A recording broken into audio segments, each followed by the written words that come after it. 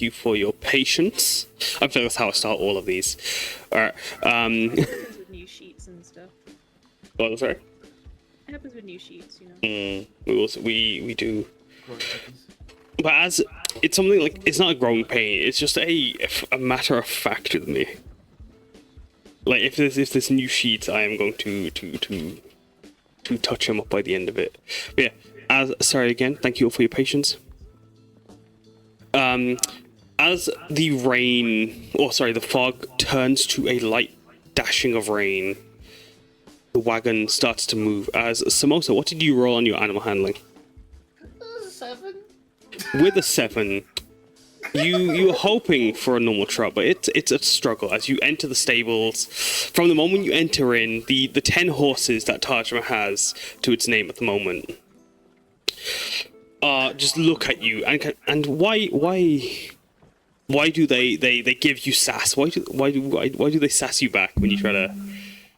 I think it's simply because Samosa herself is in a miserable mood.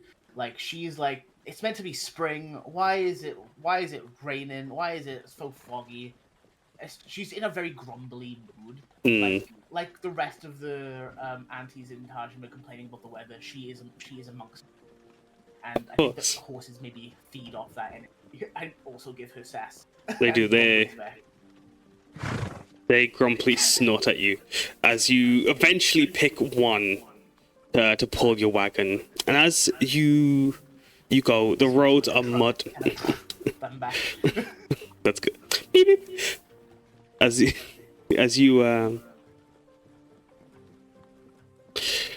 you saddle up the wagon and get all the gear you guys need, everyone's packed into this wagon with two rows of seats on the back and the front within this palanquin-like shape, gabled roof that curves with a few tiles over it, and on the sides paintings of tigers, dragons, and a lotus in a vibrant purple, the banner of Tajima essentially.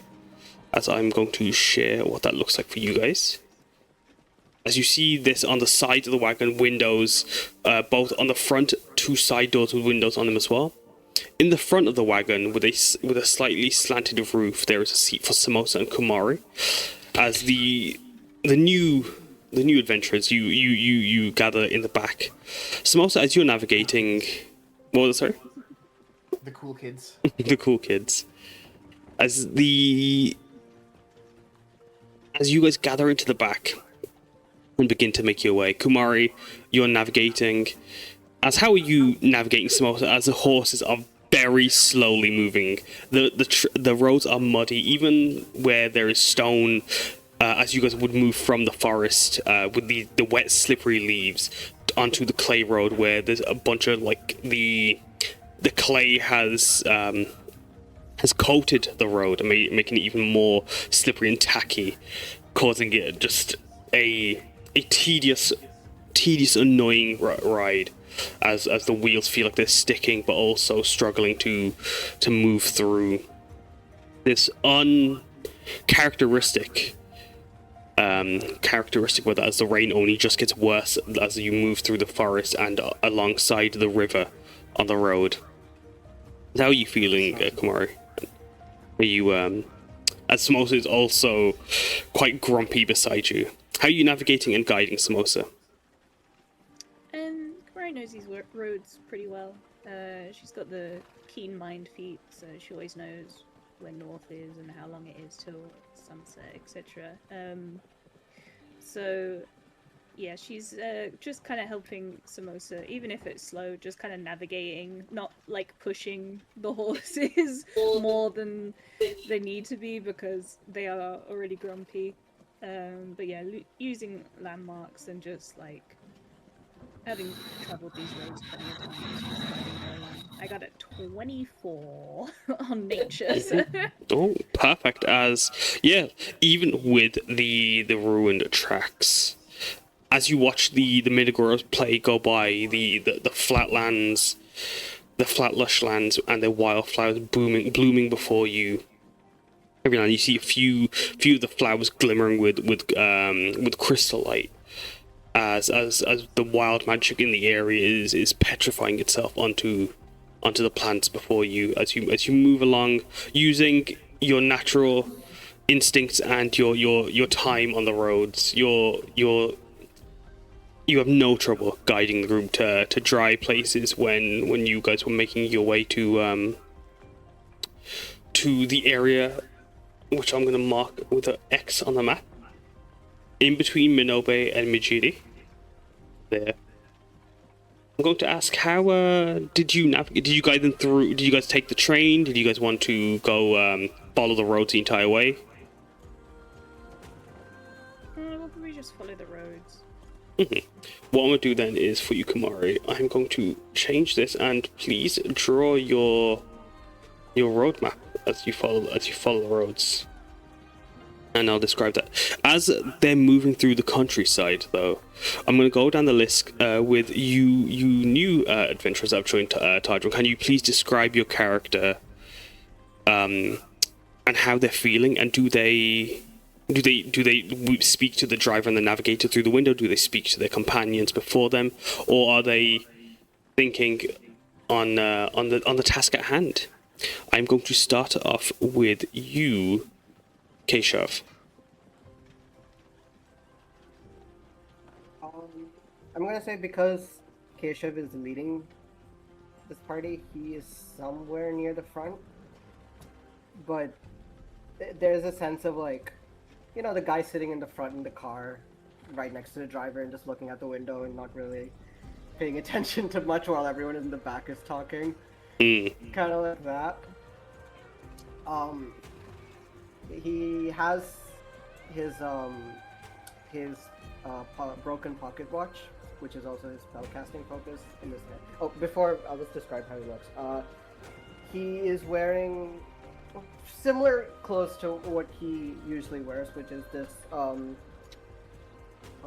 forgot what it's called. Yeah. So he is wearing this these long green coat and these work boots, as well as I keep forgetting what this piece of clothing is called. Whatever, it's fine. It's Is it the just, like, sash? cloth that goes, Yeah. the sash and the thing that goes around. There's a Hindi word for. Yeah, it Angus, doesn't matter. the one you used, Angustar. Angustar something. Yeah, basically a little sash that goes down his shoulder and like around his waist, and you know there's that sense of like he there's functionality to his outfit, but a lot of it is because it looks good and he wants it to. But yeah, Is she he's a just new kind of Mm. Exactly. yes. And yeah, he's just kind of like moving the watch like between his fingers, staring. I don't know if there's a window or if it's just. I think it's open, right? He's just looking out, kind of Yeah, so like there's contemplating, I guess. Yeah. There's windows through each cardinal direction as you guys sit inside on plush cushions and upholstered chairs. So I assume you'd be up the front, being able to having the rain off you. Kumari and Samosa, however, might need to think on how they're protecting themselves. As yeah, you're sitting inside, as you're able to look out the window, keep an eye on what's going on. Do you speak? He is observing what is going on, but not fully. He's a little bit lost in his own thoughts. Yeah, like this is your first time on the mainland, going somewhere for a job, maybe. What about you, Gladdron? Gladdron is probably just sitting towards the back, but he'll be looking out most of the time as he's taking in this new environment, the new sights. This is the most amount of green he's seen ever. Yeah. Period. Rain just falling without turning to snow or hail. Just completely different environment. He's acclimating. He's just taking in the sights. He's constantly looking out, and says nary a word to the rest of the party. Mm. But Gladdron is a 7'1" dragonborn with shining golden scales. He has very minimalistic gear and such. He just has white pants with some pouches and a bag strapped to his back with a quarterstaff, a couple of daggers, and Gladdron is a very intense individual. Like his features are more bestial than most dragonborn. He's got a tail that swishes behind him languidly. Currently, it would just be coiled around him. And yeah, he's just taking in the sights. As yeah, it's like you're taking it in. There's you've gone from the forest, which would have had she and maple, which were these red blooming, also red leaves that are shifting to greens and golds. You have the blossoms specifically for the spring season shifting to cherry as their pink petals just cast their vibrancy around you. As the smell of the forest would have be catching that sea salt of the coast nearby, the evergreens of the pine, cypresses and oak all around you as you move through the forest. It's very different trees. Maybe the pine trees might be familiar, and some of the more coniferous of trees are familiar from Hrothgar. But as you move along onto the clay road, even the road being caked in clay, as you move past this shrine along the road, as you were making your way, this small gabled building, even just as you've only seen mainly Tajim's architecture, this small little tiny hut on the side of the road with bits of dragon iconography. It might spark a bit of interest as you were moving through, or even just the flowers with amongst their petals, some crystallizing as they glimmer in the sunlight through the rain and through the fog. But what about yourself? Oh, sorry, go on. No, go ahead, please. No. Was there anything else before I move on to Kouji? I would have perhaps. Actually, no. I'll keep it to myself for now. Please go ahead. What would you keep to yourself, if you don't mind me asking? Is it about the shrine or about the flowers? The shrine, I suppose, would spark a passing interest as it has dragon iconography. But oh no, yeah, definitely the civilization. The shrine being close to Tajima, you might have heard from folks. This is the temple of Miti Lashan, signifying the dragon of the clay river. It's Kami. From what you've heard from some of the folk in Tajima who would come down to worship and would fish at the river. While the flowers, however, oh, sorry. Could you type that out? The temple of Miti Lashan? Yeah. Because I think he would take note of that and keep it for later.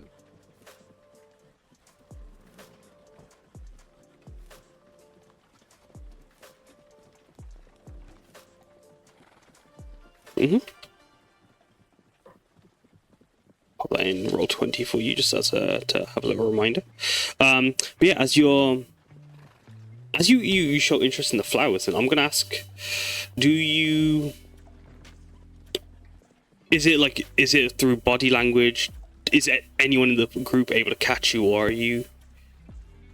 I think as soon as the flowers show up, would I be looking out through a window? Or yeah, it's windows on the side. You could either or. There's the door windows, but there's also a back window. He suddenly sticks his long neck out the window, both hands on the sills, and his tail starts. I suppose its movement stops as he's focused on something outside. As then, I'm gonna ask: does anyone spot Gladdron's interest? Do they ask what's or as you can see the wanderlust?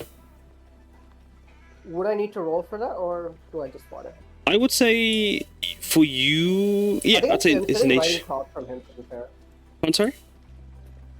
I'm sitting right across from him, so... Yeah, so would you it can be see it'd unreasonable? be a nature check specifically for the what's going on with the flowers. But yeah, you could definitely look, or even an arcana check. I'll do an Arcana check then. As what about you, yourself, Samosa, Kumari, or Kouji? Do any of you? 21. Norris? As what? What? I What's the rolled a matter? 21. I suppose we'll just say, looking back, what's the matter? Do you see anything coming? Like, nervous about, like, yokai and such? No. What are those? The flowers. There is crystal growing upon them. I did not expect that voice.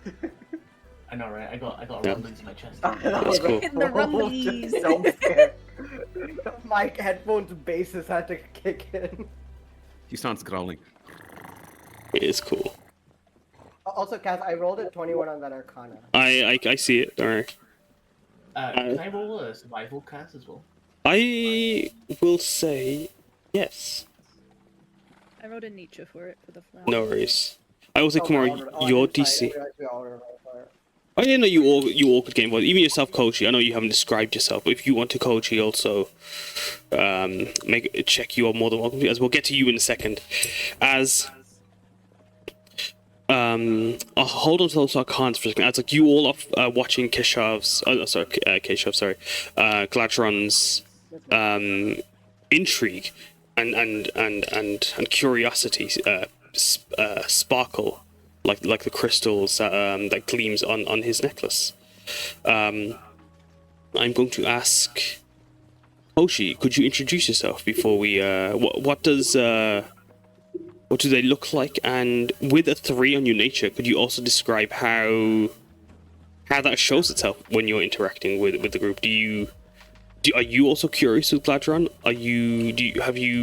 Is it something you might have known, but you might have lost flashed behind before your memory, or is it something that like is just of no thought to you? It's not hair. It's not important. That flower doesn't have hair. Why would I care? Okay, so Kouji is in his mid-20s. He's wearing a white hoodie and some black shorts. His hair is tied up in a high bun, and most of the times he's kind of trying to idly sort of spin his scissors, and he is going to absolutely fail to notice what Gladdron is looking out at, and he's like, huh, yeah, must be something, and just like absolutely fails to perceive that. He does look out of the window when Samosa asks that question, but he doesn't even spot the flowers. He's like, huh? What are these guys talking about? I don't even see any flowers. And what flowers? So yeah, he's just gonna try and listen for anything else, but he's probably gonna get back to spinning his scissors. Would As you fast as he can. while spinning the scissors, would you have sat next to Gladdron or Kehsav? Who was your neighbor in the back of the wagon? Gladdron probably. As is, you're spinning. Your eyesight is level with your where you're looking is focused specifically on the level that you're on, because that's where the head is. That's where the hair grows. There's nothing below that is important in this situation to you as you spin. Your weapon of choice is spinning in hand, waiting for a target to lock in. Someone in desperate need of a barber surely will appear at any moment. Someone to agree to a haircut as soon as possible. You look at you. Sorry, go on, Gladdron. Gladdron is the worst person to be sitting with. He has no hair to speak of. It's all scales. No, exactly. And He's like, I wonder where the and right across from you is the guy with long, luscious, flowing hair. I imagine it's like. That's why he's saying across. He's looking. I imagine Kouji is in the periphery. He's like, don't look, because he's desperate, wanting to do something. Just focus on the one window. Focus on the bald one. There's 5 hairstyles I've already thought of. Yeah. You can see me running. Sorry, go on, running my Kouji. hair. Or go on, Kehsav, and then we'll go to Kouji. No, nothing. You could just see me running my fingers through my hair as Kouji is struggling. Like a L'Oreal advert. Kouji just shaking. Yeah. Just shaking my hair back. Also, on the I think you might have described it and I zoned out or something. But what exactly was Gladdron looking at? The flowers, these crystalline flowers. I haven't described what they're looking at because right now, Kouji, was there anything else you wanted to add before? No, not much. No. Yeah. Cool.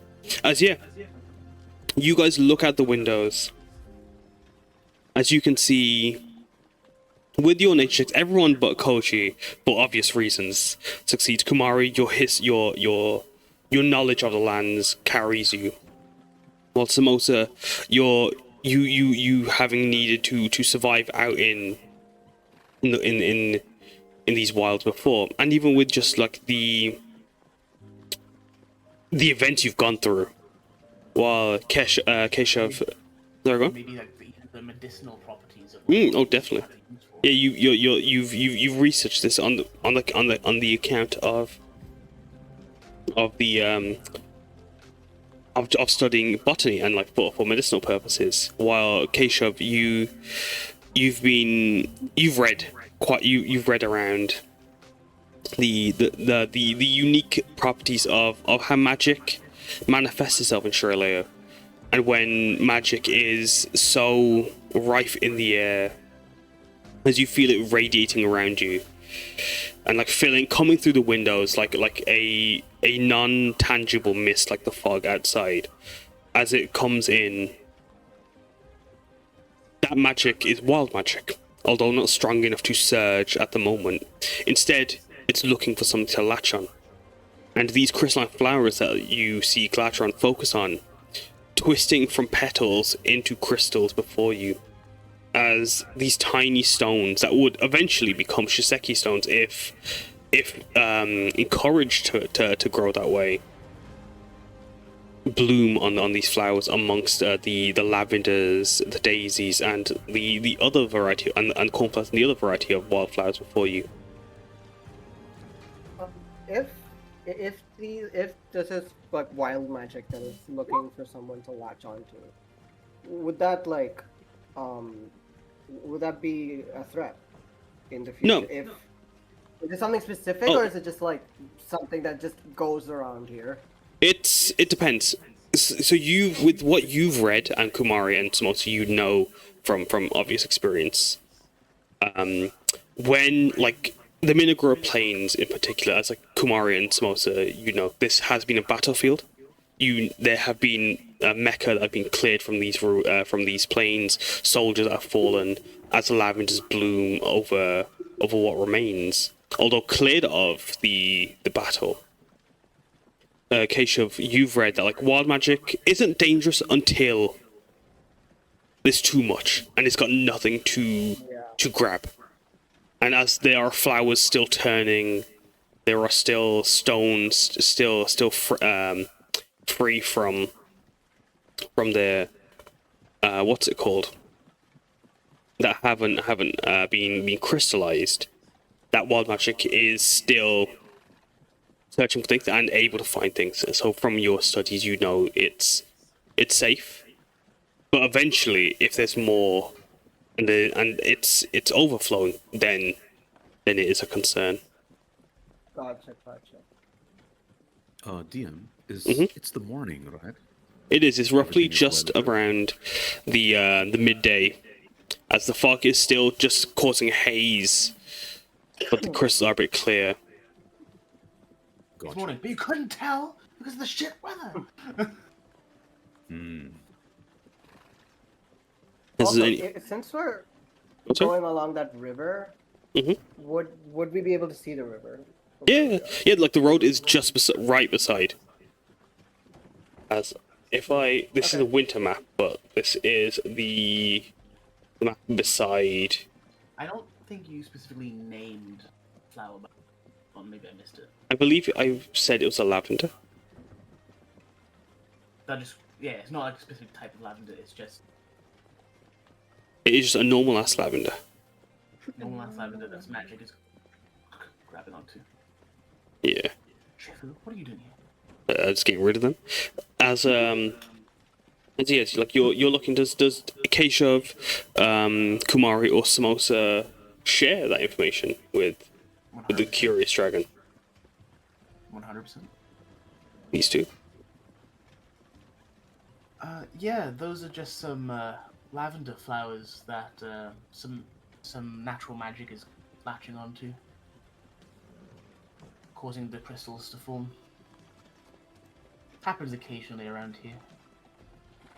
The air is kind of thick with it. Glad there isn't too much. There is much of this land that I must learn. I'm sure we will both will. And could it's a see it as, library. Yeah, been there. It's great. Oh, it's quite the selection. My favorite feature is the fire extinguisher. Have you Does- used the fire extinguisher? Very slowly towards you with a glare in his eye. Oh, nothing to do with you. There's a previous encounter. She says, staring off into the middle distance. I Yeah, need we had no to such install. thing. We had to install fire safety measures. Yeah, He looks we at did. you, Samosa. Your arm, it is not flesh, but metal. She like kind of raises it. She kind of hands the reins over to Kumari for a second, and then raises her hand. Oh yeah, it's my prosthetic. Would you like to describe? Yeah, oh, Oh, sorry. that's Tomas? sick, bro. Oh, god damn. Kehsav just Kehsav, I think he just doesn't notice, or maybe he did, but he forgot about it, and then he just kind of like stares at it, like. You know the guy who made this? This is like some like master crafted work. Oh no, not really. It's just from Kouji. It's kind of the standard issue for military people that lose their limbs in the act of battle. You lost I it used- in war. Samosa would nod. I used to have two of them. She gestures to her left arm. That's missing a prosthetic and missing the arm entirely. Just missing. Oh, Would you you? have the one arm? Yeah, so she only has one arm. One arm is a prosthetic. The other arm is just gone. Mm. Okay. So would you like to describe Would Samosa? you- Kehsav, give me a second. Samosa, would you Okay. like to describe? So yeah, Samosa is a fairly young looking. It's hard to tell with the thick, leathery like skin that Eldons have. But she has like light grey skin, a large mighty trunk, one tusk, and then another tusk that's been broken off at the end. She's covered in scars, and those scars radiate like starlight, as in like it instead of like having like scarred flesh, it looks like the night sky that's just peeking. And her male arm is this dark steel, not really any features on it other than like this cracked gold Kintsugi style going all the way up it with red flower engravings on it, red roses. And it's just covered in scratches, indents, claw marks, bite marks, stuff like that, as if she's used it for quite a while. Her hair is just going below her shoulders in loose braids, but she's covered most of it in a bandana. and she's wearing a tube top with the word potato on it, white tube top, and then with grey cargo pants. Yeah, you would see Gladdron scrutinizing the scars / starlight. Hmm. And yeah, he would just give you a nod, go back to looking at the crystalline lavender. Does I shall portrait art as well. before I continue with introducing Kumari, did Kehsav want to say something? Yeah. I will like. Where am I? I forgot where we were sitting. Is the wagon not on the map yet? No, this one I haven't put the wagon. I'll bring you guys back to the overworld map in a second. All right, yeah. Well, I think regardless, Kehsav, if it's okay, Kehsav kind of takes your metal arm in his hand, or like your metal hand in his hand, and just goes, you know, this older stuff. It's built to last, you know. There's all this newer product that's coming out. Yeah, they make it so you gotta go buy a new one. Sometimes they make it so you gotta buy a subscription service to even keep the damn thing on. I don't know what they're talking about this older stuff. This is where it's at. I used to make or help my mom repair electronics, mechanical things, mainly clocks. A lot of clocks.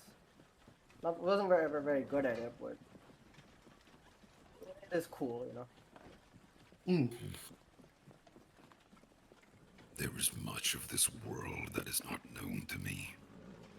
Electronics. Fascinating. Headphones.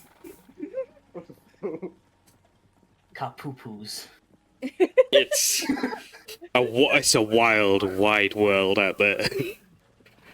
As Kumari, did you have any wisdom to share about wild magic or anything as you introduce yourself? How will you also keep protecting yourself or Samosa from the rain, as only the roof above the wagon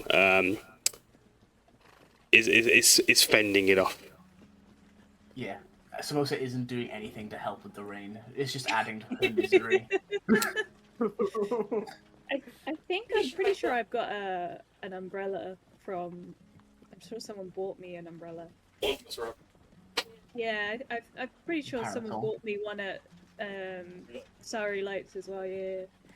So she's probably holding an umbrella up because you know Samosa's only got the one arm to like control the horses with. So Kumari's Mendi mage hand that looks like her Mendi will probably be holding the umbrella in a just in front of them, so it stops the slanting rain.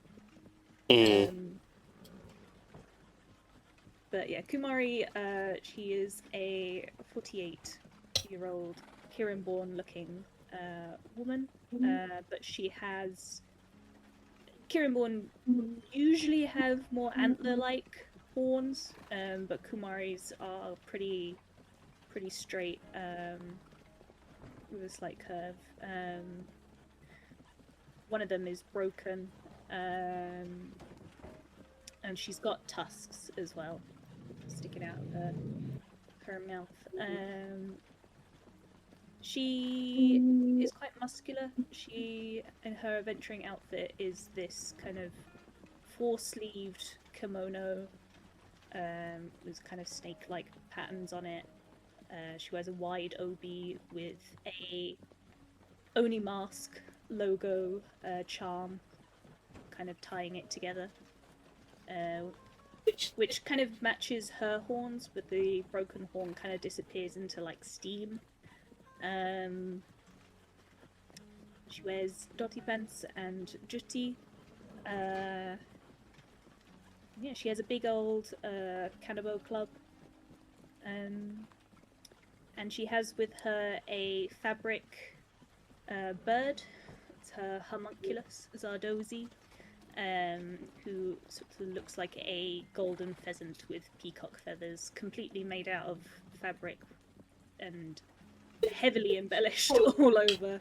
All of her clothing is heavily embellished and patterned and sewed. And she wears a lot of jewelry, so as the cart moves along, it's probably making little jingly noises. Poor Zazozi. He'll probably weigh 4 times as much as they normally do with the rain. He's probably like perched on her shoulder. Yeah, he's probably perched on her shoulder, looking just as grumpy as Samosa. Trying to hide from the rain as much as possible. Probably a bit under her hair because her hair's just so big. What is this creature again? So Zardozi is her homunculus, but he is a bird entirely made out of fabric. But he Gotcha. moves.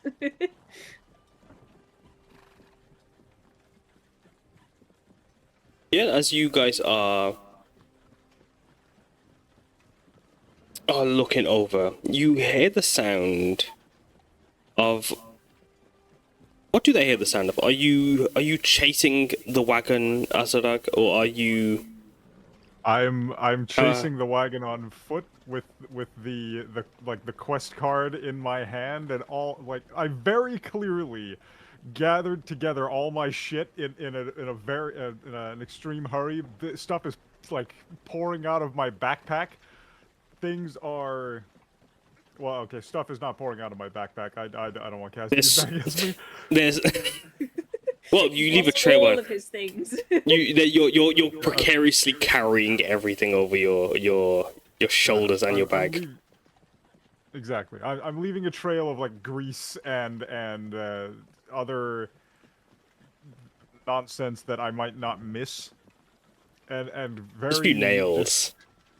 Exactly. Just nail screws, stuff like that, and yelling out, "Wait! Wait! I'm here! I overslept!" As you see this red figure running through the fog behind you. It's like a fucking cryptid. That's what you were saying, sorry, Gladdron? Samosa speeds I up.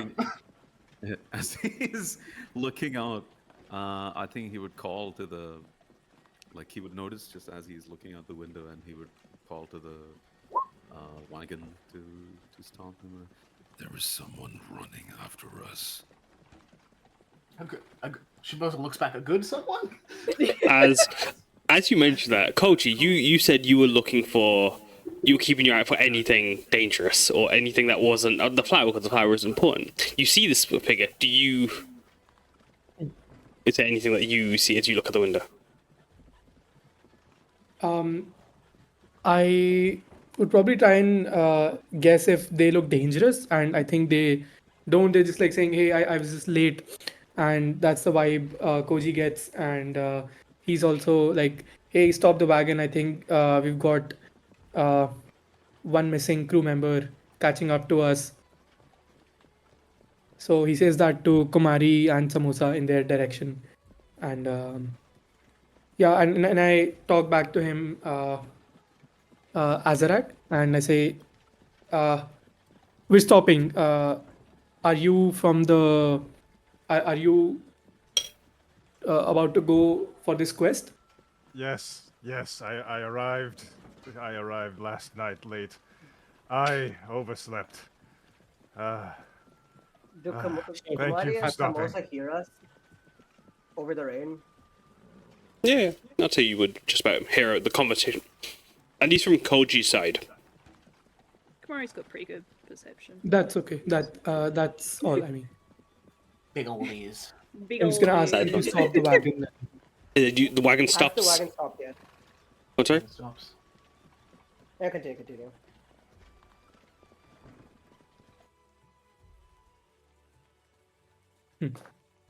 So, hey, come on in. You must be tired, Thank you. and yeah, Thank you. make some space. So you overslept, huh? Yes, I did. I was up late last night tinkering with, well, whatever nonsense I was tinkering with. Yeah, happens. All right. Oh, So do you know much about this, about where we're going? Or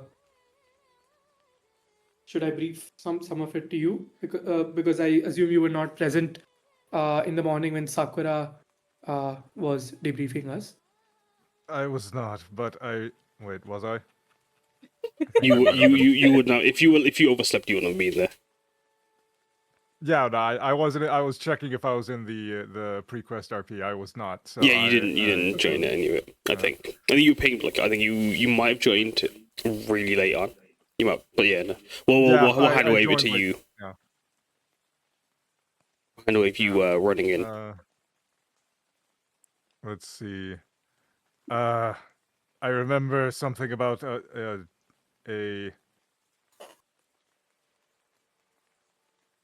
Wait, shit. I can't see the quest. All right, I I'll remember post it. something about a haunting, about ghosts. Mhm. I can't remember anything else. Yeah, no worries. And Kouji will debrief you about it. So there is a ghost at one of the inns. At the The Zen Lotus. The Zen Lotus, and it's people have noticed a presence, and it's not going away after people have tried, and we have to try and remove it. It has been averse to it hasn't exorcism and a purification hasn't helped yet, so that's why we're going in. All right, so I think we decided that we'd probably try and talk to it first before engaging in any sort of combat. So yeah, that's the plan for now. You would envision Sakura giving you a thumbs up at the idea of trying to talk it down. From Also your to debrief. prevent any damage to the building. Yes. Is ideal. Yeah. I'm assuming that Samosa glaring nervously at the new group. yeah, what Azarag. I am assuming that Azarag is drenched completely from the rain, so I'm going to use prestidigitation to just kind of clear everything up. And you can, as I use prestidigitation on you, you can feel, you don't feel that it's getting cleaned up. You feel that your clothes were the way they were when you put them on. It's not very different from, but you can still feel that, this isn't just a cleaning up what is already there, but returning it to a previous state. And I say. Yeah, so stained and spotted with oil and extraordinarily flammable. Perfect. Just the way I like it. For sure. And he just goes, could have asked someone to wake you up, right? I perhaps should have. How long did you run across the continent to get here, man? How did you? We're not even past the Clay River yet. It would have been 6 miles. He's been running for roughly. Well, I'll change that. Have you ran across? What's it called? All the way down the river. Almost. 4-ish hours. You good, man? He's been running 4 hours. He's been trying to run 4 hours to keep up. To be fair, we are moving slow. You are. And I'm just gonna go kind of turn to the rest of the group. How did we not notice this guy earlier? Well, some people just don't show up to quests sometimes, even though they're listed in the quest briefing. And I guess Maybe he slid along the road on the mud. maybe he just had so much caked up mud that he just kind of camouflaged with the rest of the road. I look at my very mud-colored clothing. No, but I've cleaned up your clothing. Yeah, but they're still mud-colored. They're brown. My overclothing is brown. His underwear's brown too, but that's another reason. He wore his brown That's true. today. This is true. But no, as you Running for that long with a man with this with what's my athletics? The legs. you tell me. I have -1 athletics. Running for this long? You are dead. You are completely. You're just winded. flat out. Take I a am- rest, I am a- dear. We've still got a little ways to go. I will lay down on the floor of the wagon and just like wave my arms in the air as a let's go. Carry on. Do you have? Is anything on you like broken from the run, or broken, or like tattered, or something? Probably, but like if anything, I imagine like my some of the buttons on my apron, maybe the maybe some of the buckles on on what are those? I can't tell. They're not shoes. I don't know what those are. What goes on your feet? Well, Feet wraps, I'm yeah. I'm just gonna cast mending on whatever on you that's broken, and you see a similar process happen as to when I cast prestidigitation, which is that they like go back and they almost like reverse in time. So like if you had like shoes with the laces open, like the laces like reverse back in time and like tie themselves together again. And the same goes for your buttons and stuff. Ah, thank you. Yes, May I I meant ask- to do that myself, but No thank worries. you. You know how it is. What is Azarag? I am a kobold. Ah, Yeah, I think you He's should like describe you, but yourself. little. Little guy. You put if they put the He would minimize. look to you and speak in shit. What was it called? Saragan? Saragan. Yeah, Sort of Saragan. And he would like nod to you and say, Greetings. I turned my head at hearing Saragan for the first time in probably a bit, considering how long it probably took me to travel and how long I've been away from family. So it's probably been a couple months, and like trying to remember it, and almost feeling like I've heard a completely new language and reply, "Hello." Hello. Kouji also knows Sorakan, so he's also gonna pop in. Hey guys. How many just see people you here just- know Saragan? Yeah, and just kind of. Kehsav has no fucking clue. He's just looking around. You three extremely confused as to how this random man showed up in the car and just started. Everyone just starts speaking to him in a language he has never heard. Guys, does Saragan have any like real world? I don't want to say equivalent, but you know, inspiration. "It's draconic." Yes, I don't actually have a specific reference, but when you hear it, it's Welsh. yeah, that's it.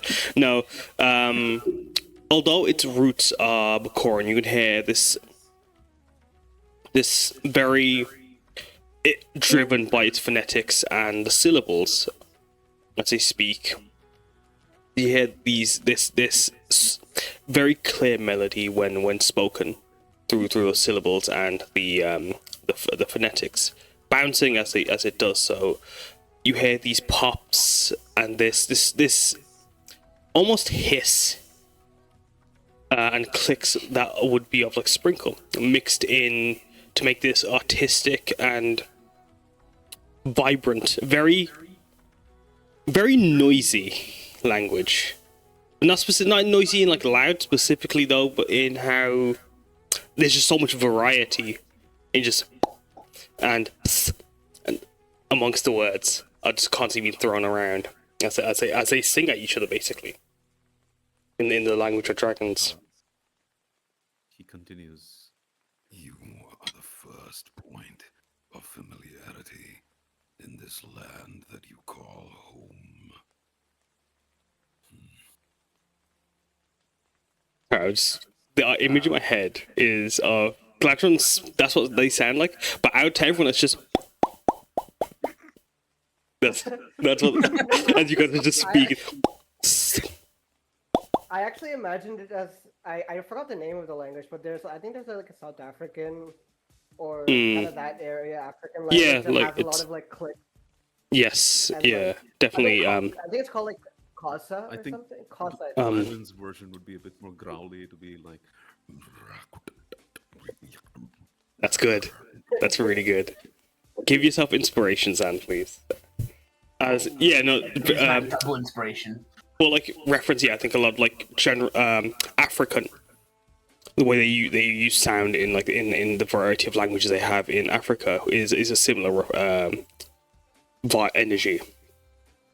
But as you move along, Azarag on the floor, Gladdron, Kouji, and Azarag just having this conversation as they move. 4 days would go by as you move through the Minagora woods, the Minagora plains, onto the Clay River, through Sanjito town, this very small, simple traditional village, and through Mijidi as well, which of a similar nature has a very small town coastal riverside villages. Sorry. As you move through the roads and on the path, beginning to move on to mountain roads, you guys would make your way towards. You'd see signs amongst the power poles that point towards the Fire River Spa, Fire River Spa Company's Zen Lotus, a few miles ahead from Mijidi.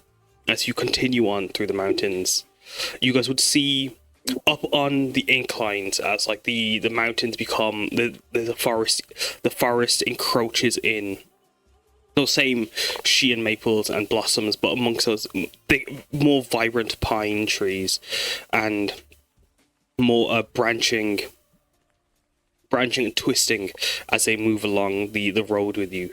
As you see in the distance this rather ornate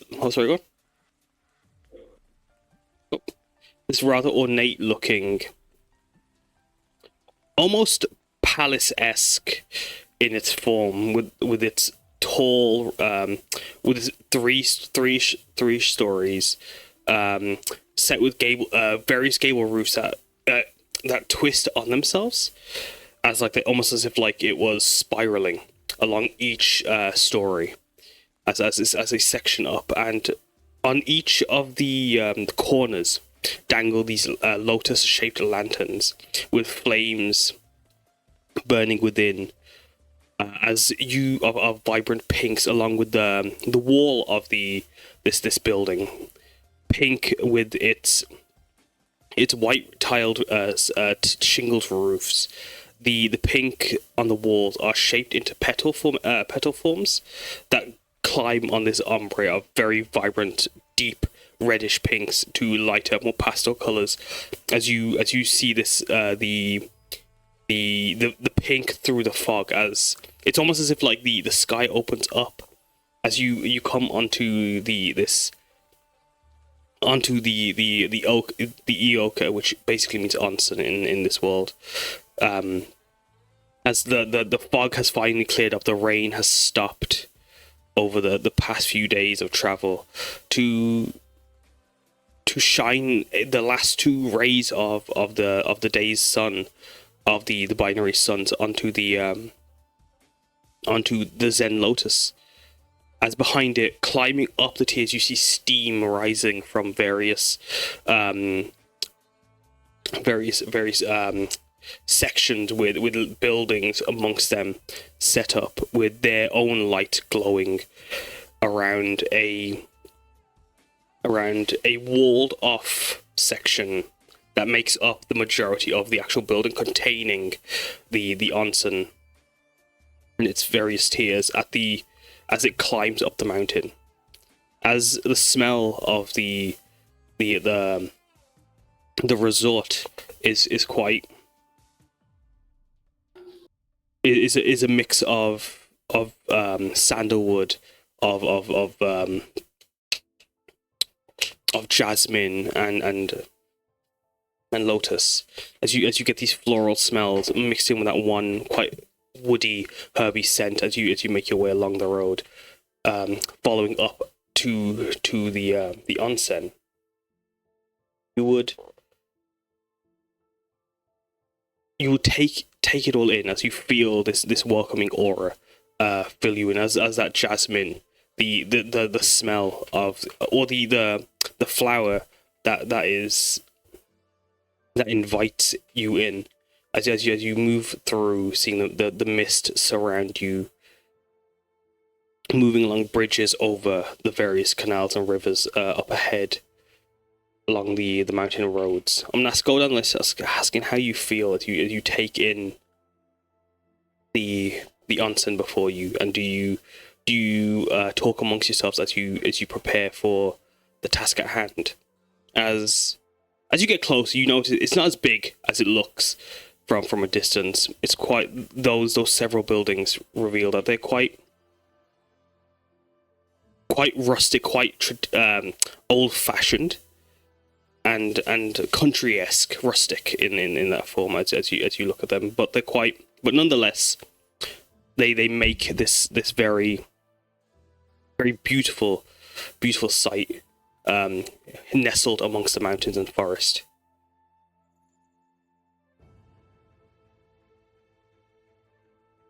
As I'm going to go down the list and ask, Kumari, how are you feeling?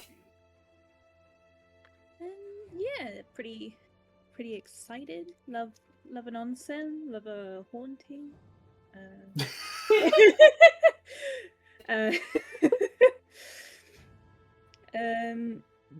Would I have heard? Because it's not too far from Funaha, right? This onsen. You want to roll history for that? Let's see if you can remember. As she's doing that, I'm so excited for Gladdron to meet Gulbahar. I'm so excited for them to meet Gulbahar. Mm-hmm. That was when we were doing them right at the beginning. I was thinking Gulbahar is going to go insane with some of these guys. We are 100%. Curious. Gulbahar is a dinosaur, man. He's not a dragon. He's a dinosaur. Fascinating. And he's also a little bit grumpy, but also a sweetheart. Mm-hmm. I got a 25. Yeah, the Ioka has been is a chain, but not one that is huge across Australia. They're very much these countryside spots that are just nestled in little gems of the scenery.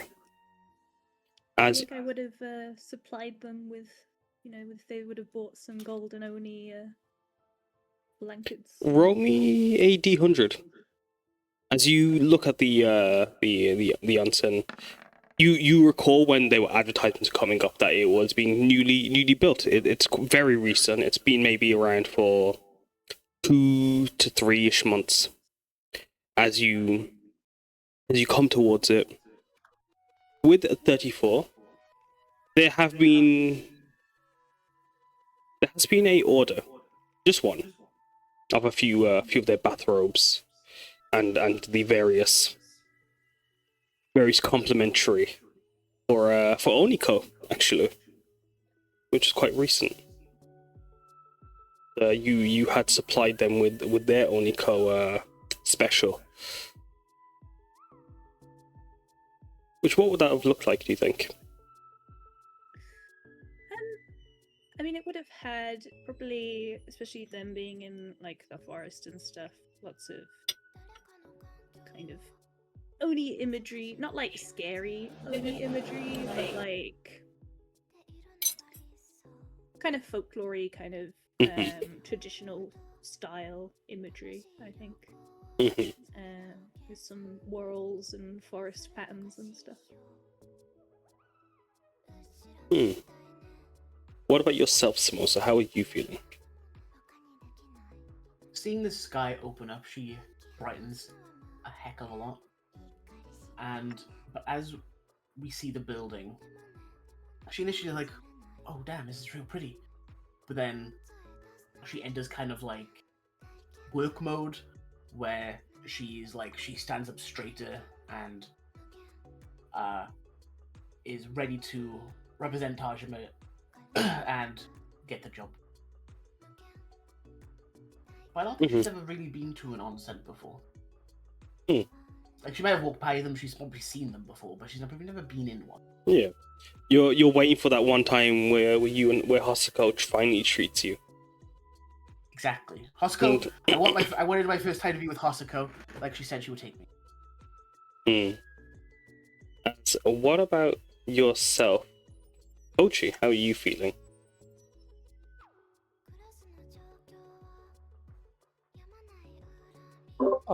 Kouji is just absolutely awed at this place, and he is sort of actually pretty excited. He has this idea at the back of his mind. He's like, if we do this right, he might actually get to go for a dip in the onsen for free. And in one such as this, he's like super he's like trying to think up ways of being as peaceful and non-violent as possible, because he really doesn't want to. He just really wants like a free hour at the hot spring.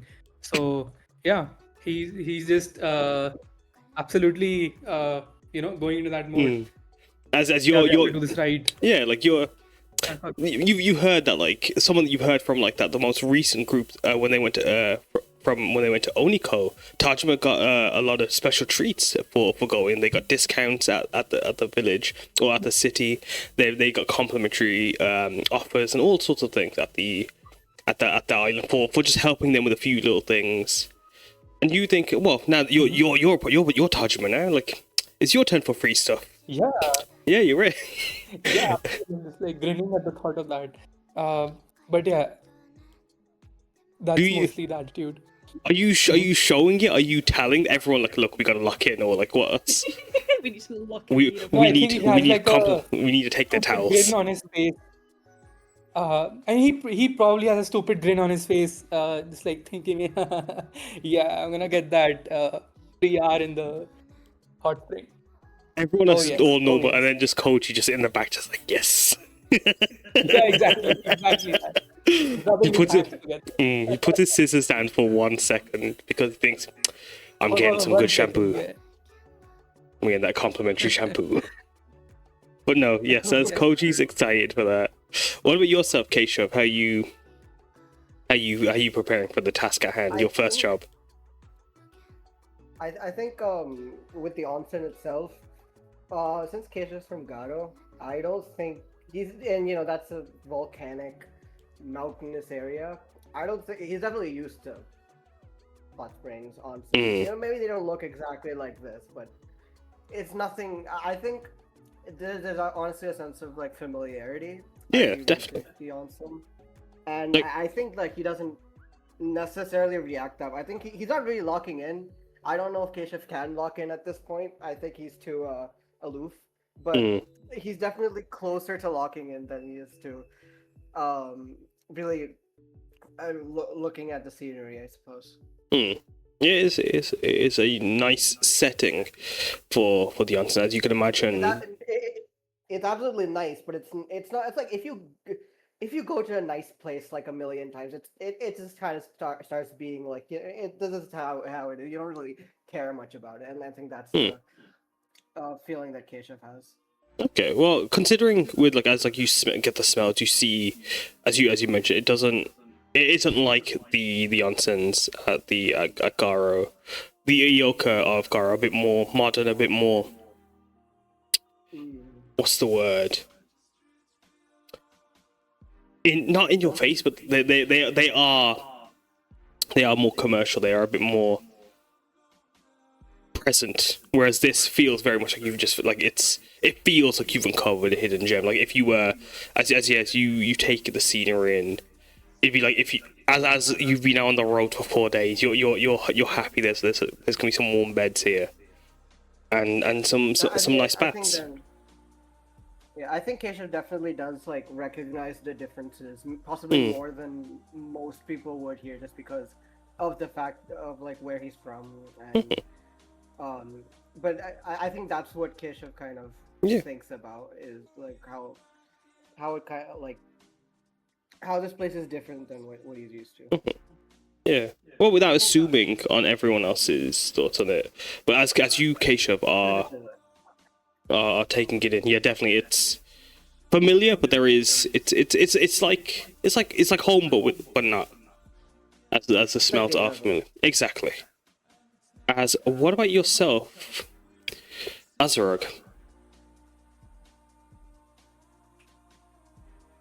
I am mostly trying to stay unnoticeable because this is an Aiden City, right? No, this is a secluded spot in the middle of a mountain road, or just off a mountain road. Okay. You go. Right. You guys. Then I'm just looking around, seeing if there's any architecture that might be interesting to look at, study, try and see how I can mimic that, or Yeah, well, it's a lot of like traditional. for interesting looking buildings. Yeah, yes, a lot, like it's a bunch of different buildings that have been nestled around this mountain base, making these grand pink walls painted like petals, as if like it was lotuses cascading on themselves to make the various huts and the palace-esque form of the spa. And what about yourself, Zahn? Gladdron, how are you feeling? Correct me if I'm wrong. Did you mention there were fires lit here and there that were of pink color? Yes, these lotus-shaped lanterns dangled from the each corner of the gabled roof, and from them you could see those pink fires. But you'd also see pink fires amongst stone lanterns amongst the mountain and within the onsen. These are gonna catch my interest. In fact, I'm going to try and cast Control Flames to try and wrest those flames towards my person to look at it closer. And this would only be possible if they are non-magical fire. Sadly, they are magical as they glow. However, do you want to roll a spell attack for me? As the wagon makes its way towards the giant doors that are shaped like you move into a garden full of like blooming lotuses, lily pads, and fountains, guarded by two giant Kumari, those lion wolf statues, each of them holding a pearl in their palms. Oh, not in their palms, sorry, that they rest their paw over. As you move through the path, you see those pink flames. What does your spell attacking be? 25? That is you'd actually watch the fire shift and come making its way towards you for a moment. As it snakes towards you, it swirls around you as it fills you with warmth, Gladdron. As it speaks,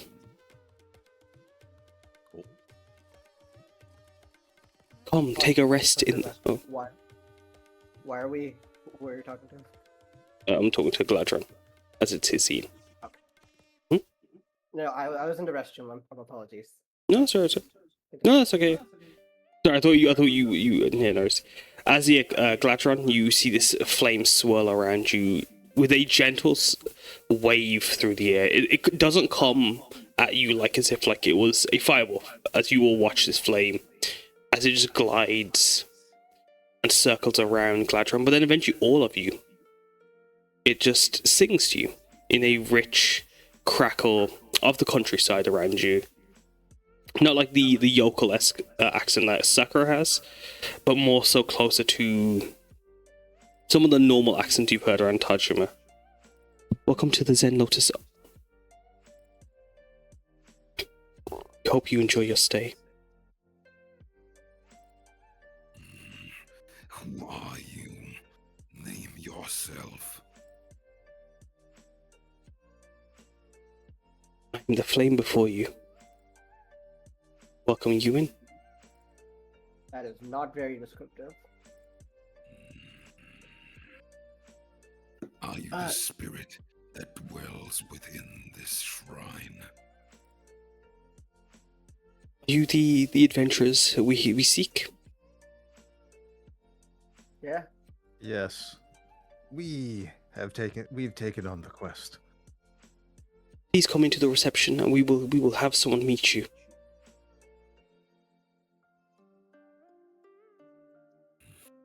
Understood. And I let go of the spell.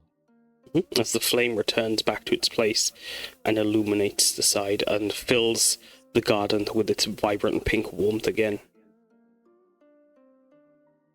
As these giant lacquered doors open up to reveal a bright, warm lit room with giant trees that cascade over each other, that was blooming with vibrant flowers, lead you into this reception area, as a desk is in the center, shaped like a giant lotus that's been opened, as someone sits in the middle of it, as a desk floats around them like a discus.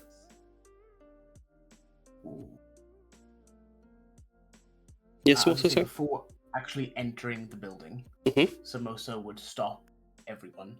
It's like, okay, a lot of you, this is your first adventure, so let's take it easy and have fun and try and represent Tajima properly. And she put her hand in the center, like of the group, gesturing for everyone to put their hand in. Kouji will immediately put his hand on top of Samosa's. Kumari will put her hand in. Is everyone else doing that? Expectantly looking at everyone. Guys? Same. Gladdron first observes, does not look eager. Does he I eventually... think Kehsav. Go on, Kehsav? Kehsav kind of just Kehsav just kind of looks around. I think Kehsav is zoned out until he hears what Kouji says and just kind of slowly like puts his hand in. Gladdron and Azarag eventually. The I hesitance. look at my very grease-covered hand and slowly put my hand in, looking questioningly at everyone else. Like, is this actually something you want? It's fine. Samosa has metal hands. They'll help if anything. Hey, yo, Fair WD, this man's covered in WD-40. I need that shit. This is actually an excuse. It's like moisturizer. Samosa didn't want to be weird about it. This is... Mostly joints have actually just been look at stiff. Azarag. I have some grease from your skin, good sir. Hey, yo, you're looking a bit oily, pal. How much did I clean Azarag? Because I feel like it's very how clean is Azarag after I did the It's been a couple of days. Oh, I shit, imagine he I've- just gets it back. You just build Yeah, it. like I'd just be randomly tinkering with just random bullshittery I have in my pockets, or find along the way, or just pick up that when no one's looking. Azarag just happens to accidentally always... stealing. Azarag's just got a natural patina after all their tinkering in life. Before Azarag puts his hand in, like right before, I just quickly do a prestidigitation on him and clean him up again. What does your prestige... Oh yeah, sorry, it looks like they were fresh. Yeah, they're refresh. Yeah. So yeah, Azarag, do you put your hand in eventually? Uh, No, this is Azarag. yeah, he would. But Gladdron does as well. No, that's right. Oh, yes, I would. Perfect. Cool. As yeah, after being cleaned, Gladdron. And then Samosa says, on three. 1, 2, 3, Tajima. Okay, everyone? 1, 2, 3, Tajima. Hajima? Gladdron does not say I'd like to it. add He just Zardozi. does the motions. Zardozi also puts his little foot on, As on the As you were doing that, the flame didn't return straight away. As the flame also put a little tiny fire hand puts it in, Tajima. Who the fuck are you? Just looking at the flame. As the flame just looks back at you with its eyeless form before returning. Looking at the person around which the desks are revolving, you said? Yes, there's a person. Oh, sorry, Samosa. As yeah. you finish the Tajima, you all feel, especially the newbies, feel your shadow get close. Not in like a threatening way, but in a comfort. See a black wristband appear around your as all four of you get Death Ward. Oh, Yippee. what the hell? Yes. Okay. What is death? Team ward? building. Basically, it means we can't die once. Once. Fine. Yeah. So if you would hit Gotta 0, kill you twice. you get bumped up to 1. Has got to kill you twice. I don't know, that'd be Can hard. I mark that somewhere, by the way? I've marked down your token. Mark it on your mark. Yeah. I am an artificer. I'm only one step above a wizard. Are you kidding me? I have another one if if one of you needs it. To refresh. There you go. Azarag refreshing is him Double just. stack it. Oh, question. For a sec- to- For a second, I thought you meant you have another kobold artificer. I was like, Yeah. okay. Well, then. Yeah, it's just in my pocket. Sorry, what were you saying, Gladdron? Question to Kumari. What does your mind sharpener look like? It's like It's a big sharpener. Sorry. Literally. It just pops it over your head. Just Kumari's, all her artificer spells and stuff are all kind of sewing related. So she'll either provide you with a trini with the kind of spell on it, or she'll offer to one of the evenings basically magically sew it into some of your existing clothing. It will only last like this quest, but Gotcha. I suppose there'd be like a hand wrap around his wrist that he would offer. so she'll sew little patterns into it, featuring kind of yokai eyes, which are kind of these target-shaped kind of eyes. Awesome. yeah, what those eyes look like to you guys are target shapes. It's like targets that transcend in on each other on one specific color.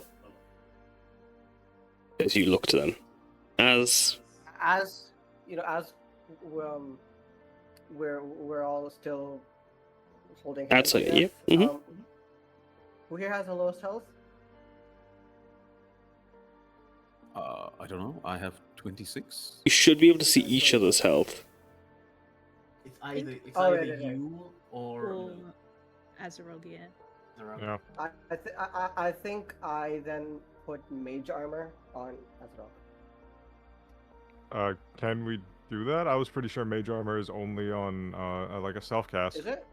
No, you can cast it on anyone. Unless- That's a willing creature who isn't wearing armor. Are you wearing armor already?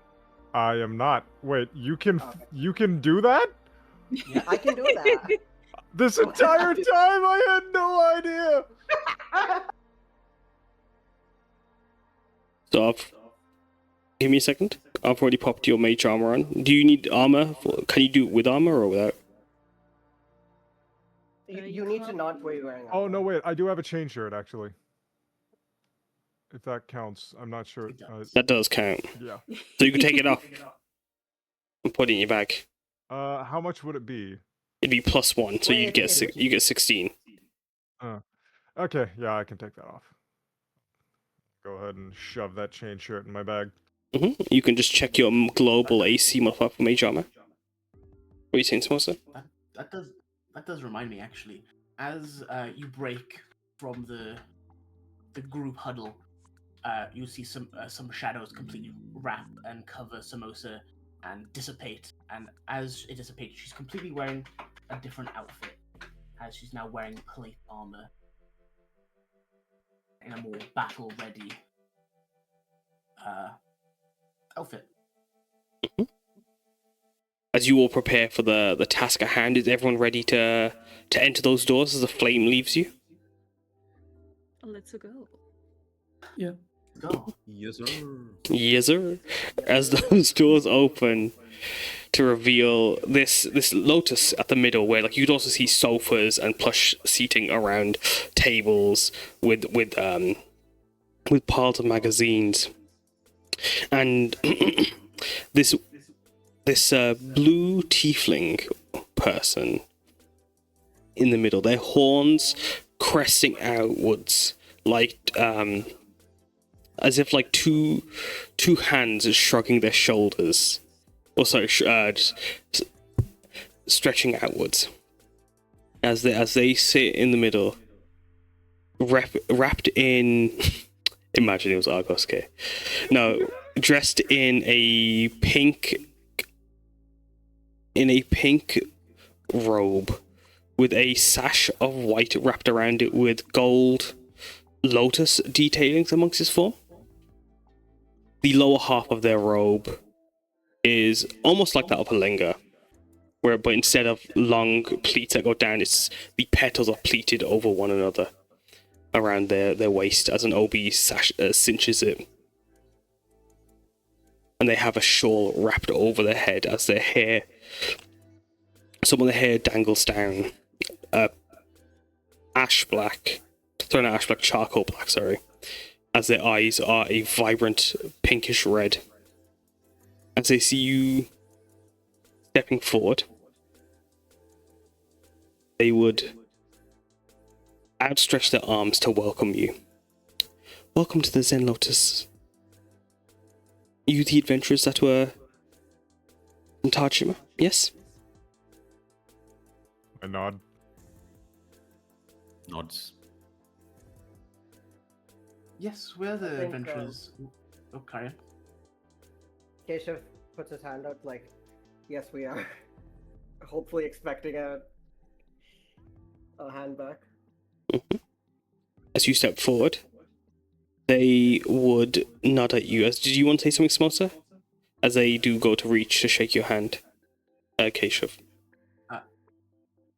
Yes, we are the adventurers from Tajima, and she would produce her adventuring license and her papers, essentially. As for you new folks, you guys would have gotten identification papers once you registered with Tajima, with your magic licenses and your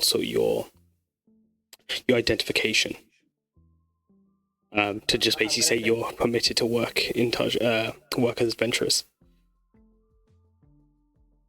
Kehsav like fiddles around his like pockets. Like he's going through like every single one trying to find it before like finding it in like the crevice of like one like side pocket on his pants and pulling it out.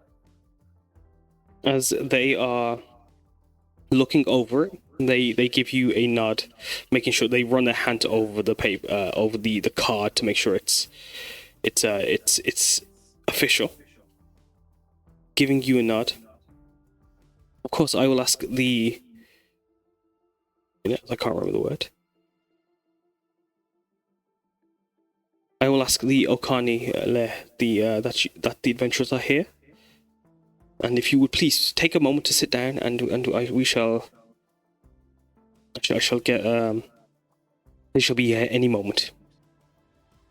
She spins the discus around to reveal this machine with a gramophone receiver that makes it handheld, and a dial. Again, with that lotus motif, as the dial itself is lotus shaped. As you watch her start to dial something in, and then bring the receiver up to her head, as she uses the message box.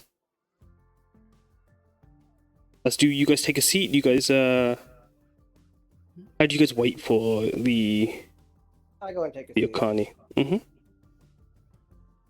As you make your way over to the sofas, plush pillows of sofas of a rich pinkish red, with the poofs shaped into that flower motif that is clearly everywhere.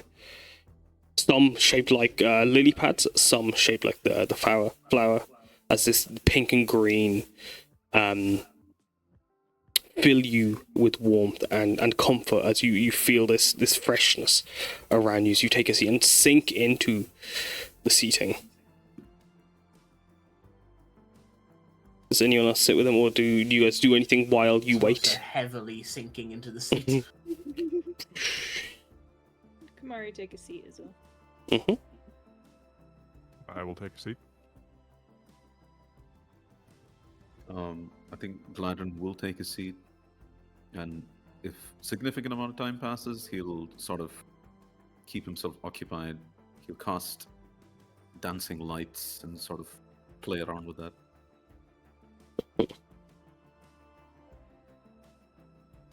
Make 4 golden orbs sort of flit around every which way. Yes, these 4 orbs just dance around you because a few moments do pass. Kouji, do you take a seat as well, or do you flick through the magazines? Actually flicking through the magazines. As yeah, like a few moments pass by. Eventually, a small 2-foot tall person comes walking in. They're dressed in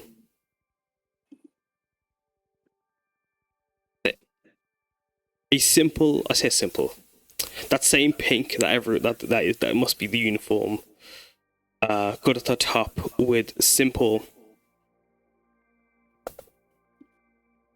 fabric that's basically thrown around them to make their lower half. Again, cinched at the waist by a white band, like that makes their obi, shaped into a giant bow behind a bit almost as big as them. As they have the sleeves of their kurta long and billowing like that of almost like a kimono sleeve, have been tied into a worker's top as they wrap it around them. As they make their way towards this figure with woolen fur across their bodies, long drooping ears, sagging, wrinkled features amongst their form, as their eyes are so heavily are closed by just the sink of their wrinkles. 2 tiny little horns protrude outwards. The hair balding at the top, but with a monk's cap at the back, and a simple small ponytail that's been clasped by an ornate comb that has been shaped into a golden lotus. As you can see on their... Oh, sorry, go on. The 4 golden orbs will stop flitting around. Will sort of coalesce and condense into this golden silhouette of this figure before us, and sort of mimic his silhouette, and then it'll disappear. As they do so, the figure looks... Oh, that's quite delightful. As they make their way over to you. You adventurers from Tajima, yes? That's us. Ah, excellent. Your paperwork's all been sorted, so we can take you to the site immediately. I am Okani-Le. Give me a second, I need to find my name. You don't know your name? Yes, I have forgotten. The steam is just that relaxing that all thoughts just ooze out of my being. The only reason exactly. The only reason I am aware you are adventurers from Tajima is arriving is this stress has been building from this yokai, this problem that's been this accursed thing that has caused us to section off the bath tiers. So the tier bats. Oh, that's not good. Those are the best baths. Exactly. It's perfect for socializing, just having a peaceful moment, seeing the scenery before you, the river running through between Minobe and Mijiri. the mountain stream, fresh and crisp, with all that the colds of the world blocked out by our warm steams. But sadly, this yokai which you have come to bless us by releasing. Hopefully, I hope we sadly had no luck with any of the Niyoh. But we've heard so much that adventurers are the people to call these days. Majarah, Kusah, by the way. Sorry, what's this? Can you spell that, Kaz? Yeah, right. Majarah, Kusah. Pleasure. I'm Samosa. Did the Niyoh say any specifics about the potential yokai? What it could be? Well, they didn't give a specific. They didn't seem to pinpoint anything in particular, but they did mention everything was greasy and just slick, and whatever was causing it was protruding its pestilence, mucking up our fine establishment. Suppose it immediately glances at Azarag for a second, then glances back. I look at myself and think, Dude, I just cleaned you up. You cannot be dirty. I'm just cleaned you. We had up. to wait in the probably waiting room, not my dirty. friends. We had to I'm wait in the probably waiting room. not dirty. We were in the waiting room for a bit, but I haven't been tinkering with anything, so I can't imagine I'm dirty right now.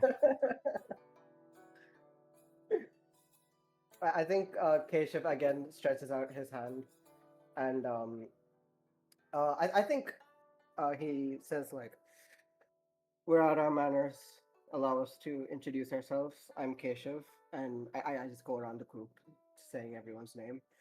As you introduce yourself, when you reach to shake his hand, he pulls you in for a hug, and then he's like, up. Oh. As he beckons you to his face. That's all right. As you calm down, one kiss planted on either cheek, as a thank you for you, a preemptive thank you, and showing you the warm hospitality we provide. I think Kehsav is definitely taken aback, but I don't think he doesn't really think much of it. This is not a foreign custom. It's just not something he's necessarily used to. I think, yeah. Kehsav asks, so, is there anyone else we can talk to? Any witnesses? Anyone that knows anything about this yokai? Oh no, I make sure none of our customers I would allow them. Once we realized this was a problem, closed off. However, we do have some staff that I'm happy to bring forth and to see if they have any, and to see if any of them are on shift. Please, we are at your service. Yes. Well, would you like me to take you to the place first, or do you want tea, and anything I could do to get you that you would need to prepare before your task at hand? I think tea can wait, but it's very much appreciated. Oh yeah, if you're sure, I'm happy to even bring some tea to you while on your task. Is it would you like me to bring it an hour in, 2 hours in? It'll be quite alright. We'd Focus on rather. task at hand first. Perhaps tea after. Give me a second, Kehsav. Sorry, because finish Kumari. We'd rather you just stay safe out of the way, dear. Just in case something happens, Dear. He blushes as he chuckles away for a moment. Oh, thank you. As he just pats you on the arm, Kumari. Well, he has to reach up as he does that. But as he, if you're certain, we make the finest jar this side of the Lashan. But if you're very sure, perhaps a reward for our hard work later. When you mention reward, Kouji, as I know you were looking forward to the possibilities. Does Kouji say anything? Does Kouji show anything? Does this like silent peek? Probably. Probably can't hide it. Just maybe lets a little bit slip out. Then tries to go back to normal, but Roll. If someone is observing, they'd probably notice that he's like, yeah, he's something is going on there. Roll a deception or a charisma check for me. Okay. Give me a Man is moment. just too excited. He's jumping for joy over here. He can't. His smile is cheek to fucking cheek. He's been Can't stop so. doing this. it's a problem. A yokai roll check as well. Yes. Sure. Roll a insight check. As with a 10, Can I assist? how would you like to assist Kumari? I think I heard of a yokai that was dirtying up a place on one of the quests I was a part of. Can I do a history check, guys? Because that's So I'm usually what always you... trying to remember. I mean, even if you don't remember, there was a quest where there was a particular greasy fella. Yeah. You would have definitely read the reports on. Yeah. History check with advantage, as Samosa recounts to you one of the previous reports. As with a 10, Kouji, the Bakoran looks to you. Yeah, that I just made it with advantage again. So still, it's 10. Yeah. Oh no, that wouldn't. The advantage was for Kumari. Sorry. Oh, my bad. No, that's right. With a 10, as the Bakoran looks to you, is everything okay, young man? You look like you need some rest. Maybe are you sure you don't want to sit down? Your face, your muscles, they look like they would need to relax. Oh yes. I'm sorry. Must be a little tense about the quest and the ghost hunting and whatnot. Yeah, no, yes. Oh well, you're more than happy to stay at the Zen Lotus after you've succeeded at your task. Oh yes, I would love. Yeah, absolutely, yes. Yes, I mean our rates are very reasonable and they're perfect for the adventurous budget. Is what I would say. Actually, when he speaks, when he mentions charging you, how does Kouji react? His face suddenly drops. Oh no! Oh. Look at that. They've relaxed immediately, just being here for a few moments. Imagine what a day would do here. Absolutely. Sounds like a fun time, honestly. But let's Trying not to betray his true feelings. roll a deception again. I think Go on, sorry, Gladdron. after that, Gladdron would interject. Oh, He's warming up No, his go- voice. No, Oh, go ahead let's with the. I was waiting for the deception. oh how would you intercept us? Like his face drops for a moment. Does Gladdron Oh, say anything or? so yeah, he would basically say something along the lines of, We have relaxed enough. The moment calls for focus.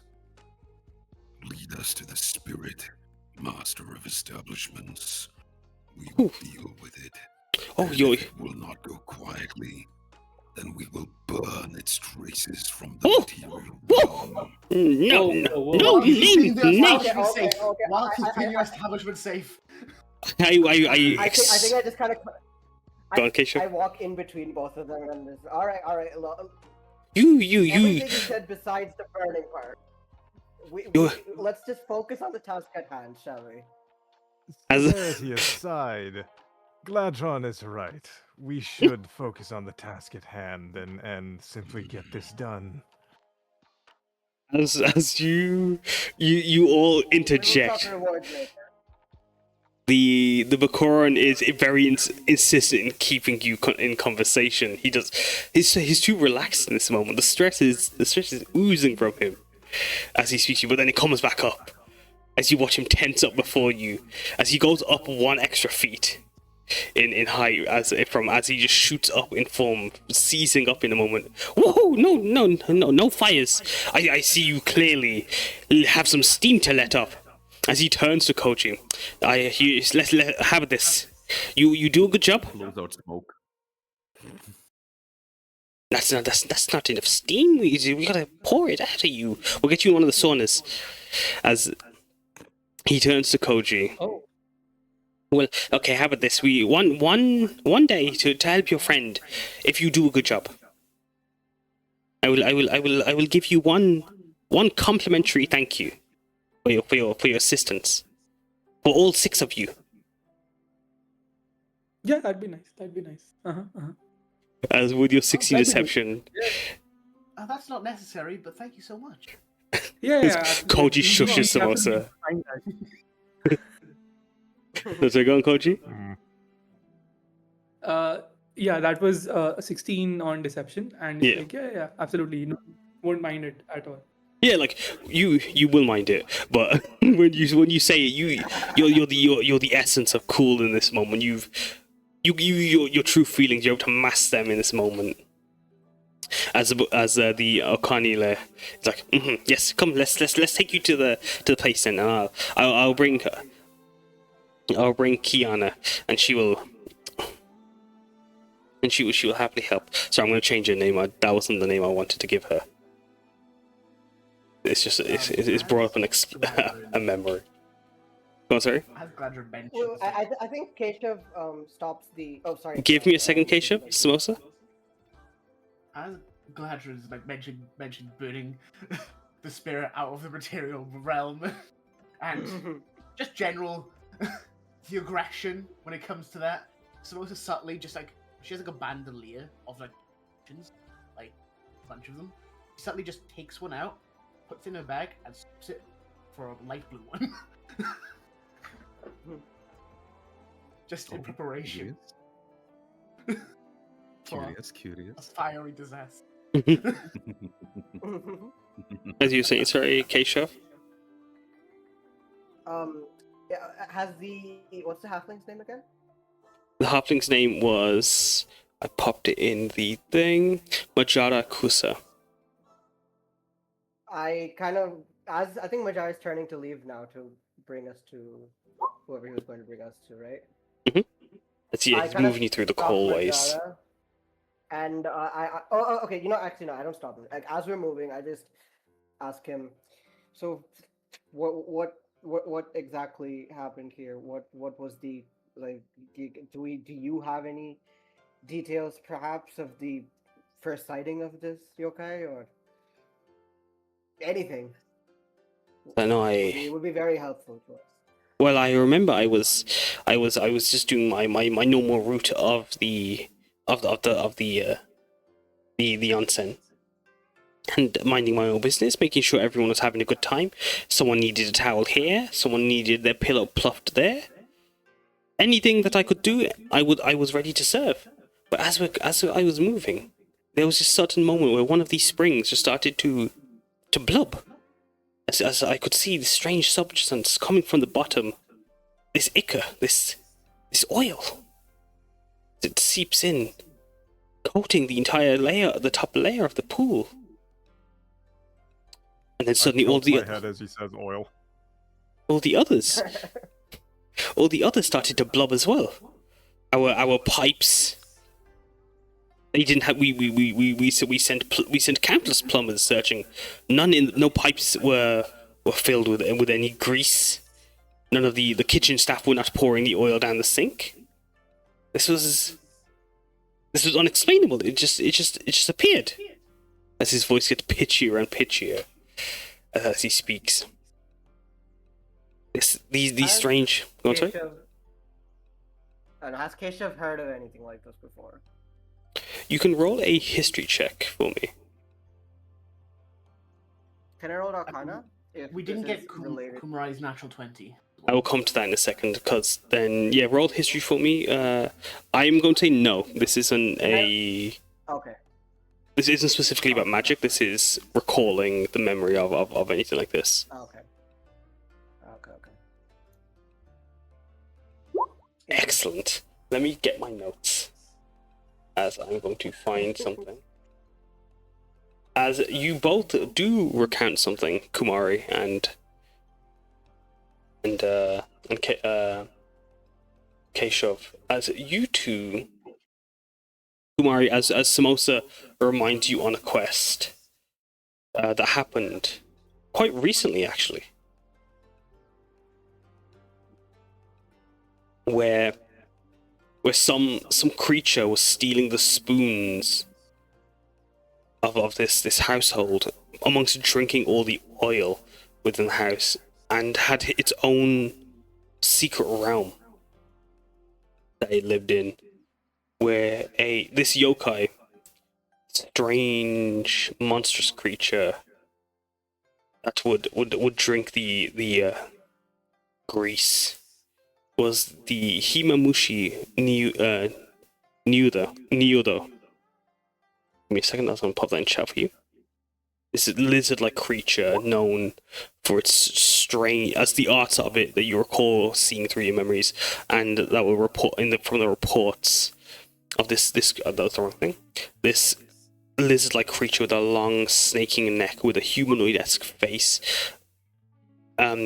matted hair that would climb through this mirror dimension of someone's house, of this hero's house. As Kehsav, describing Azarag. it's ironic actually. As Kehsav,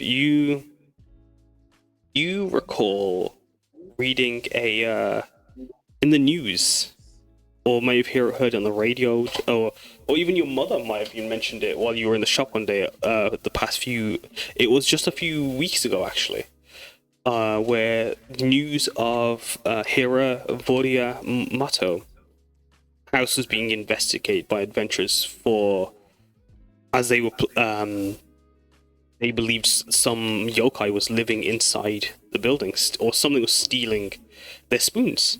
Inside the pipes? No.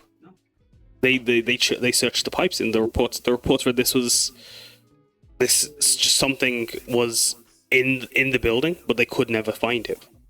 But a group of adventurers from Tajima had successfully vanquished the monster.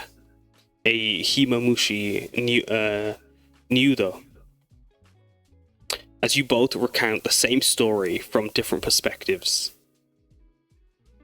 One where one of your community's Hira, which are captains of the guard, had their house invaded by this demonic presence. Kumari, you recall the report of Mercy. Maybe you heard from Mercy of this nasty yokai that would steal this family's oil and then just drink it and like have its dimension covered in that grease.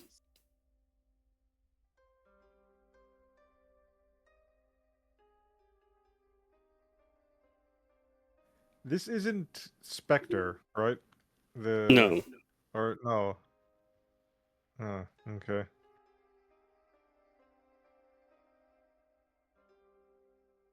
Yeah, this is Kehsav. You've heard of this yokai from the news recently.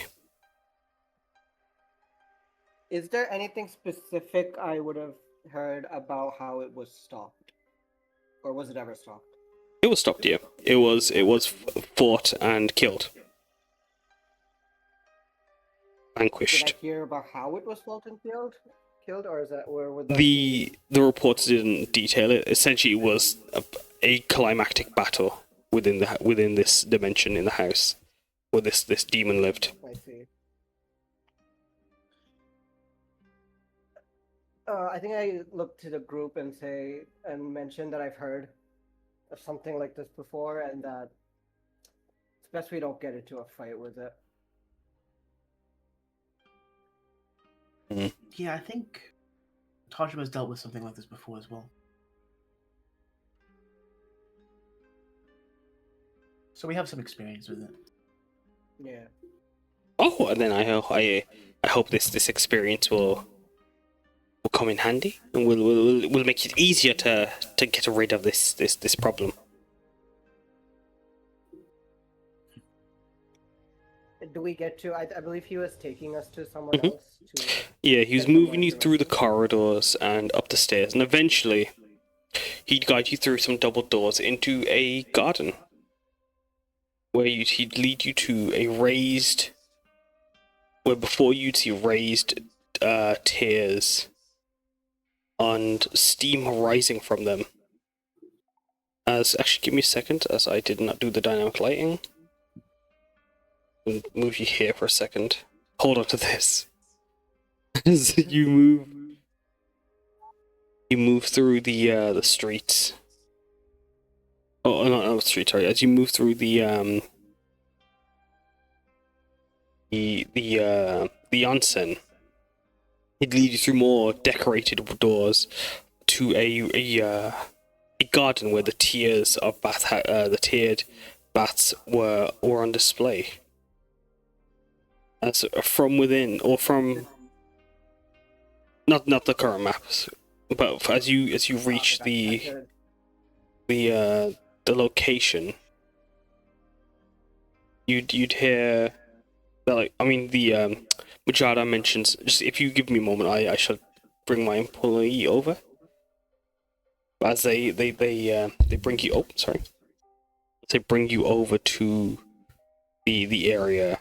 This gorgeous just setting, as like tiers climb high up the mountain walls, nestled by trees, for this just vibrant, serene display before you.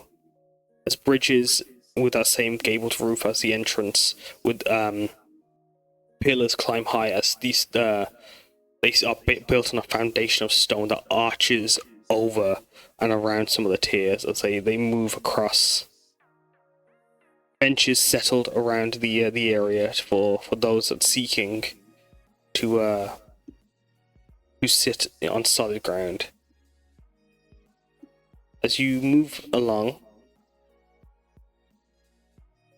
you would see pipes coming out of some of the stone in a few places. I'm gonna ask, how do you guys feel as you guys see the location before you? It's the Kumari statues guarding the area. How do you guys feel as you move to your destination on the quest?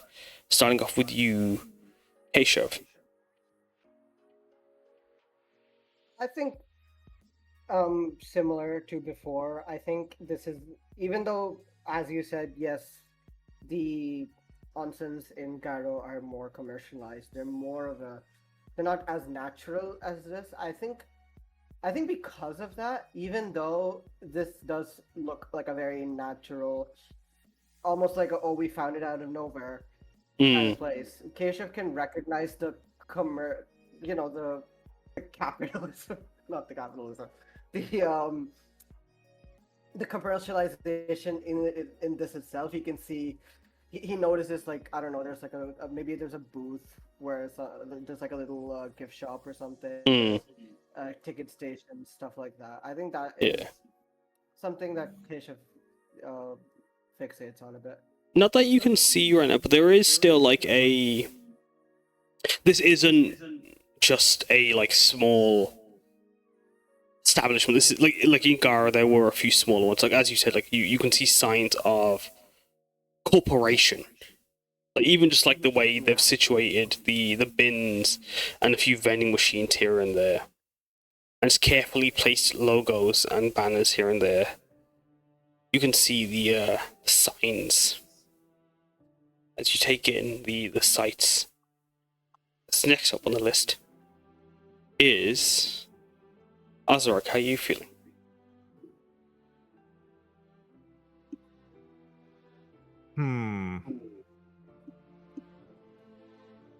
I guess interested, because I haven't been in one of these shrines in a while. I think. Oh, this isn't even a shrine. This is a onsen. This is a spa, a bathhouse. Right, yeah, it's a. Well, then very interested, because then I can get cleaned up and just wait. No, I'm already clean. That's right. I can relax and take a bath in an onsen. That'll be cool.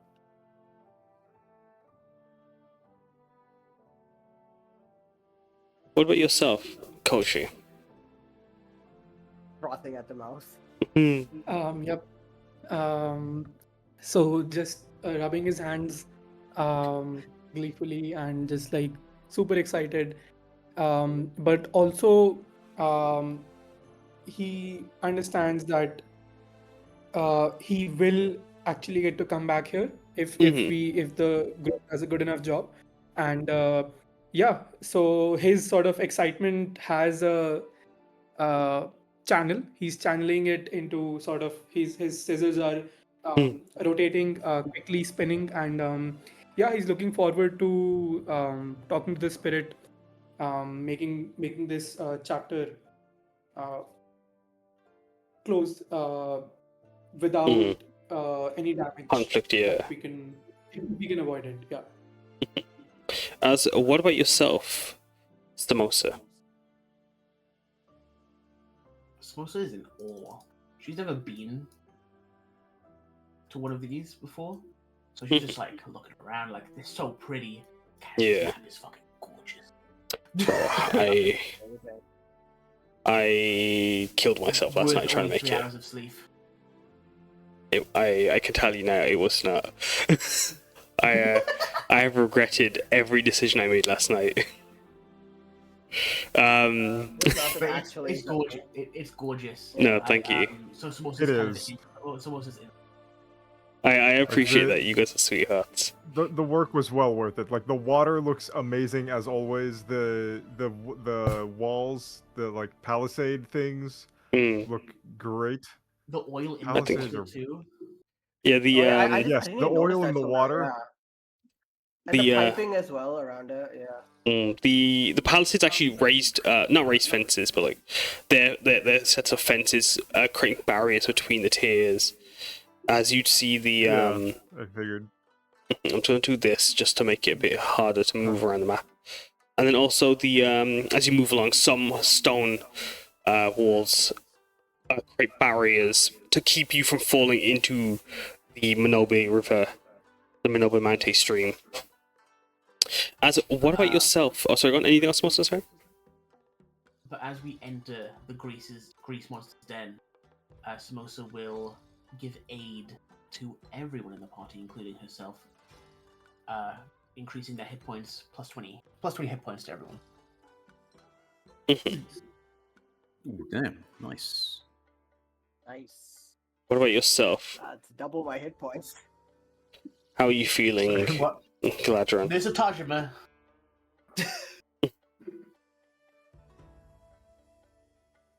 How are you feeling, Gladdron? That's With supposed to be the the max, right? Oh. Oh, oh, yeah, sorry. Plus I'm 20 bonus. gonna put it on your max. Yeah, How much it's is it? Everyone gets 20. aid. Yeah. Everyone gets 20. Alright, I'll add it for you guys. You guys just it'll be on your max HP. But yeah, sorry. Anything else, in Samosa? combat, Kaz will edit your HPs, so don't even look at your HP.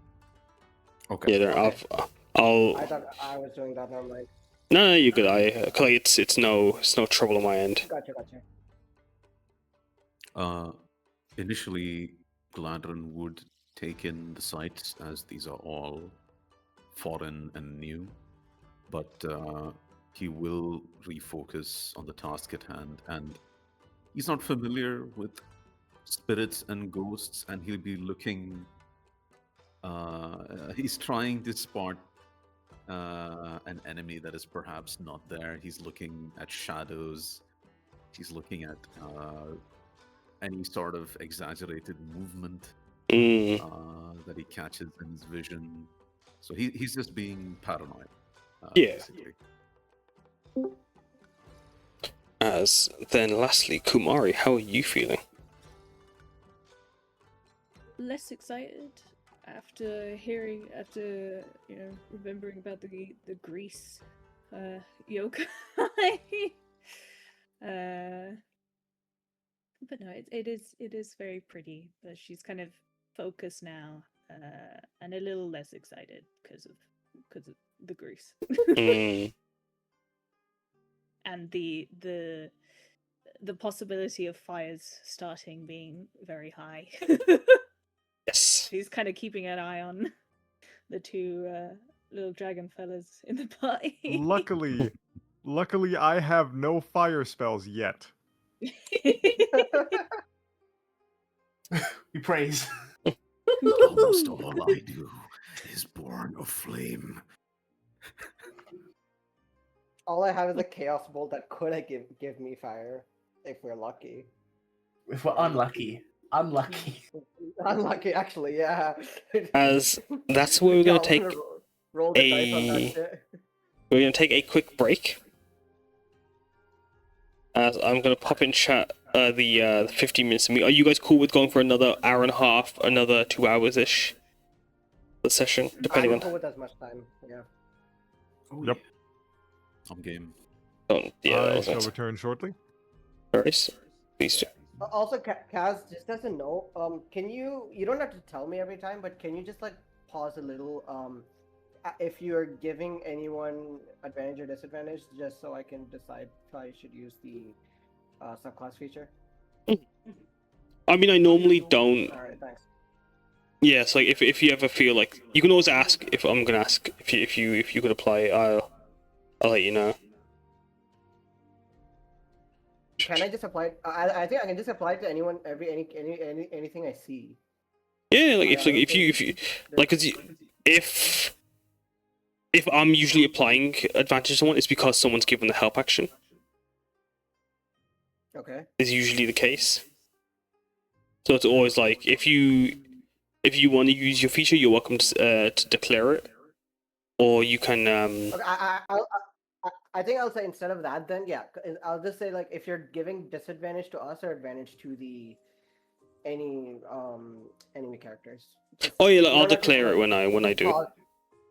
Yeah. Just declare it and just give me a second, because I'm probably thinking about whether I should use it then.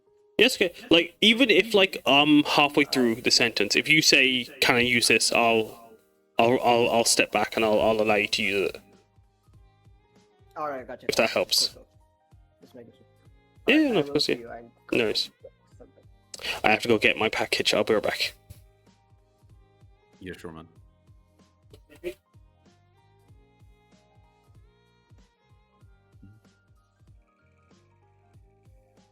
Damn, I joined in to listen, and all you guys fucking leave. I see how it is. Yeah, we just started our break. Nah, it's all good.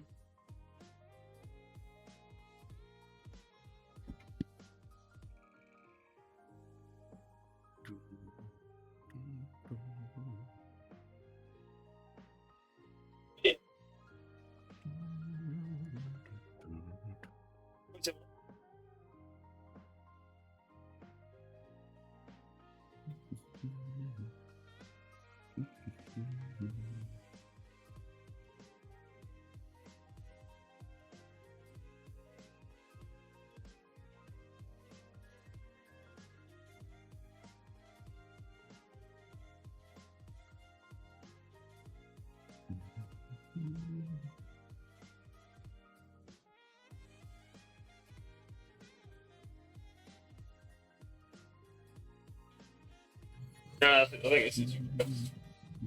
Zahn, could you do the Gladdron voice for Keeper of Kasune? Izzy? But Oh, I am Gladdron, holy Grimfang. shit! Right? It's so fucking good, So man. deep. Holy fuck!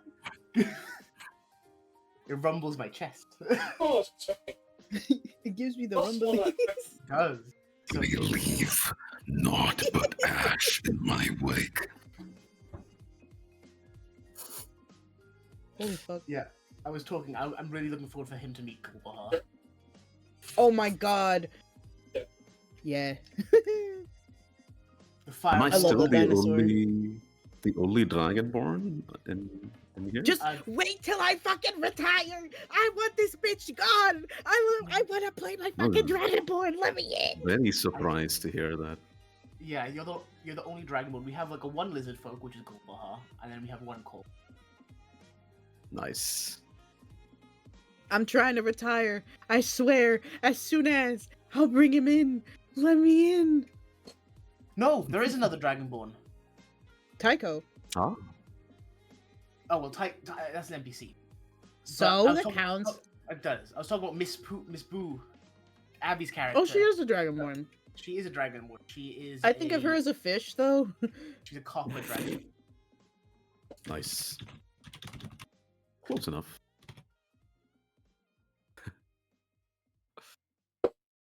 Gladdron is gold and prideful. The next wave of characters, I feel like there's 3 people who are playing Dragonborns next. I am one of them. Yeah. People realize after making their first character, shit, there's no Dragonborn. This is my chance. And then 2 years later, still waiting. I'm trying to retire this fucking jingly bitch. I'll throw her in a ditch, damn it. Let me go. We almost did. Yeah. She's resilient, damn it. All 46 hit points. Shut up. Each one of them is worth 2. Honestly, she's been through so much shit and this bitch still hasn't died. I mean, I gather dying here is a choice, right? Yeah. I mean, Sometimes. a horn Sometimes. was broken off. Hey, Sorry? no, it got fixed by the gods, thank you. Oh yeah. It got fixed. She got bigger ones. It's fine. I'm back. What up, homie? Welcome back.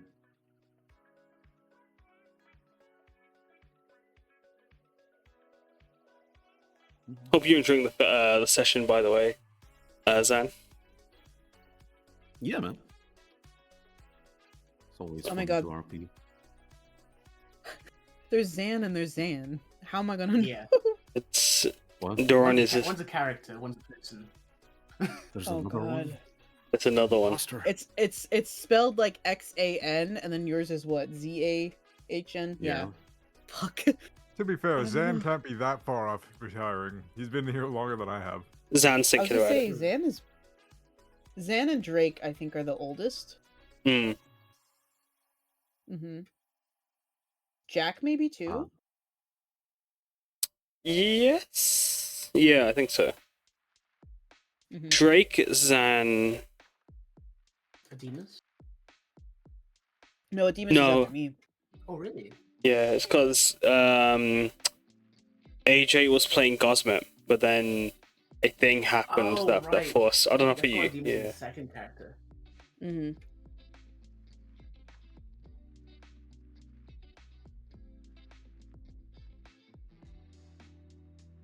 Also, I'm glad you guys enjoyed the map because I'm fucking dying. You died for this, man. Oh, it's- Kaz, I forgot to also mention this at the beginning. But you can leave my Discord? I mean, maybe. What the fuck? Since I'm down here, I can be called away at any time. So Yeah. I need to quick. If I'm called, I'll need to quickly run off, and I'll be gone for X amount of time. My wife! Tell her hello. Disney said, "My wife."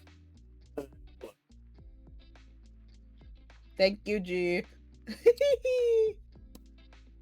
What's that? That's a present for my brother. Ooh, neat. There is a distinct lack of milk in my life, and I'm so upset. I agree. I feel like fucking agree. Go there's get some milk. always a distinct lack of milk can't. in your life. You look Yeah, like Yeah, Just but- go buy a cow. you look like a milkless motherfucker, Moo. I am. Very much so. And I'm so upset because I'm eating dry waffles and there's nothing I can do Bro, about I'm it. also eating waffles. Wow. Let's I'd- go. I'd change my Discord name It's if that was me, Moo. I wouldn't be called Moomoothecow if I was milkless like you. You perhaps have Milkless syrup. cow. Yeah, get syrup, dude, and butter. That's the way to eat it. Or water. Butter is always so wild to me that you guys put that on your. It's That's a so good good. point. What the fuck is wrong with you? No, I I'll get be right like back. no. He's gonna put water on his waffles. No, it's I get it, but in the sense that it's crazy that they still do it anyway. Yeah. Guys. No, it's like butter. Like it's not a topping for us. It's. I guess your butter might Bro, I taste put different. butter on in it. everything. So, you know, Indian pita bread, like chapatis and stuff, Mm. or Mhm. parathas. So sometimes they serve it with butter on top. Yeah, but like that's I don't count that. Oh, that's different. Oh, that's No, different. it's No. Bread.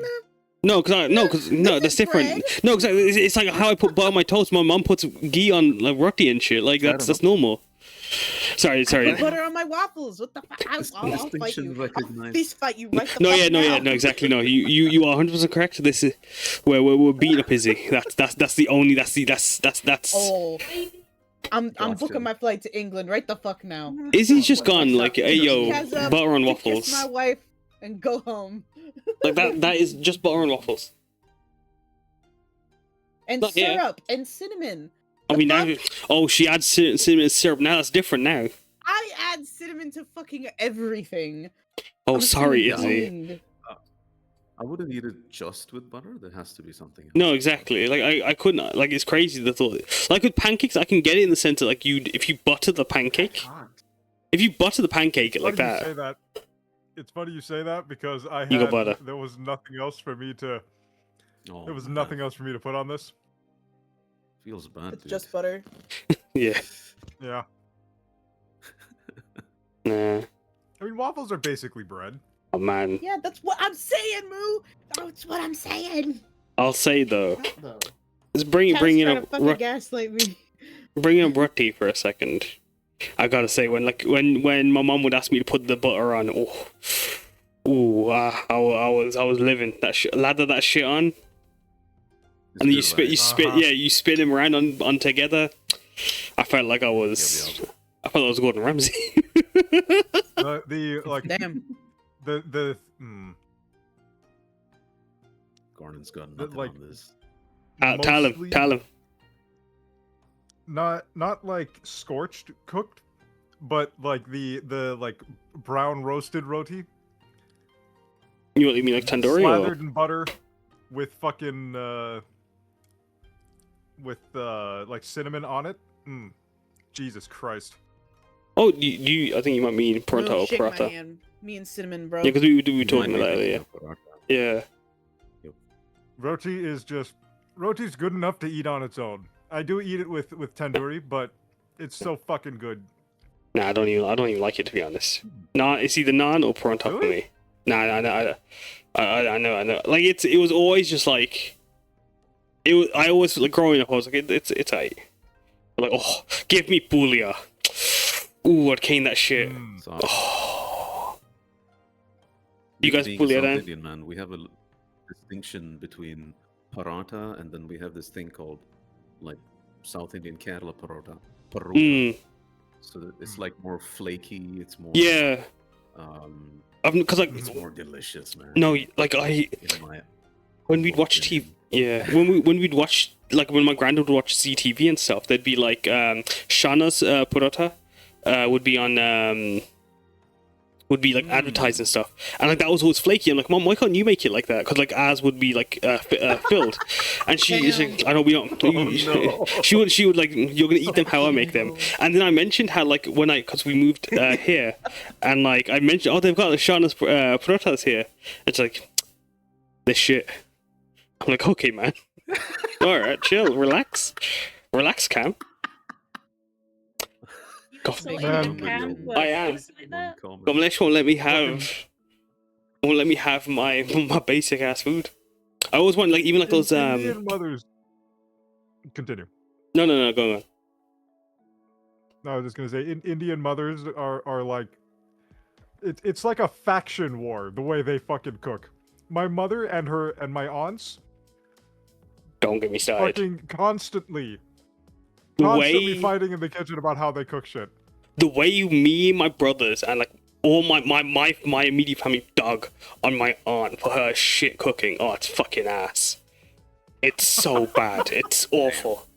But then like she's the one that she's the richer aunt, so she's always hosting parties and stuff. So we always have to go whenever we go to these events. We're eating her bland ass food. ass, man. Damn. Yeah. But also, Manjeet is like the worst person in like the entire family. She ruined. She's. Zahn, you've come all in. the Kaz tea. No, you've come in. You gain it all. No, like she's the reason we got kicked out of my Bapu's house, and why we like our entire family situation got fucked. Why a lot of the family didn't talk with us, and we didn't talk with them. It was messy for a long time, and then my Bibi passed away, and then we started talking again. Sounds like the usual, to be fair. That's pretty. I feel Yeah, like I mean, that's families. fair. Yeah. There's always a massive illogical ego somewhere. Good lord, like she the way she came in and just ruined everything. It felt like it's the domino meme is what it is what that was. But now everyone knows Munchie is a bitch. So Case closed. Ace motherfucking honestly. For a while her nickname was Kutti. But like we wouldn't say it to her obviously. But that was her nickname. Damn. Like it means bitch basically. Yeah, that makes sense. Yeah. My mother never taught me any of Kutisa. these words, specifically because she doesn't want me to use them against people because she knows I will. No, the thing is, I don't like. I didn't know a lot myself. Like, I only know a few things here and there, and like I've only picked up a lot of it now as an adult, and even then, like, there's a lot like I'm still like picking up. Like, all I knew growing up was either Sasriyakal, Hanji, Usitika, and Nay. So, apologies for the delay. No, you're good. We're getting Castle. But then like Ramzada as well was another one, but that was it. That's what I had growing up. I did just realize why my mother never taught me anything is because she taught me the first thing she taught me was Jumbi, What's and then I that? started calling people that. It's apparently an Indian demon. Oh, Huh. I'm not familiar. Well, it looks like it's. Moo, 'cause I'm not gonna lie. I didn't know. know you were fucking Indian. Half. What? My mother. Yeah. My mother's from Guyana. No, it's Caribbean. What? Yeah. It's Why sort of have I adjacent. never heard of this shit before? No, What? that's Moo, why. I've known I you don't know, for I talk 2 about- years. No, yeah, like I feel like I talk about it all the time. you spoke with me about it. No, that's All the why. Indians in the server are also British. So like with no, Shivam's American, but Andy's here. No, you're good. But no, Moo. The reason Jumbi's not from what, but because it's Caribbean, is because there's a lot of Indian crossover with like when they went to Africa and then went to, that's probably why. Because like I learned the other day, the Guyanese cultural dish is chow mein, but it's unique to them because of their Indian and Chinese origin. Well, not origin, but crossover. Like a lot of like Caribbean my food, mom- like Jamaican food uses a lot of like Indian curry and stuff, powder and stuff. Made That it their actually own. explains a lot. That explains why my mother made noodles like at least every 3 days growing up when I was a kid. There you go. You know, yeah, Guyanese, like there's a lot of there's a lot of like Indian and Chinese, and yeah. No, to be fair, my mother spoke of Trinidad and Tobago and Guyana like very very interchangeably when I was growing up, so I really don't have any idea which one we're from. Really, I think a little bit of both because we have family everywhere. But No, yeah, that's it, right? I don't know. I get that. She's from Kitty. That's the town she's from. I don't know where that is. No clue. Do you know where in India you were from? Or No, actually. that's interesting. But your mom spoke Hindi. Yeah, she speaks Hindi. Okay, Georgetown, Guyana. That's where my mother's from.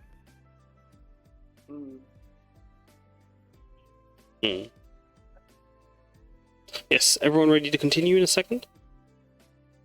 Yep. Yes, sir. Yeah. Yes, sir. Yes, sir. As let us continue then. As let us change the music. As you guys return, or as you guys are waiting at the entryway to the tiers. Did you see bands?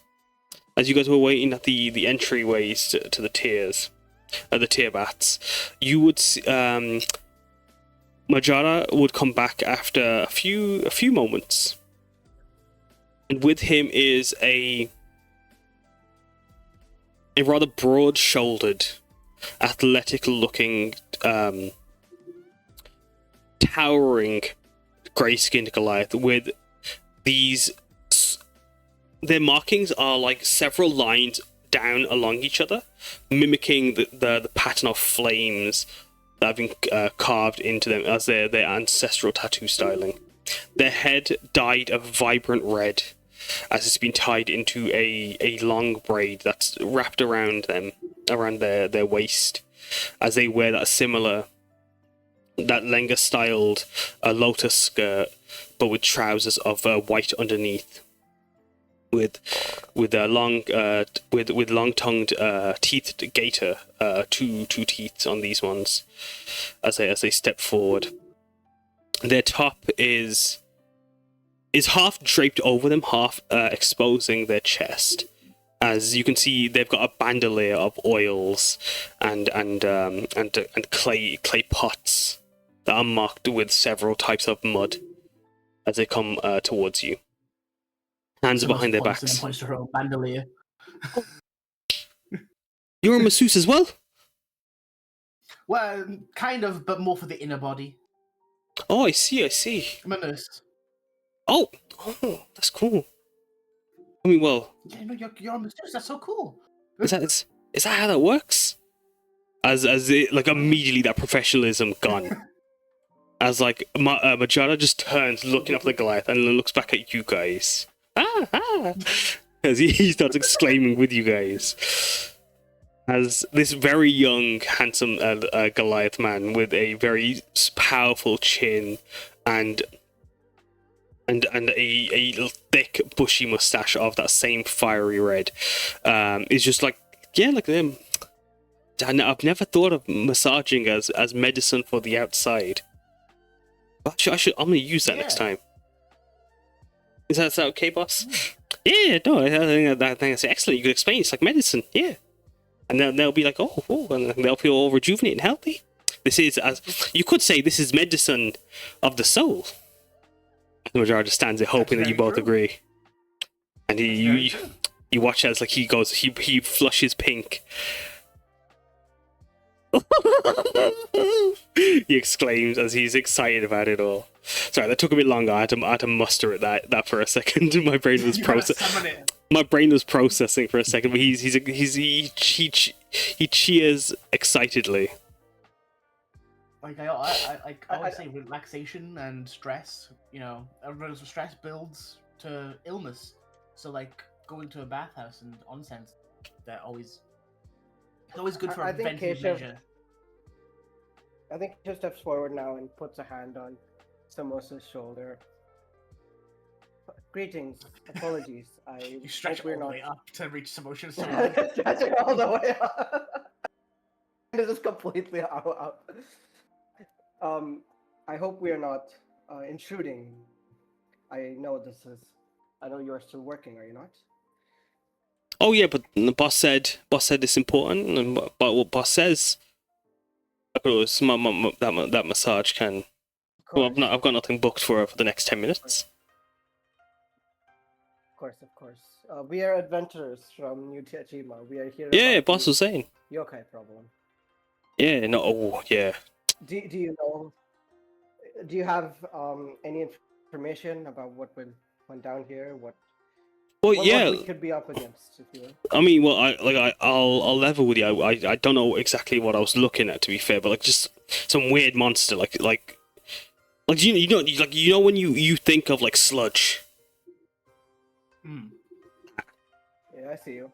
Like I'm busy working away this I was working on a client. Their back, they had a bunch of tension in their back, just working away. Reached for one of my oils. Was reaching. Nothing. My bandolier wasn't on me. Gotta oil him up. I was trying to ooze to continue to massage in and relax this client as they're taking in the mountain. And as I'm trying, no oils to grab. Instead, over my shoulder, there's a shadow. And like if there's a shadow taller than me, I think that's when there's a problem. There's not a lot of fellas taller than me. I assume you guys can understand. As he looks down at all of you. How tall is he? Except He's 9'2". I'm assuming, yeah. Nah, 9'2". 9'2". He's taller than Samosa. God damn. Jesus Christ, he's like 2 feet taller than Auron. Picks up Auron. Yeah, it's about. No, I don't think he could. Teddy bear. He goes to pick up Auron. Auron just slips through him because of all the oil. Yeah, as like he's like, yeah, like, yes sir. Sorry, as he's explaining the trouble, like it's. Go on, sorry. As Samosa kind of looks up, so it doesn't happen to her very often. Her needing to look up at someone, she kind of has like a small sinking feeling in her heart. I think. What's wrong, pal? You need a massage? Maybe afterwards. I always got some tension in my shoulders because of the metal. Oh, yeah. No, I've had a few clients that like I've had to do a bit of research for. Yeah, no, I could more than help ease any phantom pains or anything. That's where I'm going. I mean, boss was saying you guys were getting a whole week's package. Yeah, like I'm sure we can do that. We can sort out like some time to get you. Interject. What did this shadow do, Goliath? Oh yeah, so like the shadow, as I was saying, it comes behind me. I'm like, yo, I'm working here, and like, as I look, the shadow just oozes into the water. It's like it's got like it's holding like this thing. I think it was like a tree trunk or something. I didn't get a good look, and as it just goes into the water, it just sinks and seeps, filling the whole pool. Everyone had to get out. It reeked out the place. Where's everyone going? And whilst this is happening, Cass, Kumari and Azarag are leaving. Can I try and ritual cast purify food and drink on the goo? I don't know if it's gonna work, but I just want to see if it does. Put it in chat for me. As like, yeah, you'd be able to ritual cast that What's their chatting? while the conversation's going. Does anyone ask anything of the Goliath other than as he explained that like this goo just came and it just went into the water and just like it's like it just spooked everyone. Speaking of the what is this oil in front of us on the bridge? Yeah, you can see like this grease puddle that's seeping into the wood. Is anything that the Goliath said? Is there anything that? Can I roll a history check basically? Is there anything that is different from what the other guy said? For something that could give us newer, especially I think about the tree trunk or log. As you're thinking, Samosa will speak. It lines up with what we thought before. It taking oil, eating oil. In this case, I wouldn't say you'd be able to roll another history check. You'd have to gain further information. That tree trunk there isn't much to latch onto with that. You'd have to begin your investigation to get a better feeling for it. But as like you're talking, as the Glad just watches Kumari and Azarag go forward. Yeah, no, it stunk at the place, and like it just kept like it just filled people with dread. You know, like there was this sinking feeling. As like people like they don't want to be coming to an onsen smelling all that. If they want to smell all that, they could go back home. You're saying they fill people with me. Anyway, the Glad just looks up to the sky. Yeah, you're right. Yeah, as he breaks the fourth wall for a second, then looks back down. No, the wall does not break. Oh yeah, it's just as you point over. Yeah. Yes, Glad. I would like to cast dancing lights as similarly 4 golden orbs are going to manifest. Hmm? I'm going to have them combine into a vaguely humanoid shape. It's going to look somewhat like me, and it's going to stand over here. Could you just pop that in over the chat for top me? of its- Just to see what its properties are. As you point that in chat, though, the glide points over. Oh, just that tier there, just the first one. As he points to this tier, this puddle. It's the bridge. Okay. And it's meant to Okay, flow through here, right? Sorry. Give me a second. Sorry, repeat that again, Samosa. And it's meant to flow through that little river right there. No, those are sorry, those are ramps that go down onto different tiers below.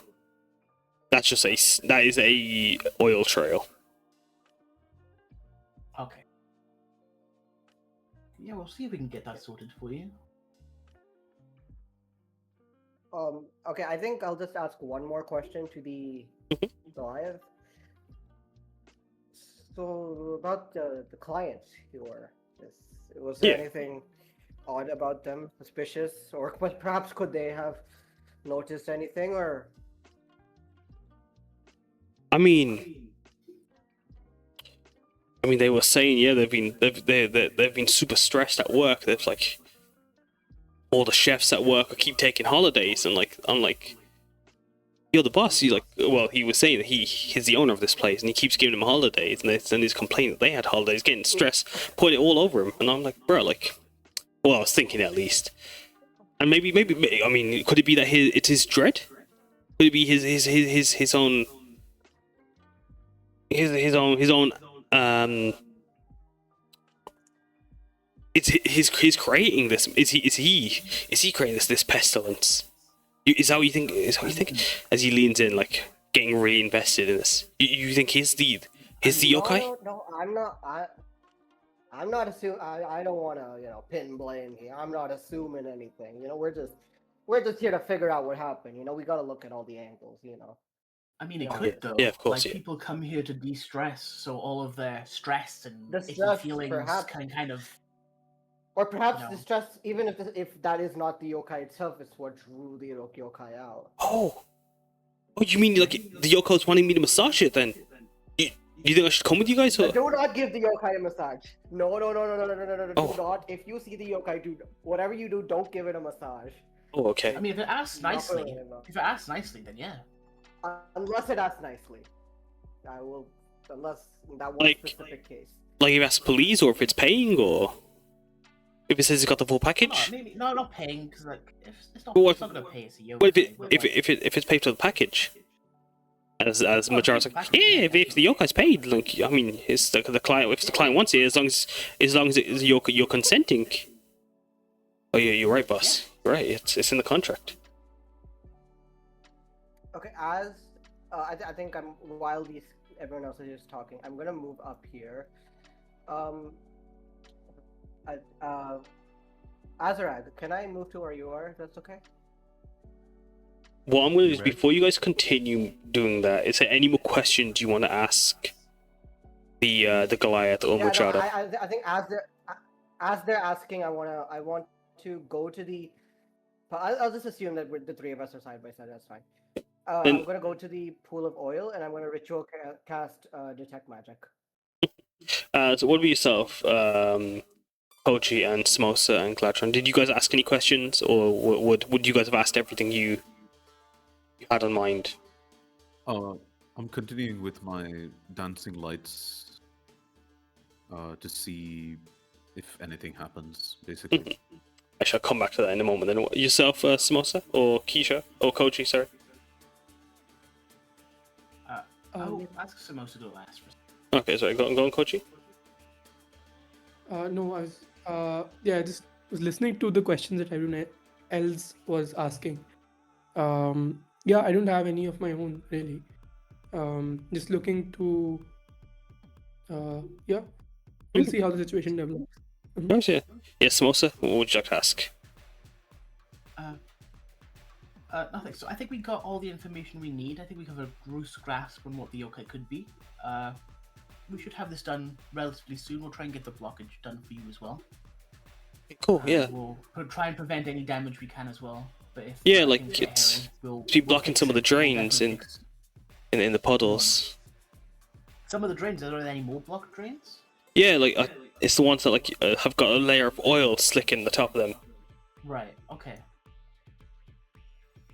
Okay. We can look at that for you. Yeah. Thank you for your patience us getting here, and we'll get everything sorted for you soon. She smiles. Yeah, thanks. Giving them a bow. Alright. Come, let's go niche. As Majarah guides him away. Alright, thank. If you need anything though, you guys know who to ask. The boss, and then he'll help you. Yeah, for sure. As they make their way away, giving you both bows as they step away. Coming back to you guys as Azarag, Kumari, and Kehsav, as you three surround this prismatic slick on the wood, coating the area before you in its grease. As you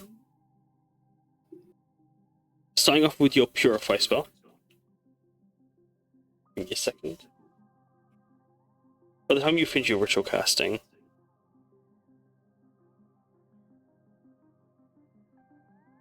you watch as the oils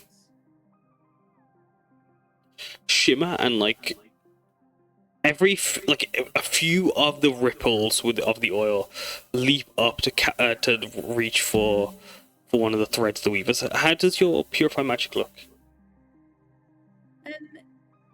It kind of looks like a fancy tablecloth above it, and it's just kind of there's a little weave threads kind of going through the oil, basically. Yeah, like as any impurities or. Mm-hmm. As you're looking at it and looking through it, like the slicks every few are leaping up and like just tapping the purify, as you can assume it's been purified of any poison or disease. But as you look around, you notice that the walls are also greased as the pillars climb up around the scaffolding that holds the roof of the bridge. As you can see that the oil coats even the walls and the scaffolding and some of the tiles in the inside of the roof. As Azarag, you dip your piton into the goop. You watch as some of it is coated in the oils.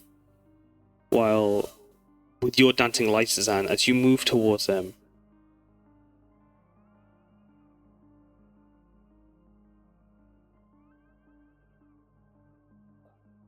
what do you do with your dancing light? Sorry, Zahn.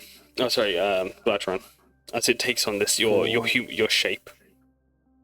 It sort of stands over this puddle, and if he gleans no reaction, he's going to basically flit this humanoid shape through the waters, and he's looking for a reaction. Basically, if something reacts to this strange presence, right? There is no presence, there's no substance to this, it's just light. But he will try all the same. He flits it all across the visible map, mostly in the waters. Yes, it follows. As these streams you watch, they come from waterfalls further back as they are from mountain streams, as they cut through. As you send your apparition, searching 120 feet around you. Give me a second. Let's see. I'm also gonna follow it with her eye, just to look as well. Purple. As your radius is pretty far. It's like I was zoomed in. it goes along as far as it can down the stream as you watch. Give me a Would second. you like a sort of path that I take with it? Yeah, sure. Just give me a second. I'm gonna show you what the what your radius would have been. Mhm. As long as it's within this white area.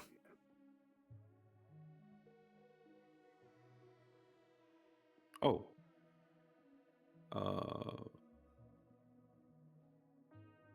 That is strange. Okay. It doesn't calculate diagonals very well. Yeah. Yeah. Can you see the circle? I do. Yeah. As long as it's within that. So, okay. I'll start here. Then it's going to jump into the water.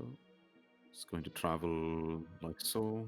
Sorry, if you're showing us, we can't see. I can see the Oh, you arrow. can't see my arrow? I can see it. Oh, the purple yeah. X's, the pink X's.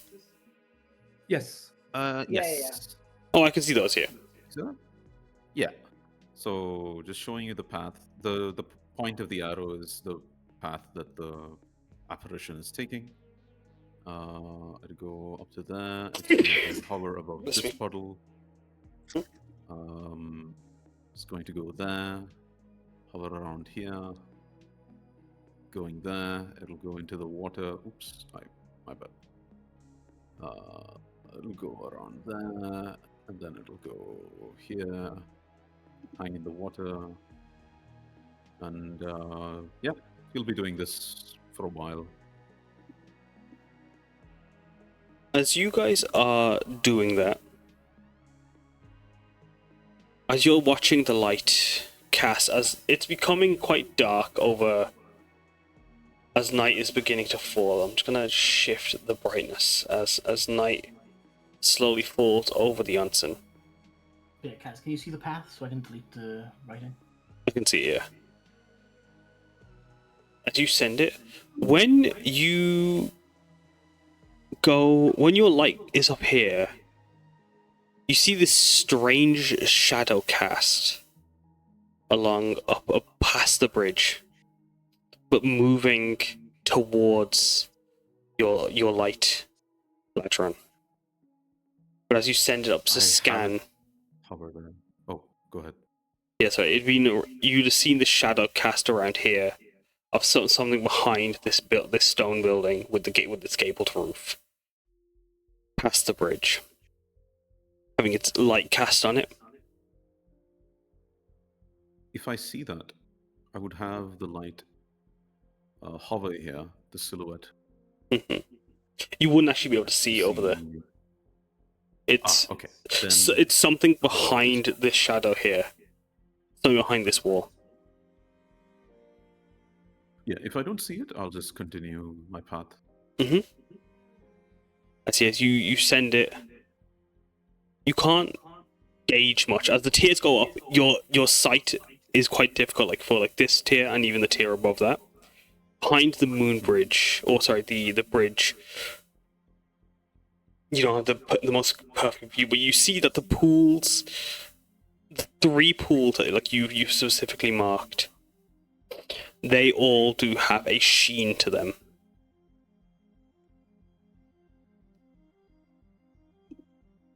Similar to this? Similar to the one on the bridge, On the yeah. bridge. Yeah.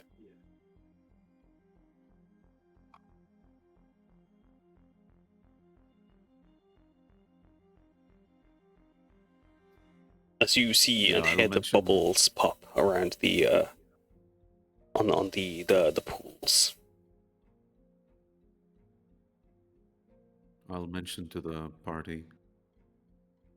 There are 3 other locations with this specific kind of puddle.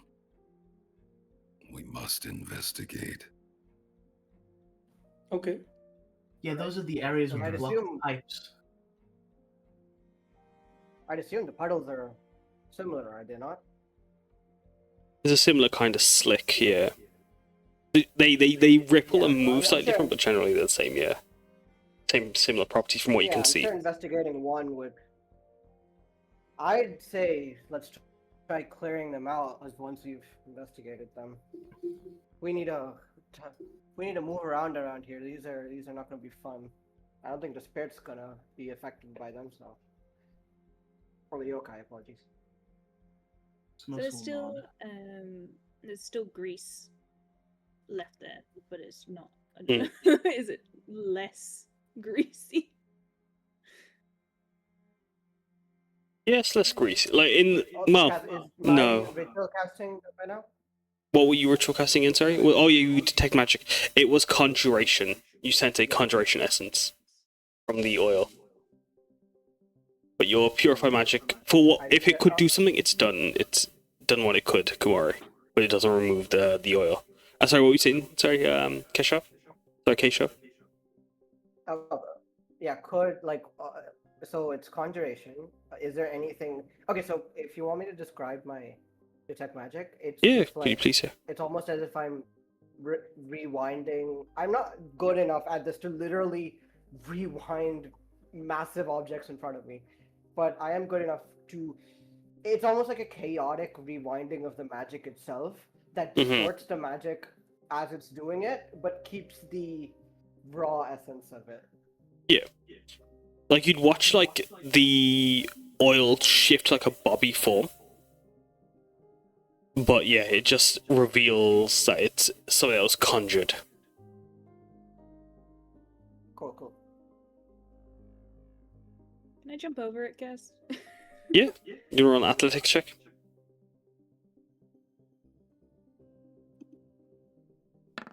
Oops, sorry, I was still on advantage.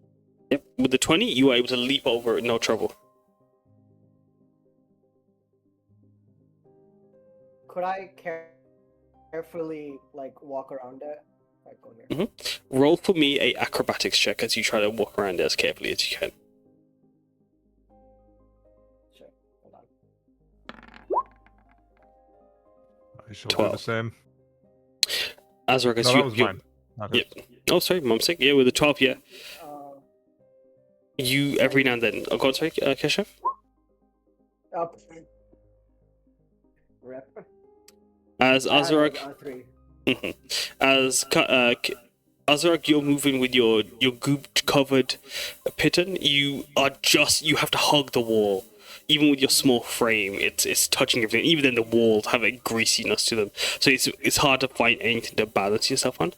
And you almost slip at one point, but luckily you are able to make it across safely. However, Kehsav, you, like as if it was a cartoon, as you try to go around, there's just a tiny little piece, almost like it moves from your detect magic.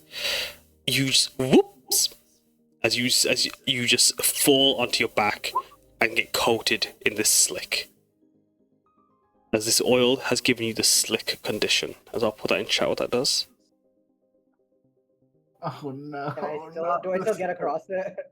Not this. You're in the middle of the puddle. Gladdron, Kouji, and Samosa, how do you two help? Oh, sorry, do you three help? I'm going to say no because Samosa teleports to the other side of the river using Alu. We'll get to So that in if a anyone moment. looks behind, okay, get back to me. As a Gladdron, Kouji, you just watch Kehsav just step forward and then just immediately launch upwards and fall into this puddle of oil and coat themselves in the grease. As you smell this perfumed mass of just musk. It's got a concoction-esque smell to it. Strong.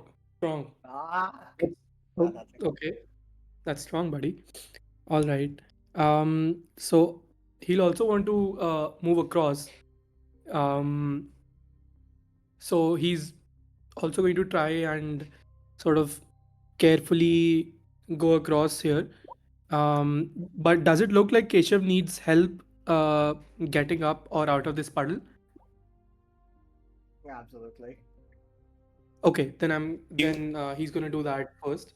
Uh, so he's just gonna pull him up uh, by his hands. Yeah.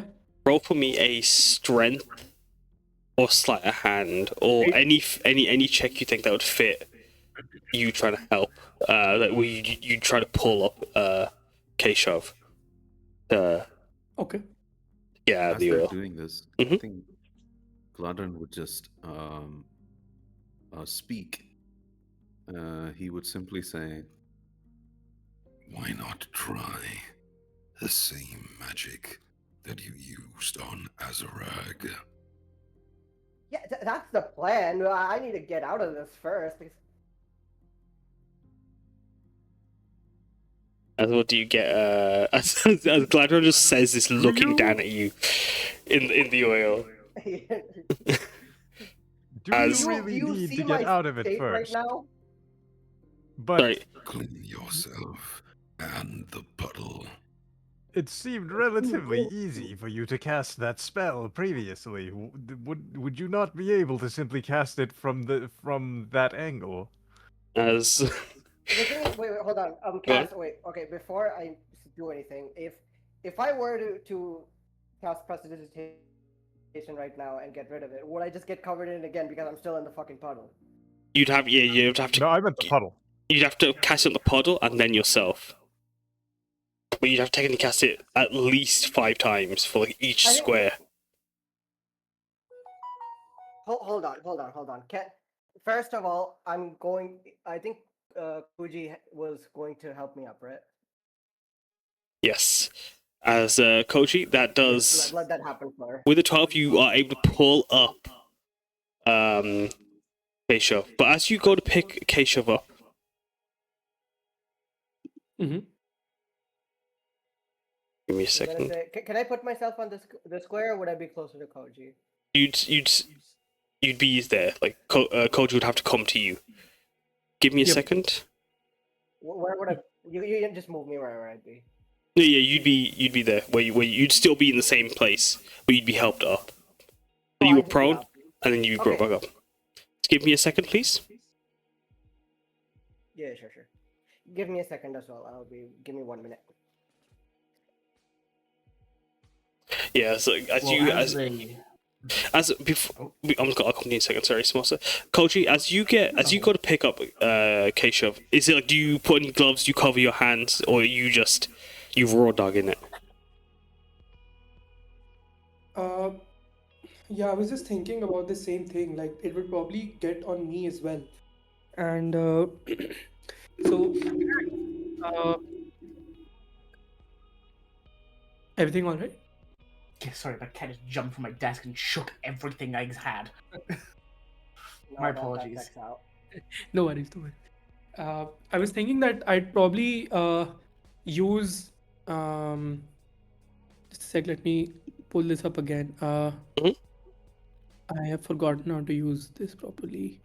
This is something called telekinetic movement, and if there's a willing creature that is large or smaller, other than myself, I can sort of move them up to 30 feet to an unoccupied space I can see. You can then, because Kehsav was willing. What does it look like? How do you use your telekinesis to pick him up like a me? So I'm just kind of I kind of sit down on relatively like dry ground, and it sort of looks like I'm meditating, and a sort of purplish energy envelops Kehsav, and he sort of What the lift- fuck? Wait. It's okay, it's all right. I'm just moving you out. No worries. And he's gonna sort of get gently lifted up, and moves up and lands on a dry area besides. Yeah. Just land on my butt, like here. Gently, yeah. Easily, no worries. Just Thanks, beside I Azarag. guess. Yeah. I stand up, I like kind of puff myself out, and I First of all, I cast prestidigitation on myself to remove slick. Mm-hmm. That cool? Alright. Yeah, you're able to And do that, I- clean yourself off. Making you feel and fresh again. I asked. Okay, so I asked the group: does anyone want to? Is there anything else we need from this puddle? I don't think we can interrogate it, so. Just Gladdron just I waves his interrogate hand the puddle. You can. dismissively. You can try. I wanted to see you try interrogating the puddle. Go ahead, Gladdron. Speak. It's when we find out. It's when we find Gladdron is a shaman. Gladdron just waves his hand dismissively, like, you know, get rid of the puddle already, sort of. Oh. I will snap my fingers at the puddle and cast prestidigitation.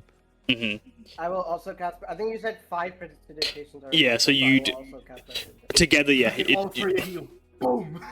Gone. Casting as much as you can. Fucking Are you? nuclear bombing this puddle. Were you casting as well, Gladdron?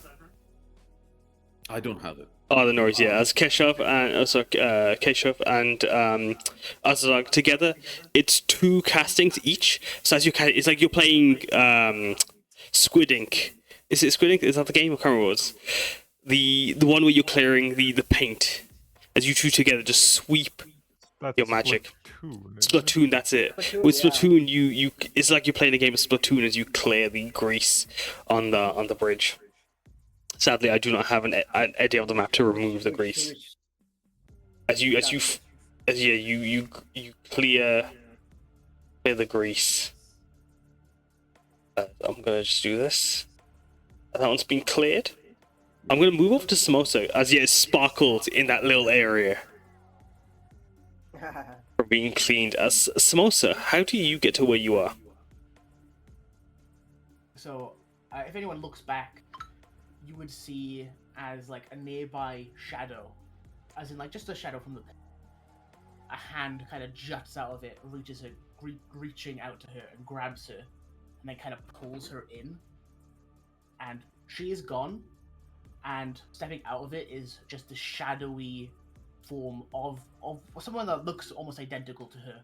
Like a giant 8 foot tall Zahn, just kind of floating ever so much above the ground. I'll send you a picture. I'll send you with some arm.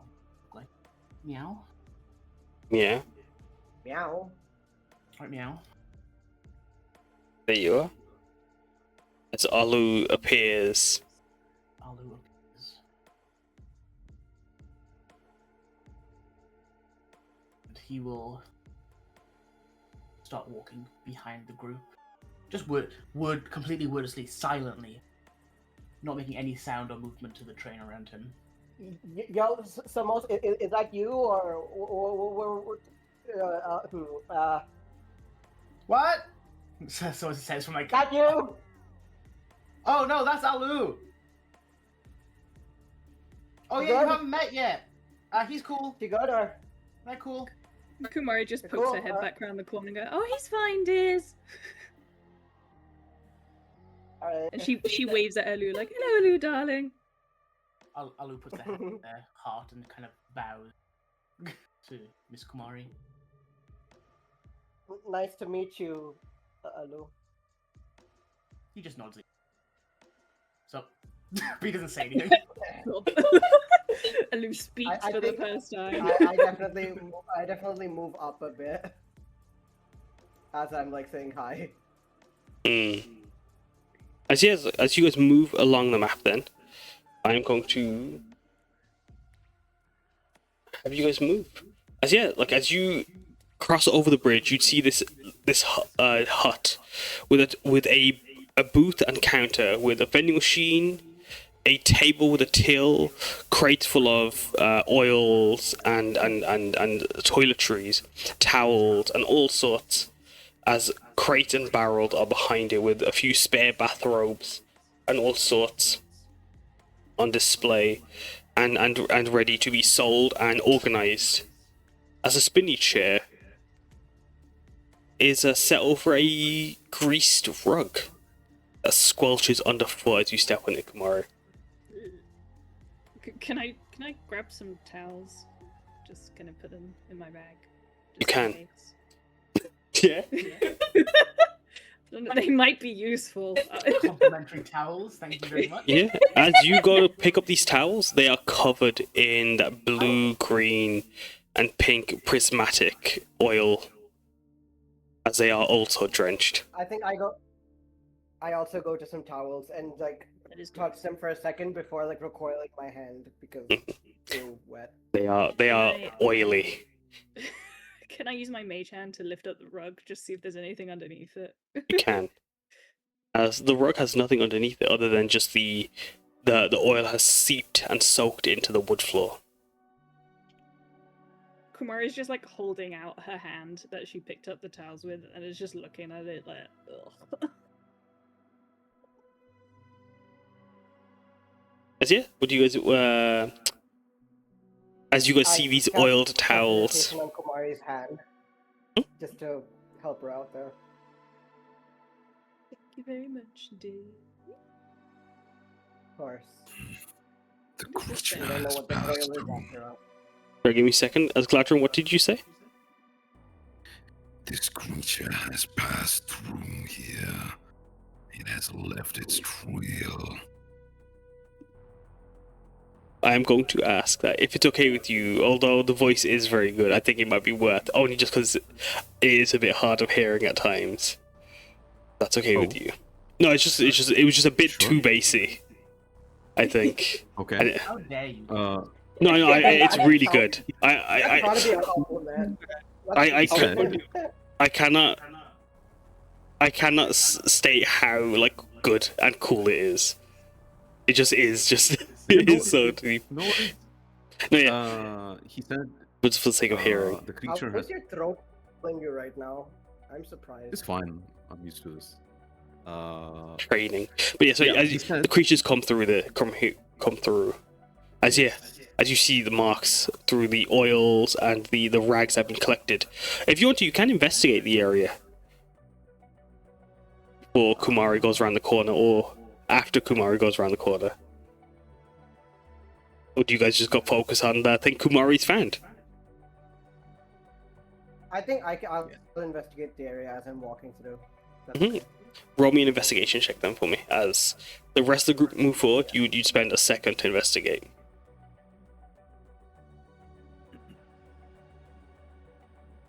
Is it Stellaris music? What do you mean, sorry? Yeah, it's still From the the game. part. Yeah, still Stellaris. from the game. Yeah. I No, no. knew it. Oh my god. I don't Bring me actually know. flashbacks. Let me see. This is Unknown Darkness by Jim Svensson. Okay, well, it sounds very Stellaris. Anyway, I rolled a 17. 17. Yeah, as you look at the mess, it isn't sign of the creature moving in the area. Instead, as you look at the way like the towels have been gathered and moved, it's as if like this has been like there's no slick marks as if like it's trailed in. Instead, these are having gathered and moved here. As I forgot to note that. Sorry. No, in the I booth. turned to the group. Oh, Oh, okay. yeah, I'm back here. Yo, you guys think someone moved this stuff here? I don't see any evidence of a creature. As I'm going I to. see that. Sorry, as just I have information I forgot to give you guys when you guys asked the Goliath about the old stuff, they would have said that they like the towels and all the stuff would get ruined as like with when it would go into the water, so they'd have to wash everything by the beginning of the next day. All the towels will always be ruined. Sorry, continue.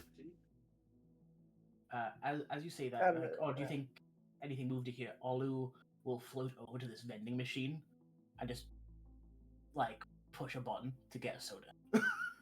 Or They put some any kind of gold in? beverage. Yeah, they'll put gold.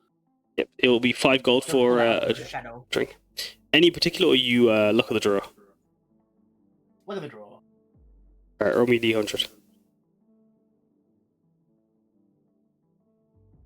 Keep forgetting their fun. That is a function in 100, the Kaz. Holy shit. God damn.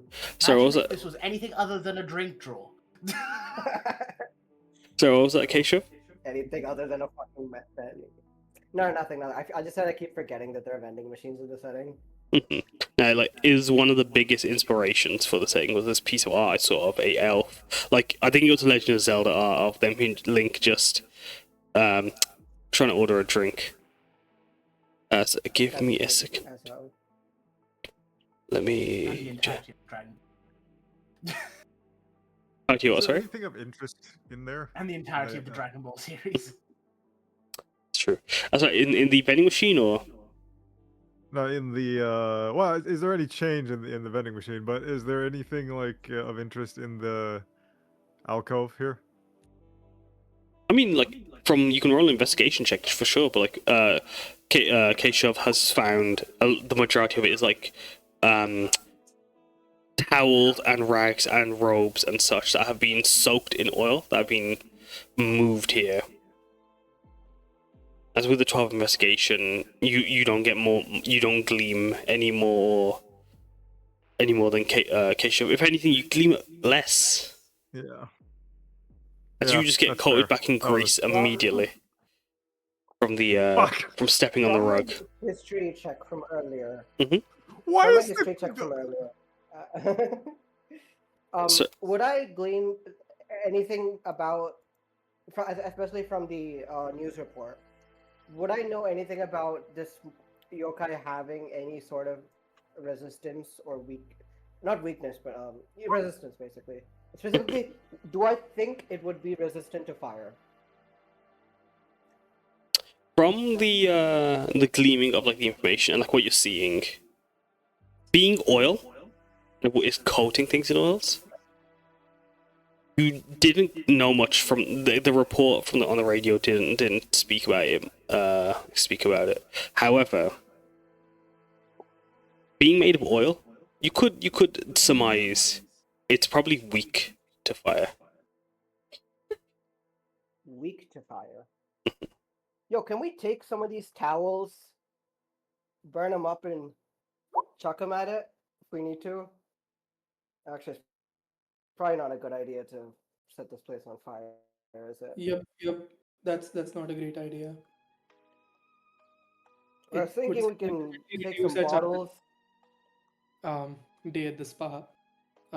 But yeah, other than that, let's not burn this place down.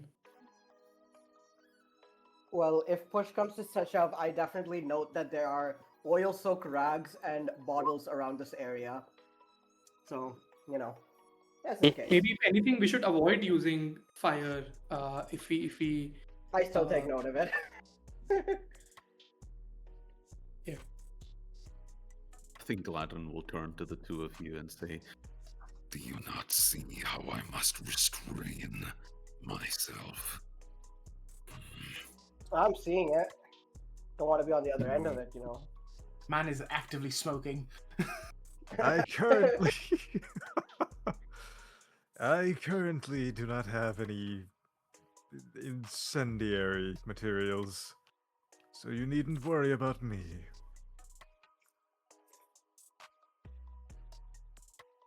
Kouji desperate not to ruin his spa day. I think we start moving through then. Yeah, it's like as you all were moving around, Kumari, you called attention to as you see this blob of oil. It just like looks over its shoulder as it sees you, and moving very slowly, it's blobbing along, leaving a small trail behind it. I call out, wait. It stops to turn to you.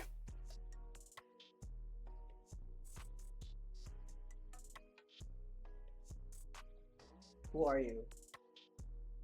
Are you What an are you, oil Lord? spirit? As you Are ask you it, just oil? you just hear spluttering coming from the mass of oil. Oh right, I'm not a shaman anymore. I can't understand it, can I? You don't know if the shaman would have understood it. Who knows? Well, true. I assume it's not speaking. there anyone in other here- speech. Who can understand languages, yeah. It's being muffled. it specifically isn't able to speak because it's something's muffling it. Oh. And the oil is just Can was I- bubbling within its form. If I cast, do I think casting prestidigitation on it is going to hurt it? Try it. I will try.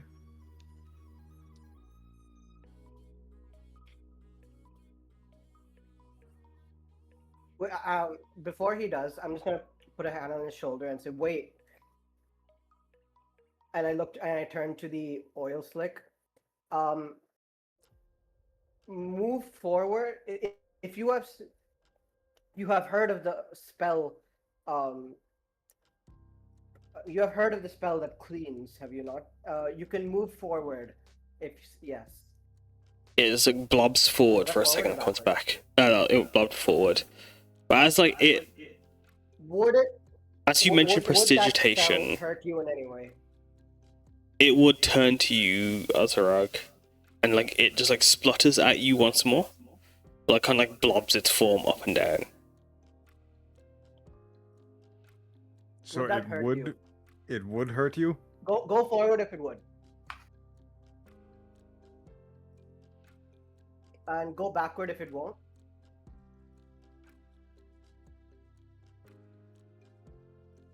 I think let's go. Gladdron? I think Gladdron's called, I guess, yeah. Gladdron? Wait, I don't have prestidigitation. Okay. It's I only got it. Kehsav and Azarag. Yeah, it's only us two. Wait, Azarag, were you about to cast it? I don't know. Assuming that it won't hurt the creature. Let's go for it. Because it said it won't. As you do But did so, it move- Ogunter, Did it move forward though? It moved forward. It moved backward when I asked it if it would hurt it, which meant Uh-huh. it did move backward, right? Yeah. Whatever that was. Okay.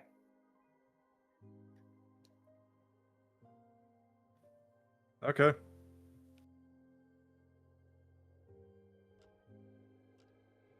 I moved forward a bit. as you move forward and cast prestidigitation on it, it clears, like it rewinds where a mouth would be for a second. Help! It asks. As it splutters away, like as if it was drowning. Okay, I guess we're just gonna continue casting prestidigitation. Give me a Can I second. cast- What's that? Can I cast Gust on it? You have a gas on it? Gust and try and like blow the grease, some of the grease off. Sure. Should work. Go for it. As you pop in chat, let me have a read of that message. As Samosa, Alu brings back to you a can of Slime Cafe mango juice. Oh no, he brings that to Kumari. Oh, Kumari, sorry. As Gust.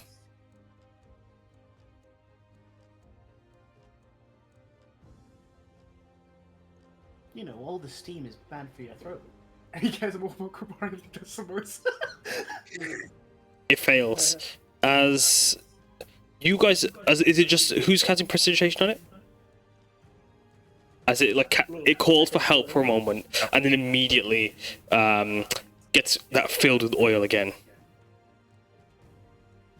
I guess I we're think we're I'll both cast gonna be pressure. spamming. We're both just spamming it. Yeah, we're both just spamming it together. As you're doing so,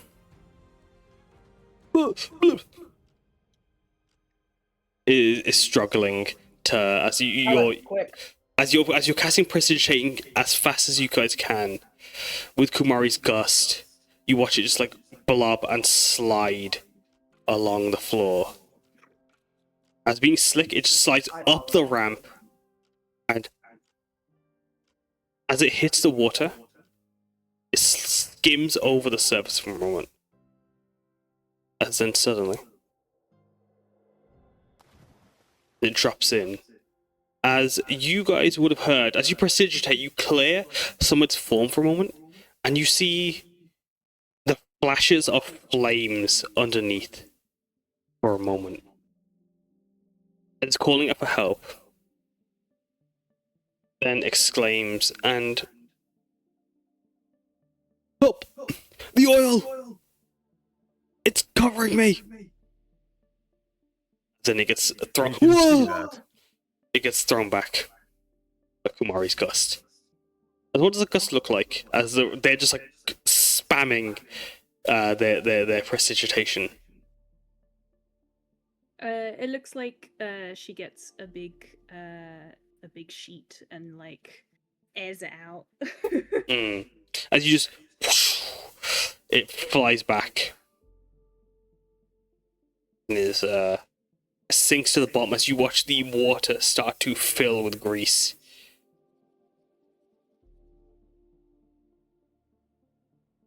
Damn, he's gone. Well, you can't actually see underneath anymore because He's melted. yeah, who knows? Can I prestidigitation the grease on the water? But no, I can try. Where at the part where it sank. Yeah, it starts to seep and fill the water and come to float to the top. As you cast prestidigitation, you barely see the bottom of the water, as you do not see the creature there anymore.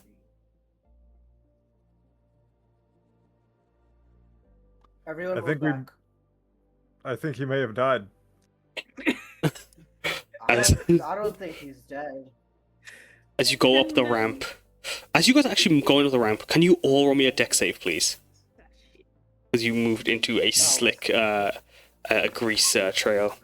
Azarag succeeds. As an effect I can see. Yeah. You look at the ramp, it's like just got cracking your knuckles. As you, Azarag, Kumari, and Kouji succeed, Samosa, you are safe where you are. Yeah. Instead, Gladdron and Kehsav, you give chase and immediately get taken by the grease and are thrown forward and also fall into the water. As You just hear a. What in the... as you both get the grease condition as well. God, the slick condition. Can Alu go underwater and have a look? Is that As something Alu soon can as you do you gesture? Do you say anything? I mean, I'll What do I see gently underwater? ask If I can Alu. see anything at all. What's the vibe underwater? You can't see. It is just slick and grease all around you. Because Alu is quite close to where I was. Could Alu have helped or catch me or anything in any way? As you reach out your hand to grab him, slips right through. But as Kumari about asks that. him to go underwater, he just salutes and there's a full-on Dive. Olympic dive. Yeah, it's like you try to, as you would have tried to reach for Alu in a moment, being a deck save, it's so like sudden how like you just slide forward. Alu, by the time Alu's reached to help you, you've already plopped into the water. As what did were they teleporting? Samosa? They're just doing an Olympic dive in the center Mhm. of the pool, and Can I- eyes all go black. Can I Yeah. try to swim up? Yeah, roll me a strength check for me, Kehsav, as you start to swim, as as both you two are struggling to breathe under the oil puddle or oil pool. Or Constitution. Strength check? Give me a second, actually. Okay.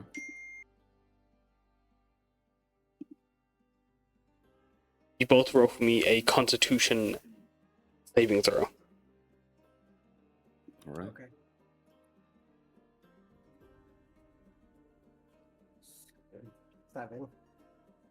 7. 7. Yeah. Two sorcerers in sync. The two sorcerers, you are slicked under the oil. As you're trying to swim up, it's oil. It is not. It does not work like water. As you pull, you're just like pulling this thick dense liquid, and just pulling you it's like you're jumping in like jelly is what it feels like as you try to pull yourself through, as you're struggling to hold your breath under the water.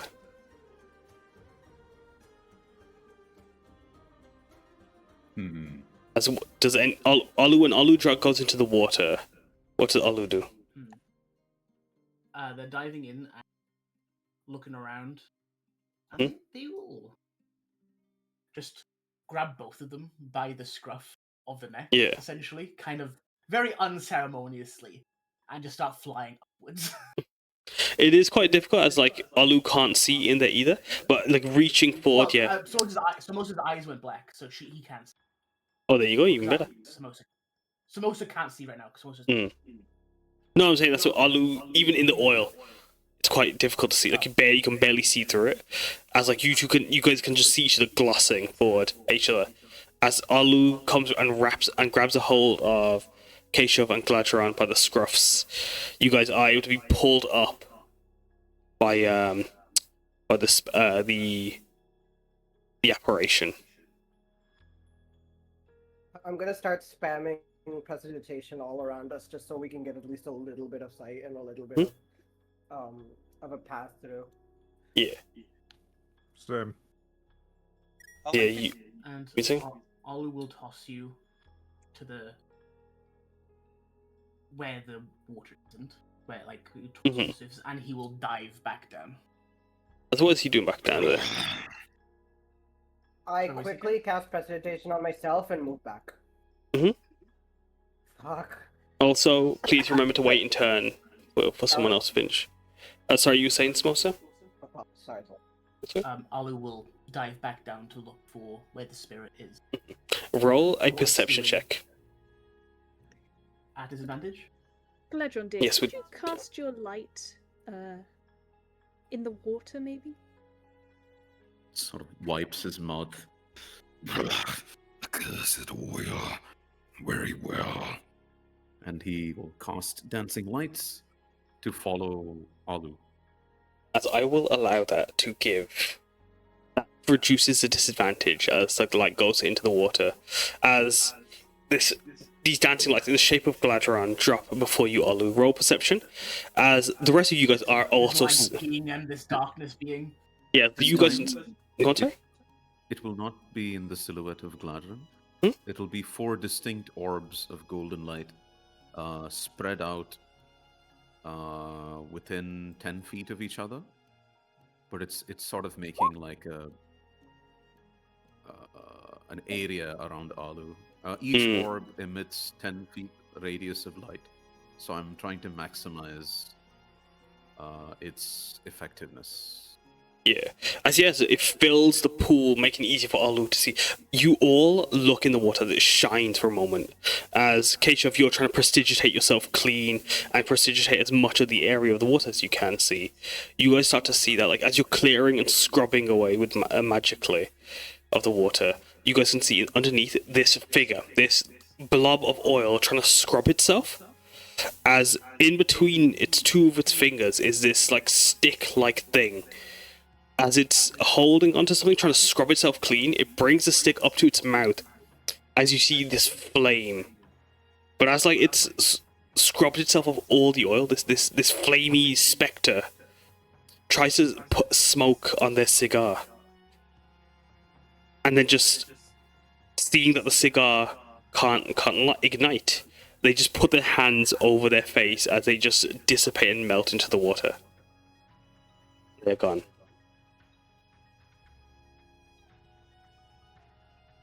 Samosa will say all of that as I was seeing it. Yeah, they seemingly vanished. Like they were trying to clean themselves. Last time it did that. What's that, Kehsav? Last time it did that, it came for us. A flaming specter, you said.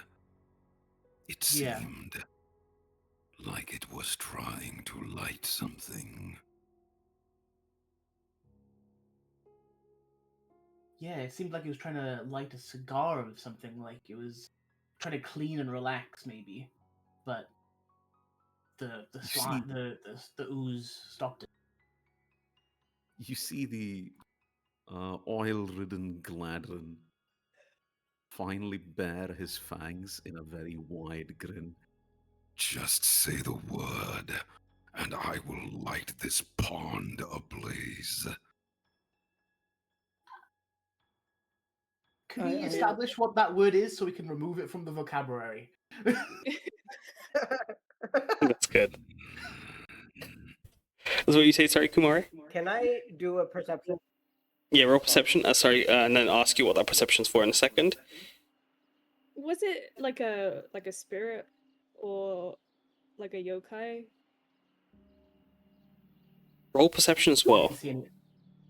I didn't see any eyes. Yeah. As what was your perception for, I think I'm just Kehsav? rolling a You're just general searching. perception, just hasn't come back. What? Remember, Yes. you have to declare what you want to do before. No. Like I allowed it this I time. was going. No, I was Yeah. going to, and he told me to. No, yeah, you. Cause like you wanted to look for something. I allowed it. It's all good. It's only when like you roll a dice and then don't say you're gonna do something. That's when you can't do that. So yeah, that was fine. More than fine. Like you're more than as long as you like say can I roll a perception? Roll. That's fine. With a 21. Like, you can see the grease puddle over here, but you can also see, as you're watching the waters, the tier below is quite murky as you watch it blobbing, and like almost like a tar pit. As you look around the area, you can hear the sound of it coming from the tier below. As what did you want to do? Sorry, Corey, you wanted to look at. You could barely see through the oil. You could only just seeing it, just like in anguish. In a moment, you couldn't pass further beyond its emotional feelings.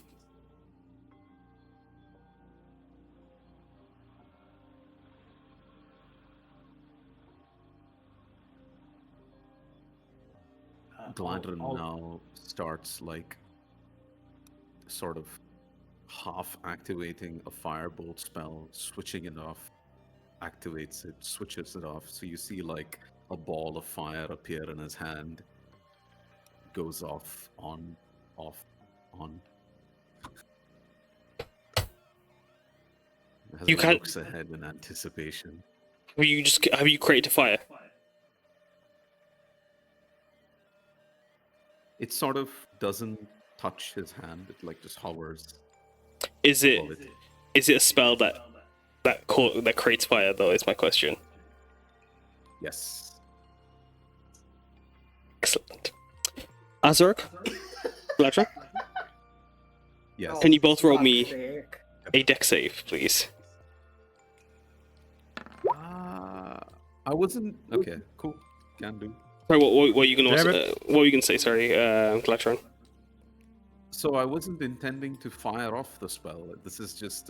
I know, but you are also Crazy. you are slicked.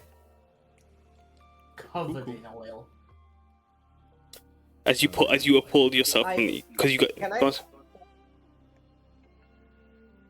No, can I quickly cast Prestidigitation on Gladdron to remove Slick? Not in this moment, as it's split sec. It's just a bit too late. Sorry, what were you saying, Gladdron?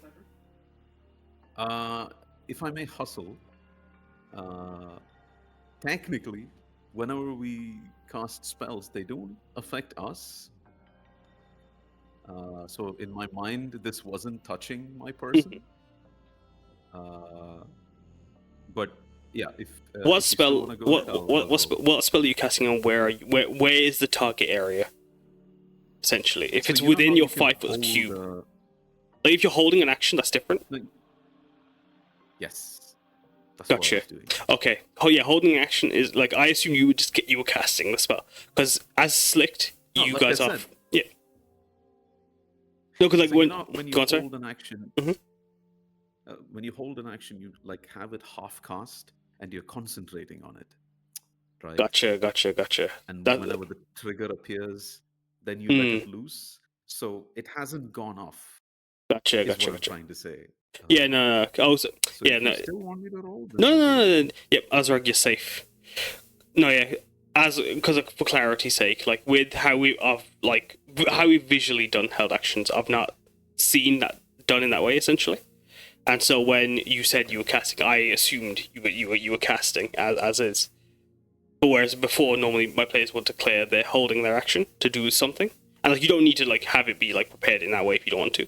But then I assume you actually just straight up casting the spell, so that's why I reacted. Just wanted the flavor Oh, yeah. of his No, yeah. anticipation. That's all. I'm going to like how if anything it'd be like as you like you're mustering the energy to cast it. Yes. As you feel these embers, you're able to imagine them ready to summon them when they are called upon. Ready to huck it at any moment. As you've got that ready. Yes, sir. As you've got it readied. What Yes, sir. because nothing's happened, Kehsav, you can prestidigitate yourself and Gladdron's. That will take 12 seconds though to do both of you. I'm going to do that, and I'm also going to call out. Look, anyone who gets to shit on you, call it out. We cannot be caught off guard with. And I kind of like rub a little bit off of myself, whatever this shit is. As you're wiping away the oils, as you look down, seeing the trail of oil, as you see the slicked ground before you, being careful to avoid stepping on it, and the towel beside it covered in oil. As you guys are moving around the map, be aware that these hazards will be interactable. That makes sense. As you carefully sidestep the slick trail. As you say, be aware of people being covered in oil. You see Alu emerge from the now oil-ridden pond, and you see how the oil tries to stick to him, but it can't, and it just falls back to the water. He's grease-free as he re-emerges to the land.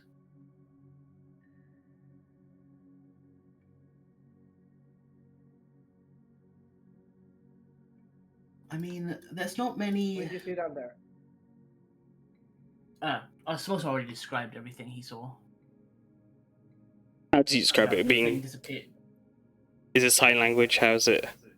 Is he miming Well, it? no, Samosa described it. Oh, sorry. Sorry, I thought you said Alu described it. I wanted to see how Alu mimes a blob. Your text full of ears.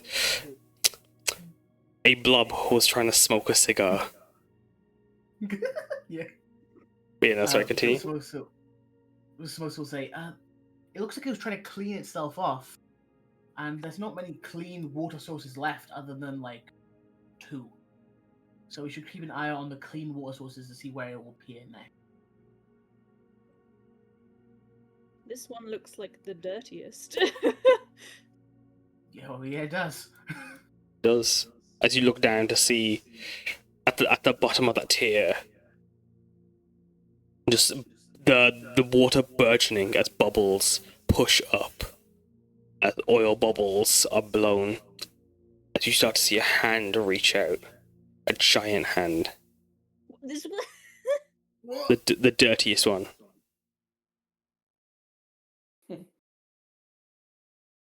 Does it do anything? Is it coming out in the middle? Is it? Yeah. Can you Jesus describe the Christ. hand? Oh my god! As you see that big oil creature pull itself through. As Samosa says, keep an eye for the cleanest. It might come out of one of those ones. Kumari, you watch as it comes from the dirtiest. No, I think it's that one. Yep, I think you're right. Samosa says hiding behind this wall. You okay, Kehsav? No, I didn't say. Oh, sorry, no worries. So I continue? Yep, feel free to move. As it just pulls itself free, you guys would have a few moments to move or get somewhere else. As it takes about 12 seconds to pull itself through. Slowly. Are these towels over here? These are pillows. This is a towel, though, covered in oil. What about these? Oh, Those are I'm gonna towels, cast also. Armor of Agathis on Mhm. myself. And I'm also gonna move to where near Samosa is. Is that too much movement, or? No, you guys, you could. It'd be like your more than welcome. Like, this isn't a comment. Like if you want to just haul ass, you're more than welcome to. I'm hauling ass to Yeah. where near Samosa, and I'm casting Armor of Agathis, which Gives you 5 temporary hit points. And I'm gonna give you a shield as a note that you have armor of Agathis on. 5 temp hit points, and any creature that attacks Mm-hmm. me takes 5 cold damage until as long as the hit points are up. Yeah. As the Any creature, melee creature. Or no, attack melee. as the creature pulling itself through the water, it pulls out this giant, big. What looks to be what you realize isn't a branch. As it pulls it from the water, this giant cigar. As it tries to put it up to its face, unable to get a grip of it with the oil foam. Coats it. So Alu will grab one of these towels Mm-hmm. and wrap it around their weapon. Not like a show. Yeah. As a note, it is greasy. Yeah. It's gonna start like window washing this guy's back. As Alu flies over, as you start with your glaive wrapped in the towel, just start scrubbing away at the car wash, the yokai wash, more like. The yokai wash. It turns, looking over its shoulder at you, and like it just like blubs and splutters at you, but it doesn't move. I think these guys just want a spa day. Supposed to call out. As what Can does I cast go on. Presentation on it? You can Kouji really go on, so Kouji. understands that. Okay. Yeah, he's like, oh, yeah, absolutely. I really get that. And he's gonna start moving over there. And so what he's gonna try and do is maybe so he doesn't have gusts like Kumari does, but Mhm. he is going to sort of spin his scissors around really quickly and sort of try to blow some of the grease off, if that would work. Psionically moving the scissors around, and helping out to remove some of that grease. Would it be like you were cutting the grease away? No. Okay. No, absolutely not. It's just like the scissors would be spinning and creating Okay, sort of like a fan almost, like a turbine. Yes, it's like a fan. Yes, like a turbine or a fan which can sort of move around because I have psi powers. Yeah. I'm going to ask, where do you go to do this? As Kumari, you're looking over the railing. You guys are on currently the highest tier. It is on the lowest tier. But there's no ramp that goes down from I'm where you gonna guys come are. down. As I'll come to you in a I'm second. kind of gonna come. Go, Kouji. Yeah, I'm gonna come down around where Kumari is. Around, it's like around that area, so I can see it. Okay, yeah. Yeah. Yeah, because as long as you can see, yep, your psionic powers working away, you start fanning some of the grease as Alu's scrubbing. It's almost like you're air drying him. Or air drying it. As you're doing that, I'm gonna go down the list as before. What did you want to do, sorry, Samosa? As I see Kehsav start using prestidigitation, start casting a spell, Samosa will grab their hand, stop them, be like, sometimes you need to do something by hand, and magic is. And then she lets go of your hand. How does Kehsav respond? I think he does stop. I think what he does, what I'll do is I'll cast minor illusion as a sound around where the blob is, and kind of whatever Alu is doing, I'm just gonna like, it's just gonna sound like a nice shower. It's gonna sound like the hot springs I think they're off right now. Since this place is a new, so it's gonna sound like they're turned on. Yeah, like the steam and heat rising from them. All doing is working. But yeah, no, yeah, definitely. It's like you add more to the sound. The ambiance. To the effect. The ambience, exactly. Yeah. That worked. As it just starts looking down and starts rubbing at itself. Scrubbing away. Nothing's moving off its form though. As you three are doing something, who else tries? Does anyone try anything? You say it's not making any difference? When it's scrubbing itself, it's not. But Alu is scrubbing away, and psionic chunks are being thrown off as you start seeing flames start to appear through the grease. As you watch the mud pile just kind of sink into the water. DM. Yes. Seeing these flames that don't seem to like ignite the oil. Yeah.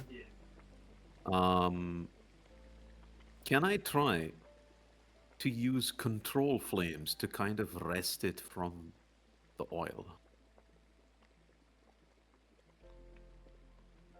How so? Like, what do you mean? It's like burn the oil without igniting it, you mean?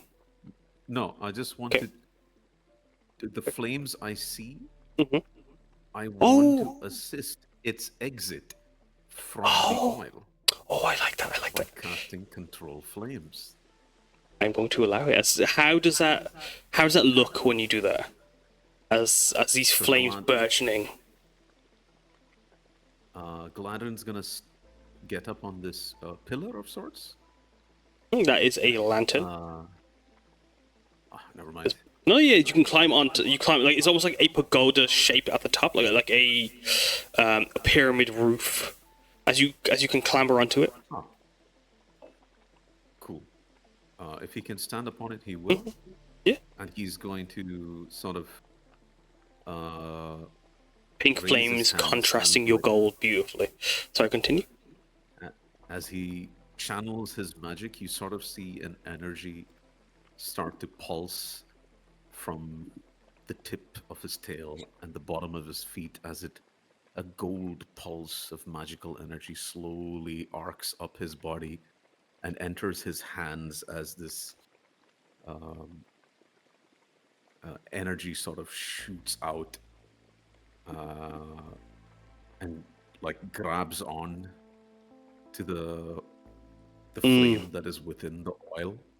And now there is no visible tether, but he starts pulling his hands back like a mime. Yeah. Hoping to pull the flame out. As you're doing so, as it goes to sink and relax in, the bubbling underneath is heard. Almost like it was lava. As those flame tendrils wrap around, and you're able to twist them into a flaming braid. And as the lava is bubbling further, one quick pull, and then suddenly a erupting whip of fire unleashes as you're able to physically catch this flame that is contained within the oil. As you mime it, you feel the flames just naturally want to come into your grasp. As you see these flames that are ashen white at the center, but as they move further out, they become They are a blazing bright red that you clutch onto. And as you're pulling and pulling, as Alu is scrubbing and scrubbing, Kouji spinning their scissors like a fan to try to throw off as much mud as they can, adding as much as they can. Exactly. Waxing on and waxing off. As Gladdron, you hold onto this flame rope now. Kehsav, you emulating the feeling of being in an onsen. As you five come together, what do Kumari and Azarag do anything? Do Zardoz or Samosa do anything?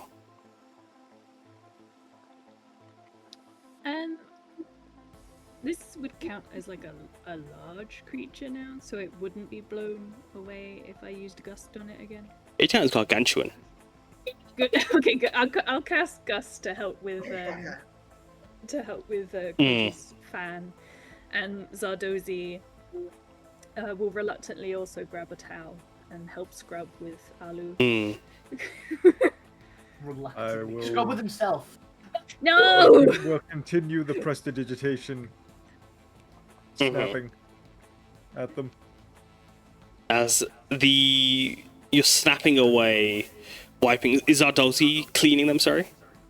Yeah, Zardozi's grabbed a towel as well, and is Zardozi's gonna get greased up. No! As you together, it takes a while.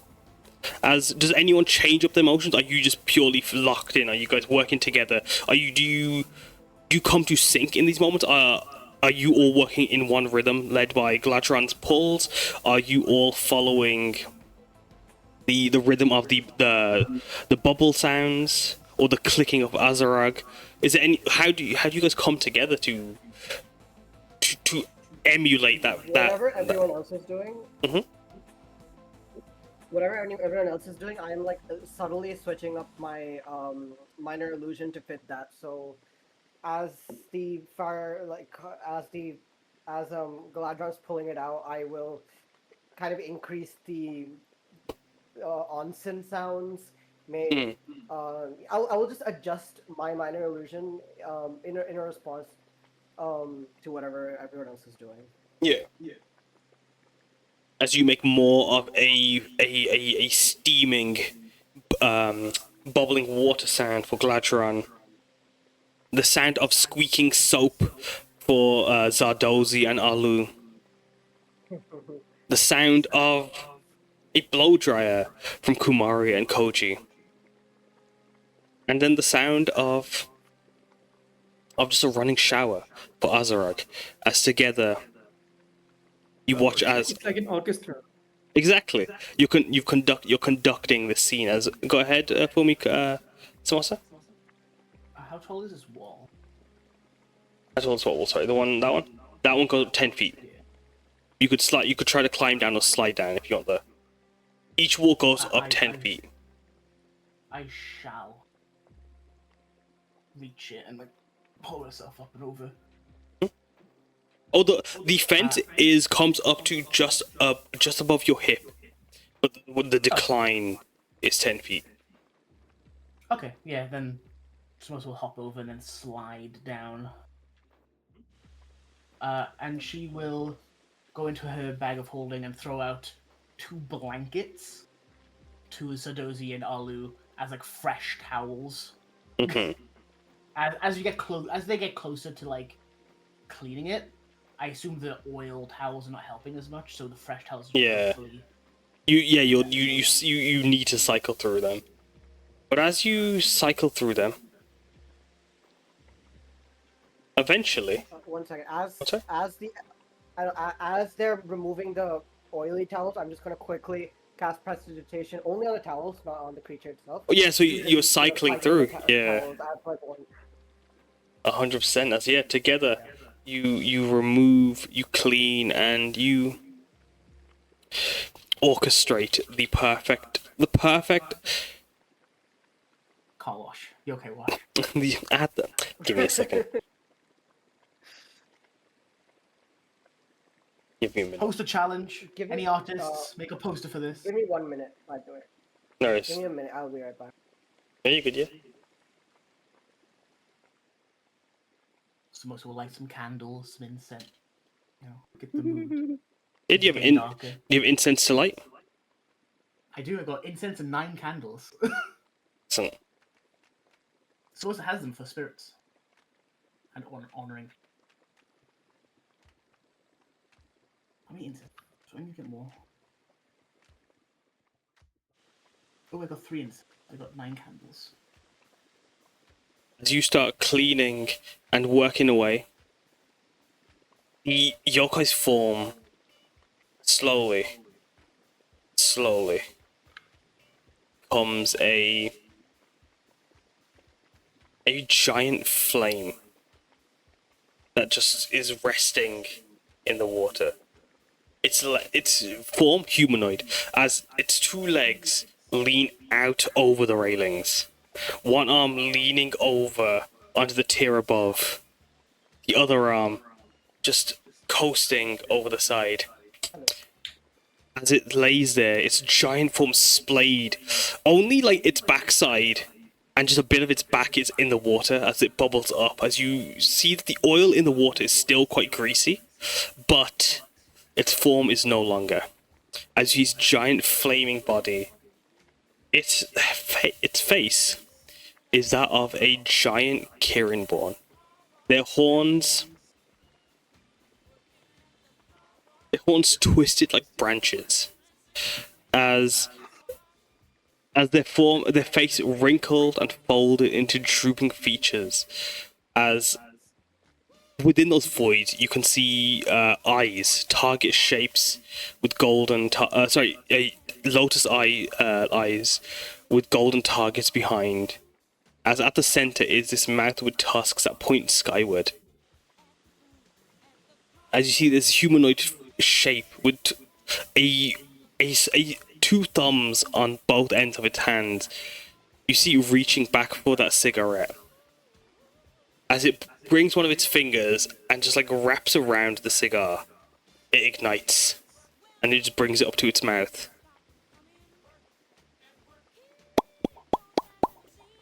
As it blows fire bubbles and it just lays. That's the stuff.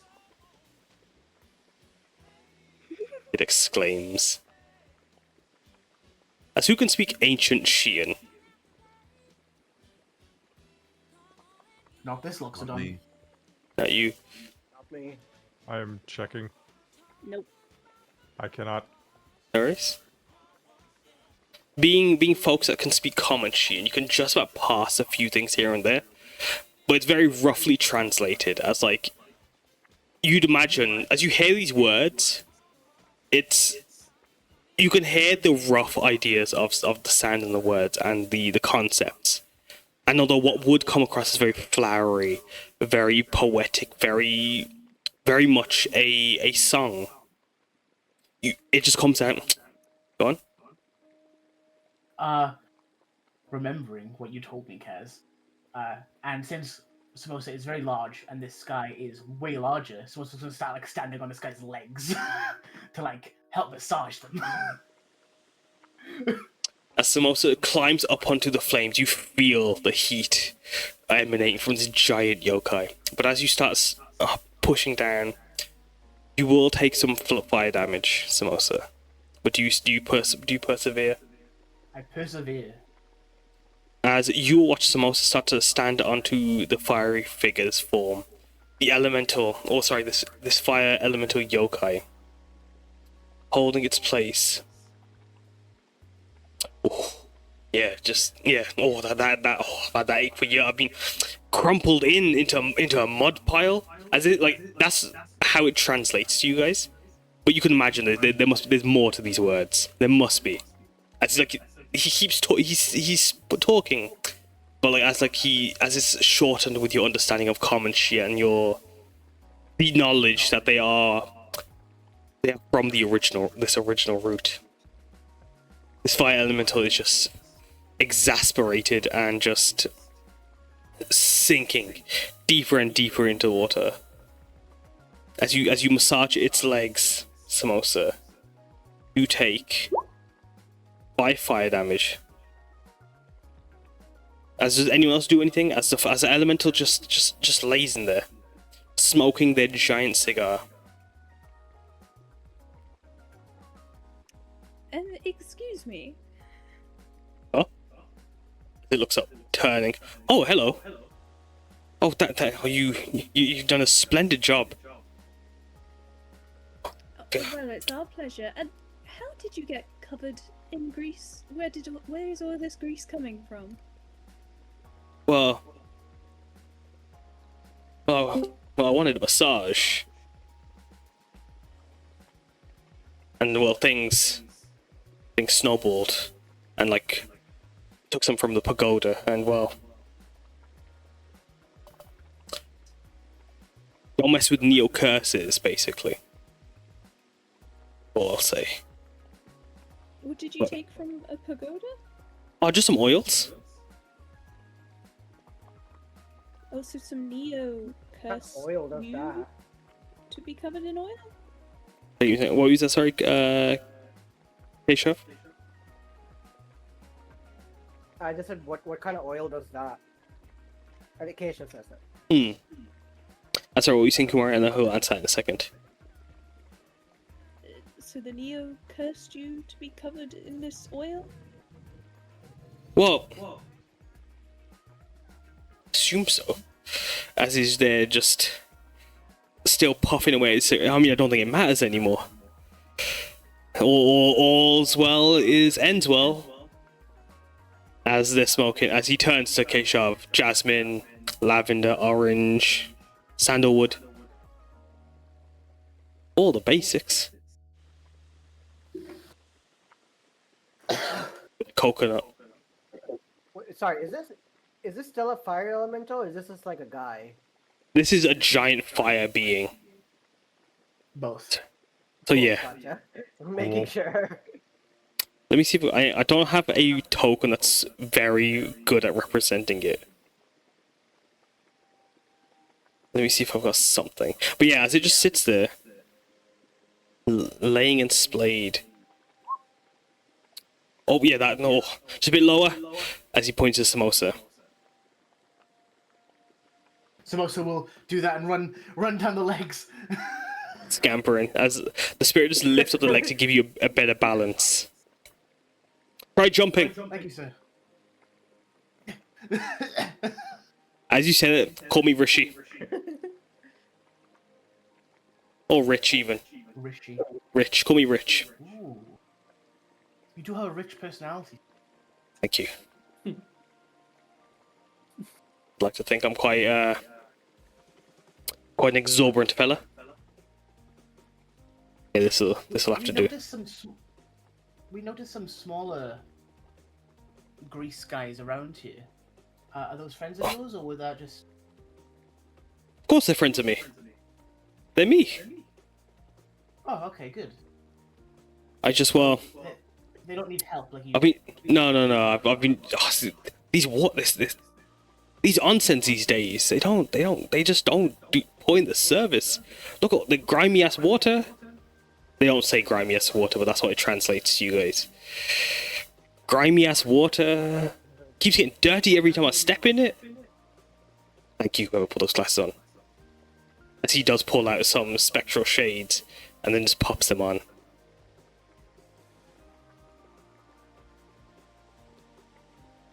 You guys work here? Or you new hires? For the day, we kind of work here, yeah. Oh? That's what we were going to say, Gladdron, as you... Are you still holding some of his hair? Probably not. He'd sort of let it go as he says, You would have not been captured if your fire was strong.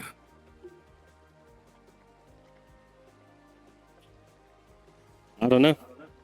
Look at these lanterns. That's pretty strong stuff to light up this area. Look at that big one. Points to the moon. Man, give him a break. Yeah, give me a break. Give him a break. He said to Gladdron. as I'm looking at the fire monster, not monster, whatever, the yokai. Very chill fire dude. Is it possible that it's still? Yeah, is it possible that he's still affected by some sort of condition, even if that condition is like unmoisturized or something? Unmoisturized. In my lane. No. Oh yeah, no, he. If anyone's in their lane, it's this guy. As you look, like they're still in that greasy puddle, but like yeah, their form itself looks to be quite just fresh and. Okay, they're good then. Oh, sorry, Kumari? Kumari will hold out her hands, be like, excuse me, Rish dear, do you mind if I cast Identify on you, just in case there's anything left affecting you? We wouldn't want to leave and you to end up all greasy again. Oh, that's a good point. Don't You agree. have the juice that Alu gave you. I do, yeah. As yeah, you can cast Identify.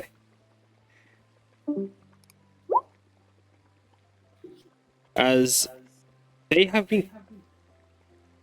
a curse cast on them. Had, as in no longer.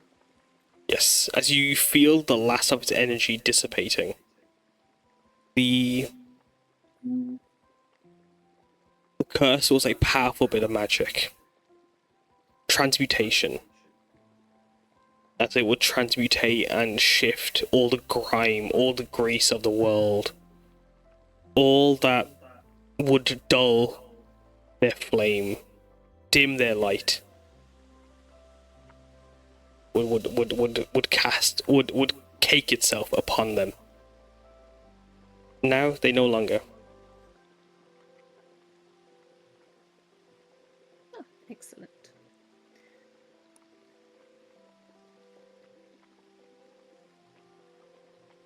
Would you like to move to a cleaner bath?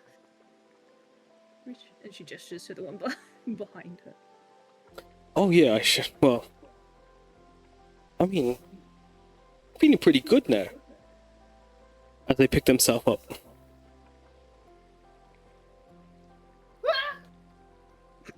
Oh, as Samosa goes to fall out, they scoop down and pick Samosa up, dealing an extra 3d6 fire damage to Samosa.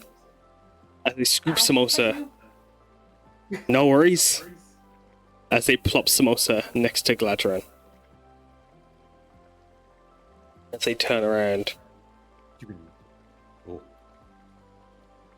As you feel this blaze beside you, Gladdron. How do you feel?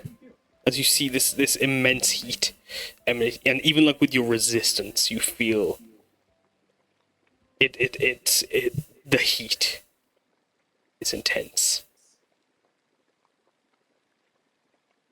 I would reply to it. Keep your focus, creature, and none may restrain you. Rather just relax. As they go to stand up.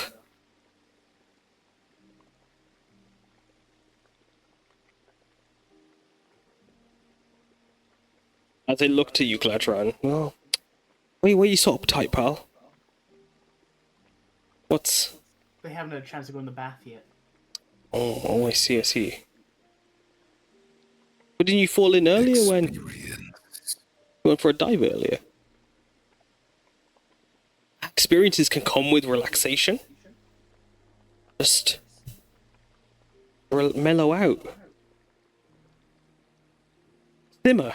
Snorts. You can't crank it all the time. You can't be on high heat all the time. You'll run out of gas. Simmer.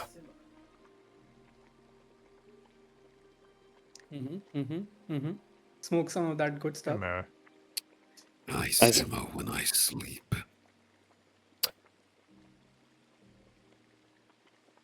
You mortals.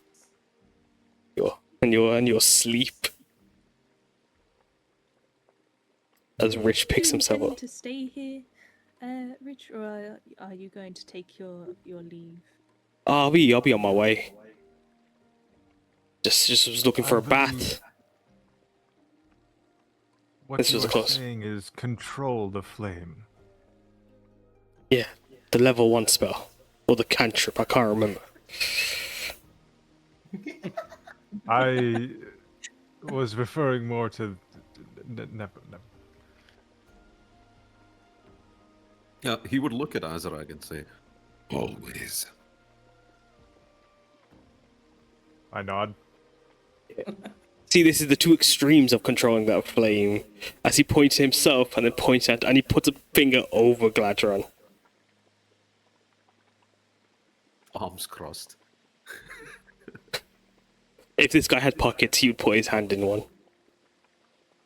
As he's there just smoking, continues to smoke away on his cigar. Well,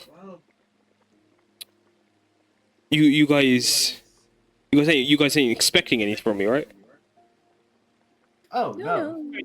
Is it meant to be a No, unless roll persuasion? Perhaps Roll persuasion the gold share.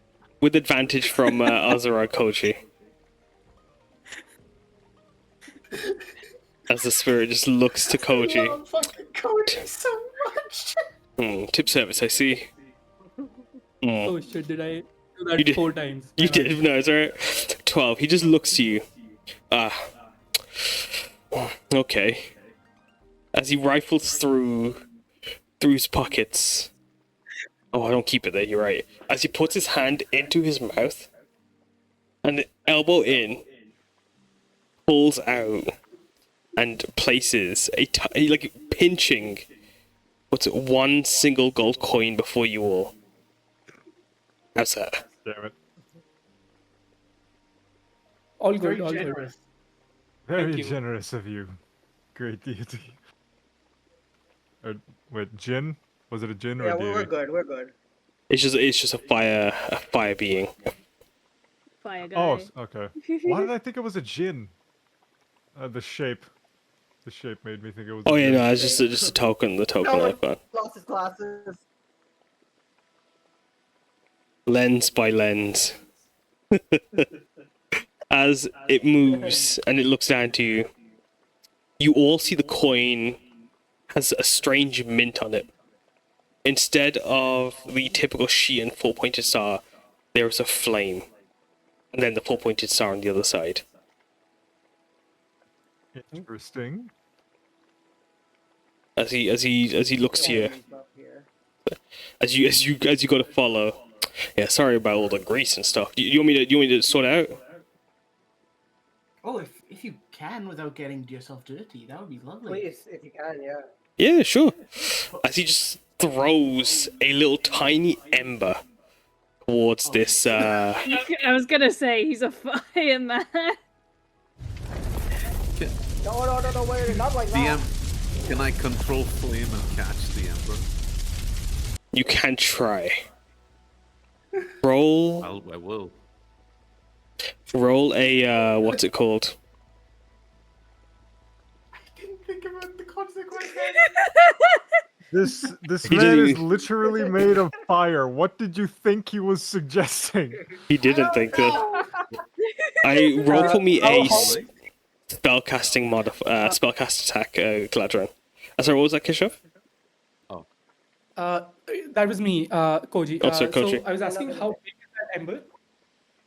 For you guys, it's to be as big as you guys. So smaller than large? Smaller or than smaller? large. So Smaller I than can large. psionically control that. You can try. I can whoa. That's gonna catch fire, my friend. And I'm gonna expand the psionic die and basically do what I did to Kehsav earlier and sort of lift it up. It gets encased in purple energy, gently sort of push it back towards him. You can keep that. I think we'll be cleaning this up. On our So, own. as Don't you wanna burn this down. as you say that, you see he's already turned to you and shack expression. As he looks to you, as he's already thrown the fireball. Gladdron, as you try to control the flame, you have advantage thanks to Kouji's telekinesis as you both try to contain it in this moment. Roll again. 23. That's 23. Just beats it. As you watch this flame coming towards you watch as the oil wants to ignite. It leaps towards the fire. But then immediately you pull it back. You have to take it somewhere. You can't eat it. You can't contain it. What do you do with it? I redirect it up, straight into the sky. As you launch it skywards, you watch this comet shoot up into the ceiling. And as it goes up, Wait, what? it's not the ceiling, sorry, into the sky. It goes into the night sky amongst the stars. Sorry, there's no ceiling above you. Thank God. As it moves to the stars above, you all watch it together. As Rich just gives a whistle. As you watch a twinkle in the sky. Haven't we probably created a meteor or You've meteorite for some You've created a some star. village? Not for us. Damn. We still what? there? Oh. As there is now a star frozen in the sky. Oh, look. Oh, Shifu's gonna be so mad. That's pretty sick. Samosa will just say. You guys...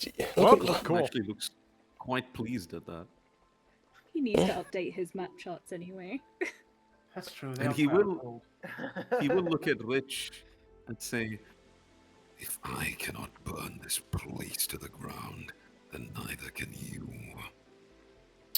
Oh no, I wasn't intending to. You wanted my help. Thank you very much for your help. You sure you don't want more? Rich. There's a few more. Bye. Oh.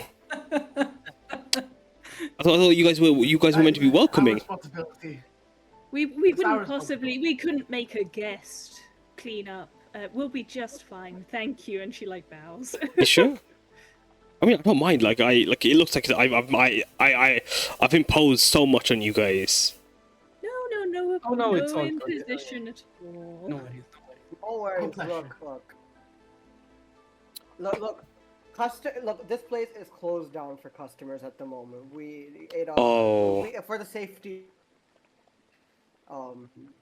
You know how it is. Yeah.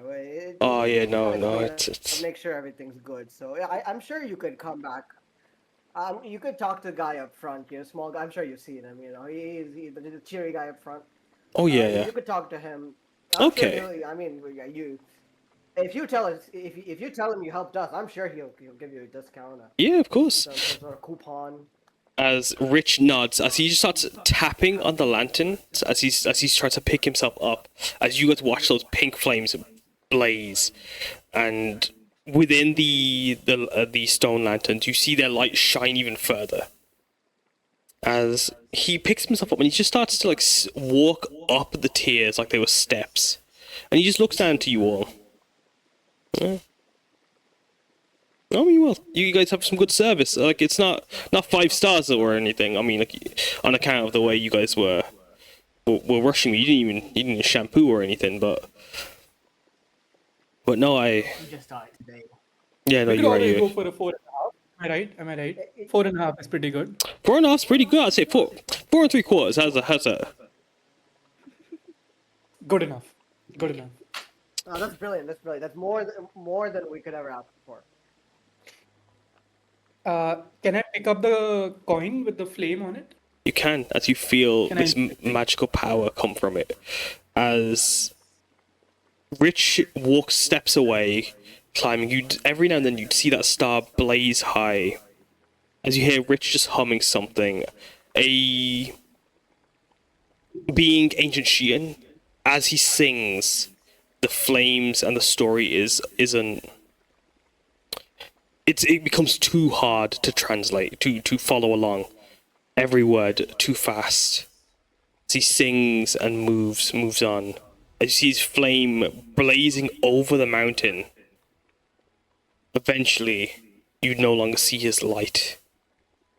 But as you pick up that flaming coin, you feel this flame fill you, Kouji. Ooh, that's warm. Wow. This is no ordinary gold coin. Can I inspect it? You can. Or investigation, arcana. Okay.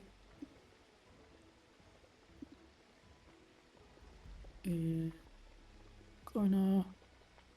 Try to understand from any more pagodas. He's leaving. Yup. Yikes. That's 5. You're thinking, damn, this would fit perfectly in that vending machine.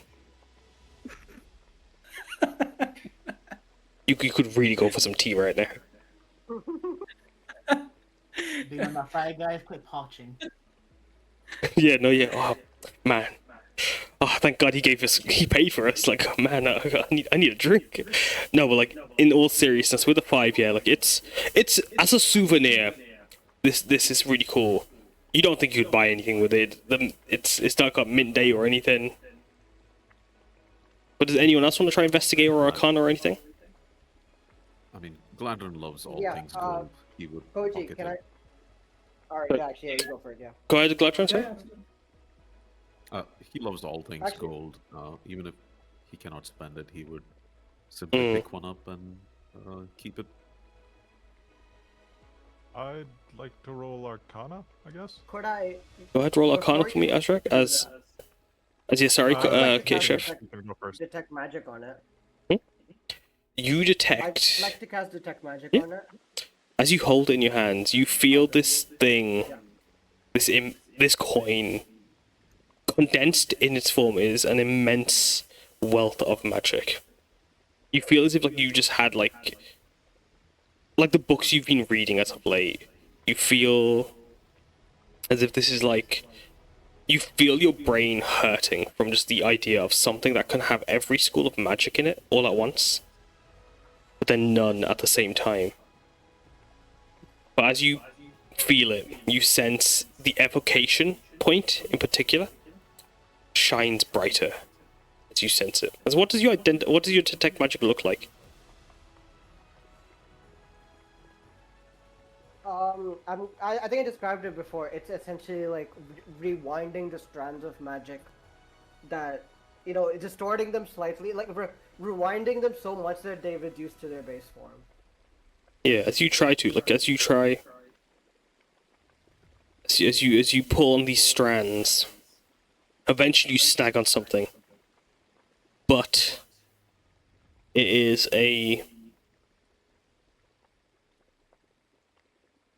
like the threads you can pull on are mind-blowing. You take in.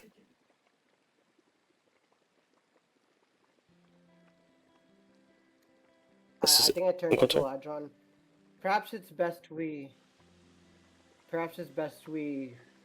take this back to camp for study. I doubt it's safe in any of our hands. Safe. It is a memory. One I will keep. Can I cast identify on it? Who has the coin right now?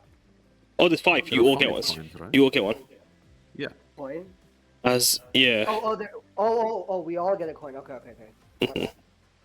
As with your you can definitely Kumari. As this coin, it is a Kami's token. As with this flame, you will be able to do something really cool with it that I haven't decided yet. But essentially, it is a consumable item. It can only, once you've used the coin, its magic is gone, but the memory still stands as you think on it, Gladdron. But essentially, this will have something very powerful to do with fire magic. Awesome. Love it. Yeah. Do you share, like, how do you share that with the party? And like, just sharing just the idea that it's this immense power, font of fire magic, Kumari. And does anyone react to it as something? Do you share that with the group of Kumari? Yeah, share it. Yeah. As knowing Kouji will have to leave, we're going. Go ahead, Samosa, sir. Did Alu and Zadozi get a coin each as well? They did not. Actually, no, they did. Okay. They did. I will give my extra one to Gladdron. Oh. Latron, you have 2. You seem like a fire guy and who's really hype about it, so like, if it helps. But I do want to keep one for the memory, though. He looks incredibly excited after hearing about its link to fire magic. He would ask you, Samosa. Are you certain? I'm very... Welcome to Taj. Smile. Wonderful. Thank you. Just try not to burn down any of our clients' houses. Gives you a very toothy grin. I regret my choice. I'm kidding.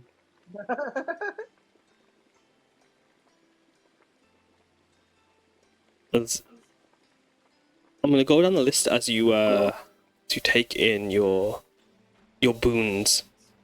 As Majarah thanks you for your service, gifting you your 1,500 gold. That would be split amongst you all as your gift, and also letting you have a week to spend if you wish.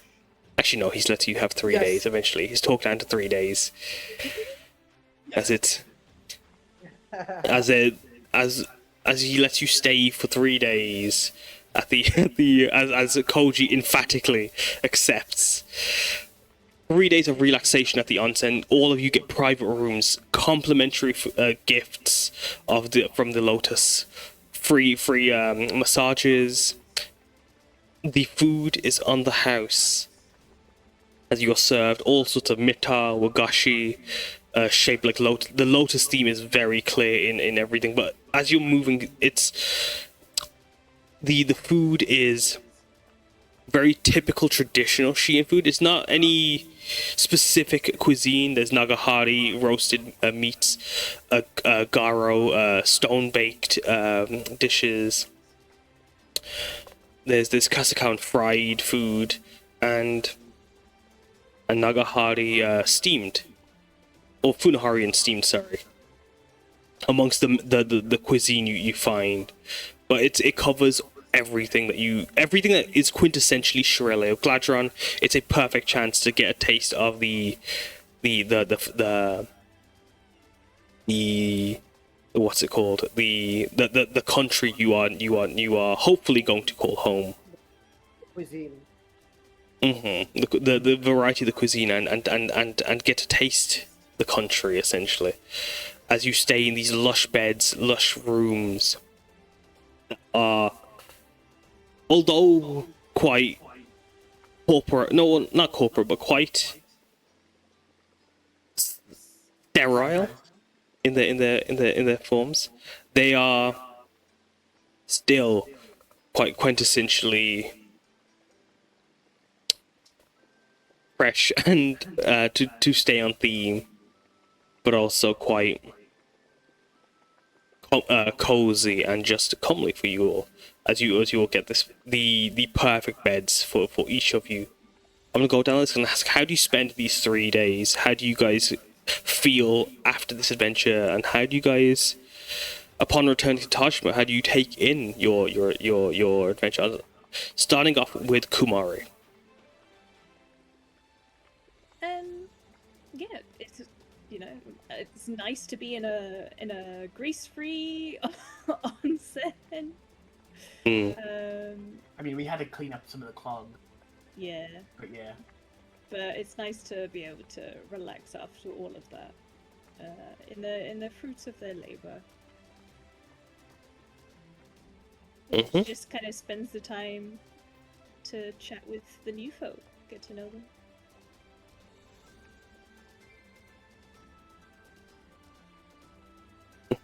What about yourself, Samosa?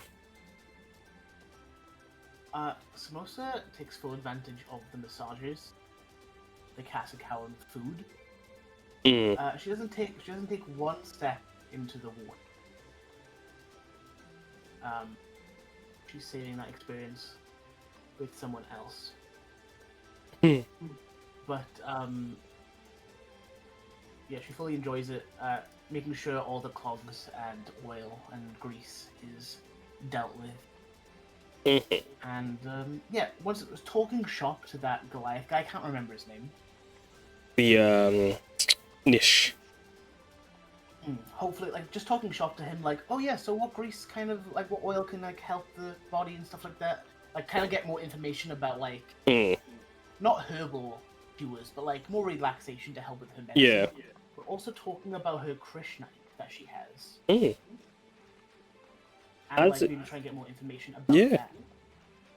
As you ask about the Krishna, yeah, he definitely share with you that like it's one of all sorts of very rare jewels that like are used and are celebrated amongst the those that seek to for mineral remedies essentially. Krishnite being one that is used often in cosmetics for the sake of enriching and enhancing one's not just beauty but their quality of life through how they approach life, through how they experience life through the mineral, through its enriching properties in how it's been applied. Some scripts would have been told that some scripts use it in a way that where it's if it's used in bath soaks, for example, as a way that like it infuses with the water. Some places take dust from it and use it in oils and in moisturizers and such. In potions, in some ways, it's been known that it has a boost in those that are charismatically that use magic charismatically. It helps boost one's charismatic or for mechanical sake. Those like that use charisma as their spell casting, it would enrich their spell casting for a moment. As a spell casting focused boosts charisma based casters, but also just as a gem enriches one's charismatic properties. I'll have to do some more experimenting with it. I got a bit of I got a hefty chunk of it.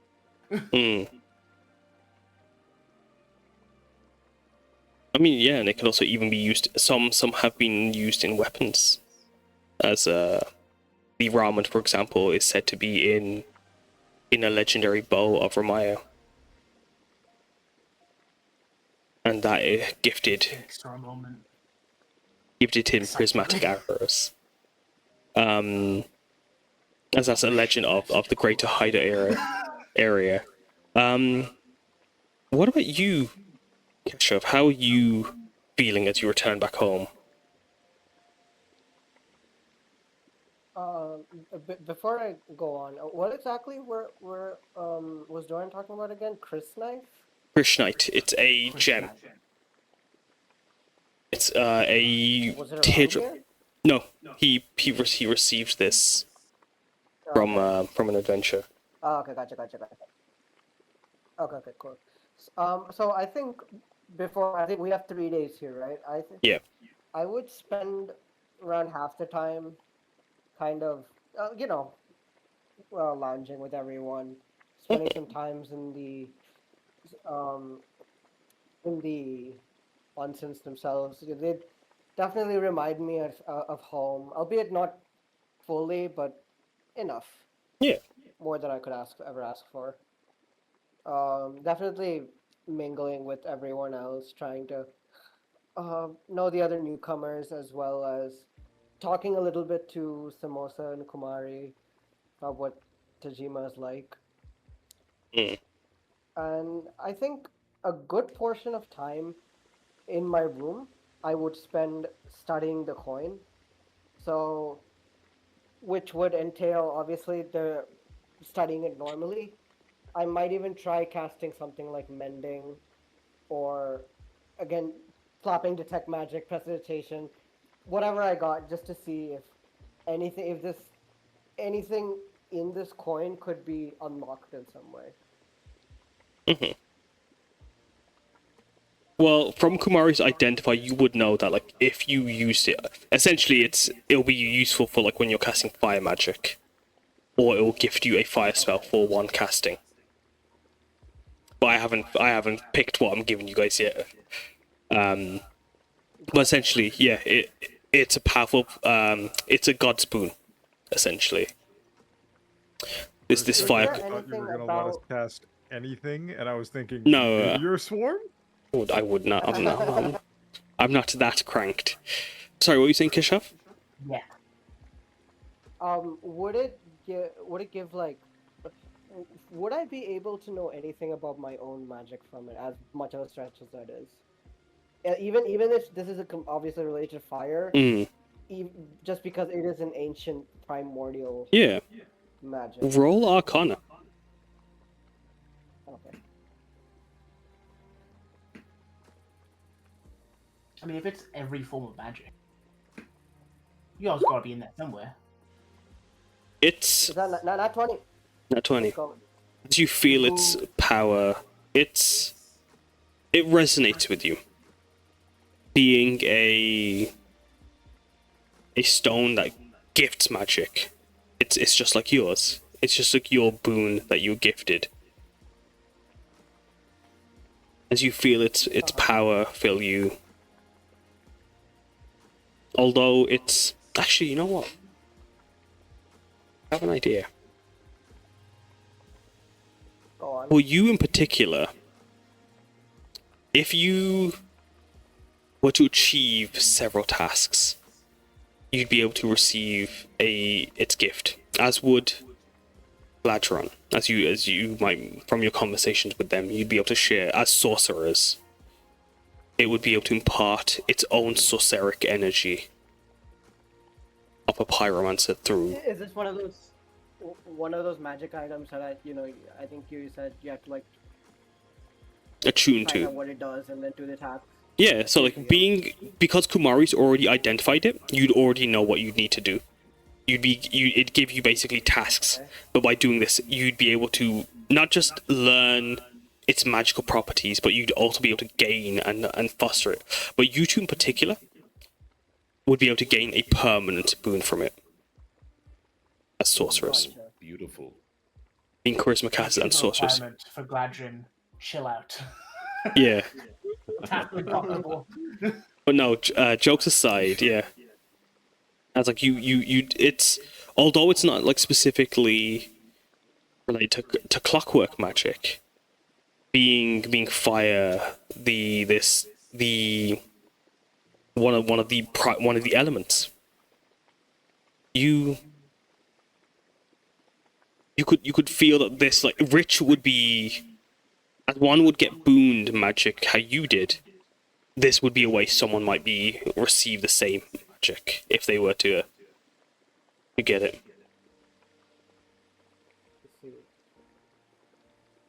Okay. Well, will you like send the tasks? I gotcha. Yeah, this is purely I as the DM need to go back in time. But No, for sure. I think this will be, as a note for all of you guys, I think this will be a really fun RP scene for you guys. You're discovering what it does? Yeah. Yeah, or just RPing at the onsen.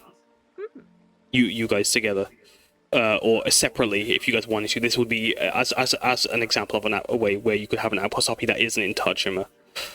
Is there anything else, Kehsav, before I move over to Azarag? No, should be good. No worries. Azarag, how? For more than that, not 20. What about yourself, Azarag?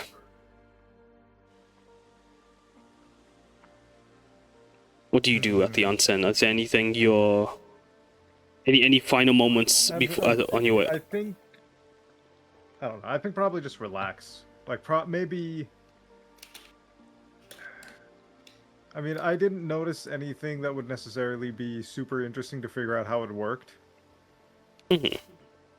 Unless I've forgotten something, which is entirely feasible. I don't remember there being any like super. I don't remember there being any like Specifically, I was thinking of something I could use the source of the spark on. I don't think that there was anything specific that I could. Everything in here seemed to be analog and not really driven by an energy source. Mm-hmm. So I mean, well, think I'd everything is probably just magical relax. to a degree. But yeah. Yeah, but I mean, No, more I like, get you, yeah. Didn't seem like But yeah, anything was it's- electrical in nature or anything. If anything, then yeah, this is just a time to relax and rest. Yeah. What is there? Then for you, Gladdron, as I want to save the best for last, most deserving of their rest. You go on, Gladdron? No, nothing. Go ahead. No. This is your scene. I want you to. I want Kouji, sorry, being the one who wanted this the most. I wanted to save him for last. I think Gladdron, as soon as the oil is cleared, I think he's going to let loose some of his pyromania and go and burn something. Mm-hmm. You'd be implored not to do it in. Yeah, they would let you be. They would say there is a spellcaster's retreat area in the mountains where you can cast it to your delight. Perfect. There'll be a massive pyre for like at least a day in the mountains, and then he will come back quite satisfied, far more relaxed than he was ever in the onsen, yeah. And but that'll be glad. Yeah. What about yourself, Kouji? How do you get what you wanted so badly? How do you indulge? So as soon as he gets the 3-day thing confirmed, he's going to rush up to his room, just throw off his clothes, put on an onsen sort of Like there's an outline of Kouji for a moment. Like he's out of robes. You're already in your bathrobes as soon as you enter the room. Yep. like- And so he's rushing down. He literally jumps off into the onsen like it's a pool. Not even like you usually step down into it because it's hot. Yeah. But he doesn't care. He's like, yes. He wants the fire. I deserve this. Yeah. So yeah, he's gonna jump in. He wants to do a couple of things. He is absolutely relaxed. So he has been trying to spin his scissors faster. So the idea is that he is thinking the faster he can spin it, the more damage it can do.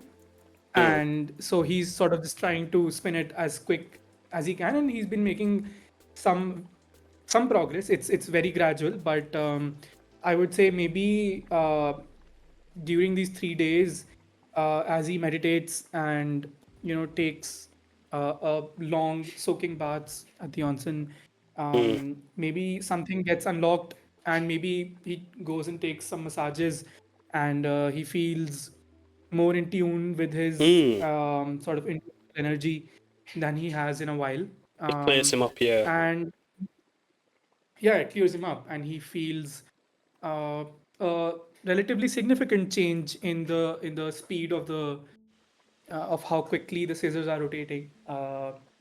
Yeah, he's super happy with that, and yeah. So every day, all 3 days, he's coming down, soaking in, getting massages, being social with everybody, taking especially good care of his hair, with the fancy shampoos and whatnot. Yeah, that's about it. And yeah, keeps patting his sort of coin in between in his pockets. It's like pats it affectionately, like yeah. That's got that. nice. No, that's Does he and steal that's any complimentary towels and soaps? Uh, You know what? Everyone roll me a sleight of hand. yeah. Everybody. If you want to steal anything from the onsen, roll a sleight of hand. I'm As- good, man. I'm not. I'm good. Okay, stealing. Alright. I'm good, thank you. Well, with an 8 Azarag, you don't get you sadly do not steal anything. Why is it that you bring nothing back but a single towel? And it was one of the greased up ones. I'm imagining like filling my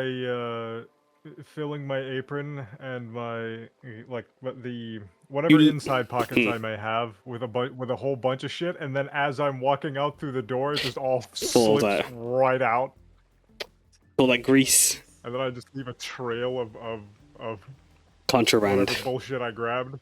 Mhm. Yeah, and then quickly make my way out and vanish. Does anyone else try to steal anything? Nah. No worries, Kouji. I'm You wanna- sure there are really good towels in Tajima. Yeah, they've got some decent ass towels.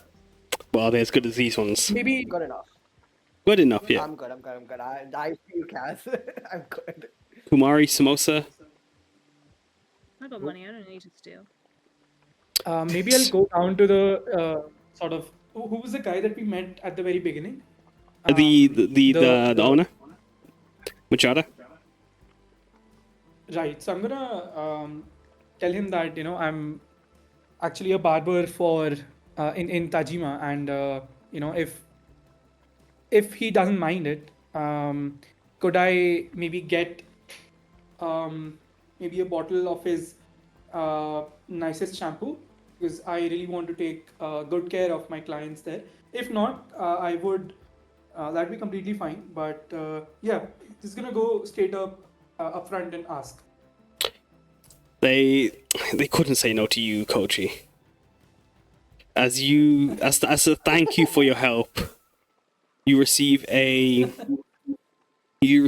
bottle, a 200 milliliter bottle of Zen Lotus branded shampoo, conditioner, hair mask, face mask, and the works, the moisturizer, all Zen Lotus branded. You've essentially received a Zen Lotus branded Complimentary what's basket. it? Complimentary basket as a thank you. Does everyone get one of Could those? I or just get him? one of those or buy one? Yeah, of can I those? get one of those as well? I need it for my long, luscious locks. As I will Kouji, take care of you. I will take care of you. Don't worry about it. You can come to me anytime. And Kouji's monopolized it. Wow. Kouji's no, like, no. Yeah, If there's like some you can borrow this anytime you want. Absolutely. so Kouji goes to ask. He gets given 6, and they go, "I'll just keep these." No, I'll load them out. But no, yeah, you all receive one. Should You'd I all do receive one. rewards? Yeah, I'll add it to your rewards. As anything else? Usually every Kouji. single quest. Kouji knows how to get those deals. I'm gonna give mine to Hasuko. As he's been sniped. But yeah, as you guys Snipe. as you guys finish up your jobs and your time at the spa, you return back. No fog, no rain, clear trip back. Seeing the beautiful countryside of Shreleo at its finest, as spring is coming into bloom before you. You return back to Tajima refreshed after your first day out. Kouji, Kehsav, and Gladdron and Azarag. You return to Tajima with your hamper basket, refreshed and ready for another adventure, and possibly some trauma. Thank you all for playing. That's where we can end the session. GG. Whoa.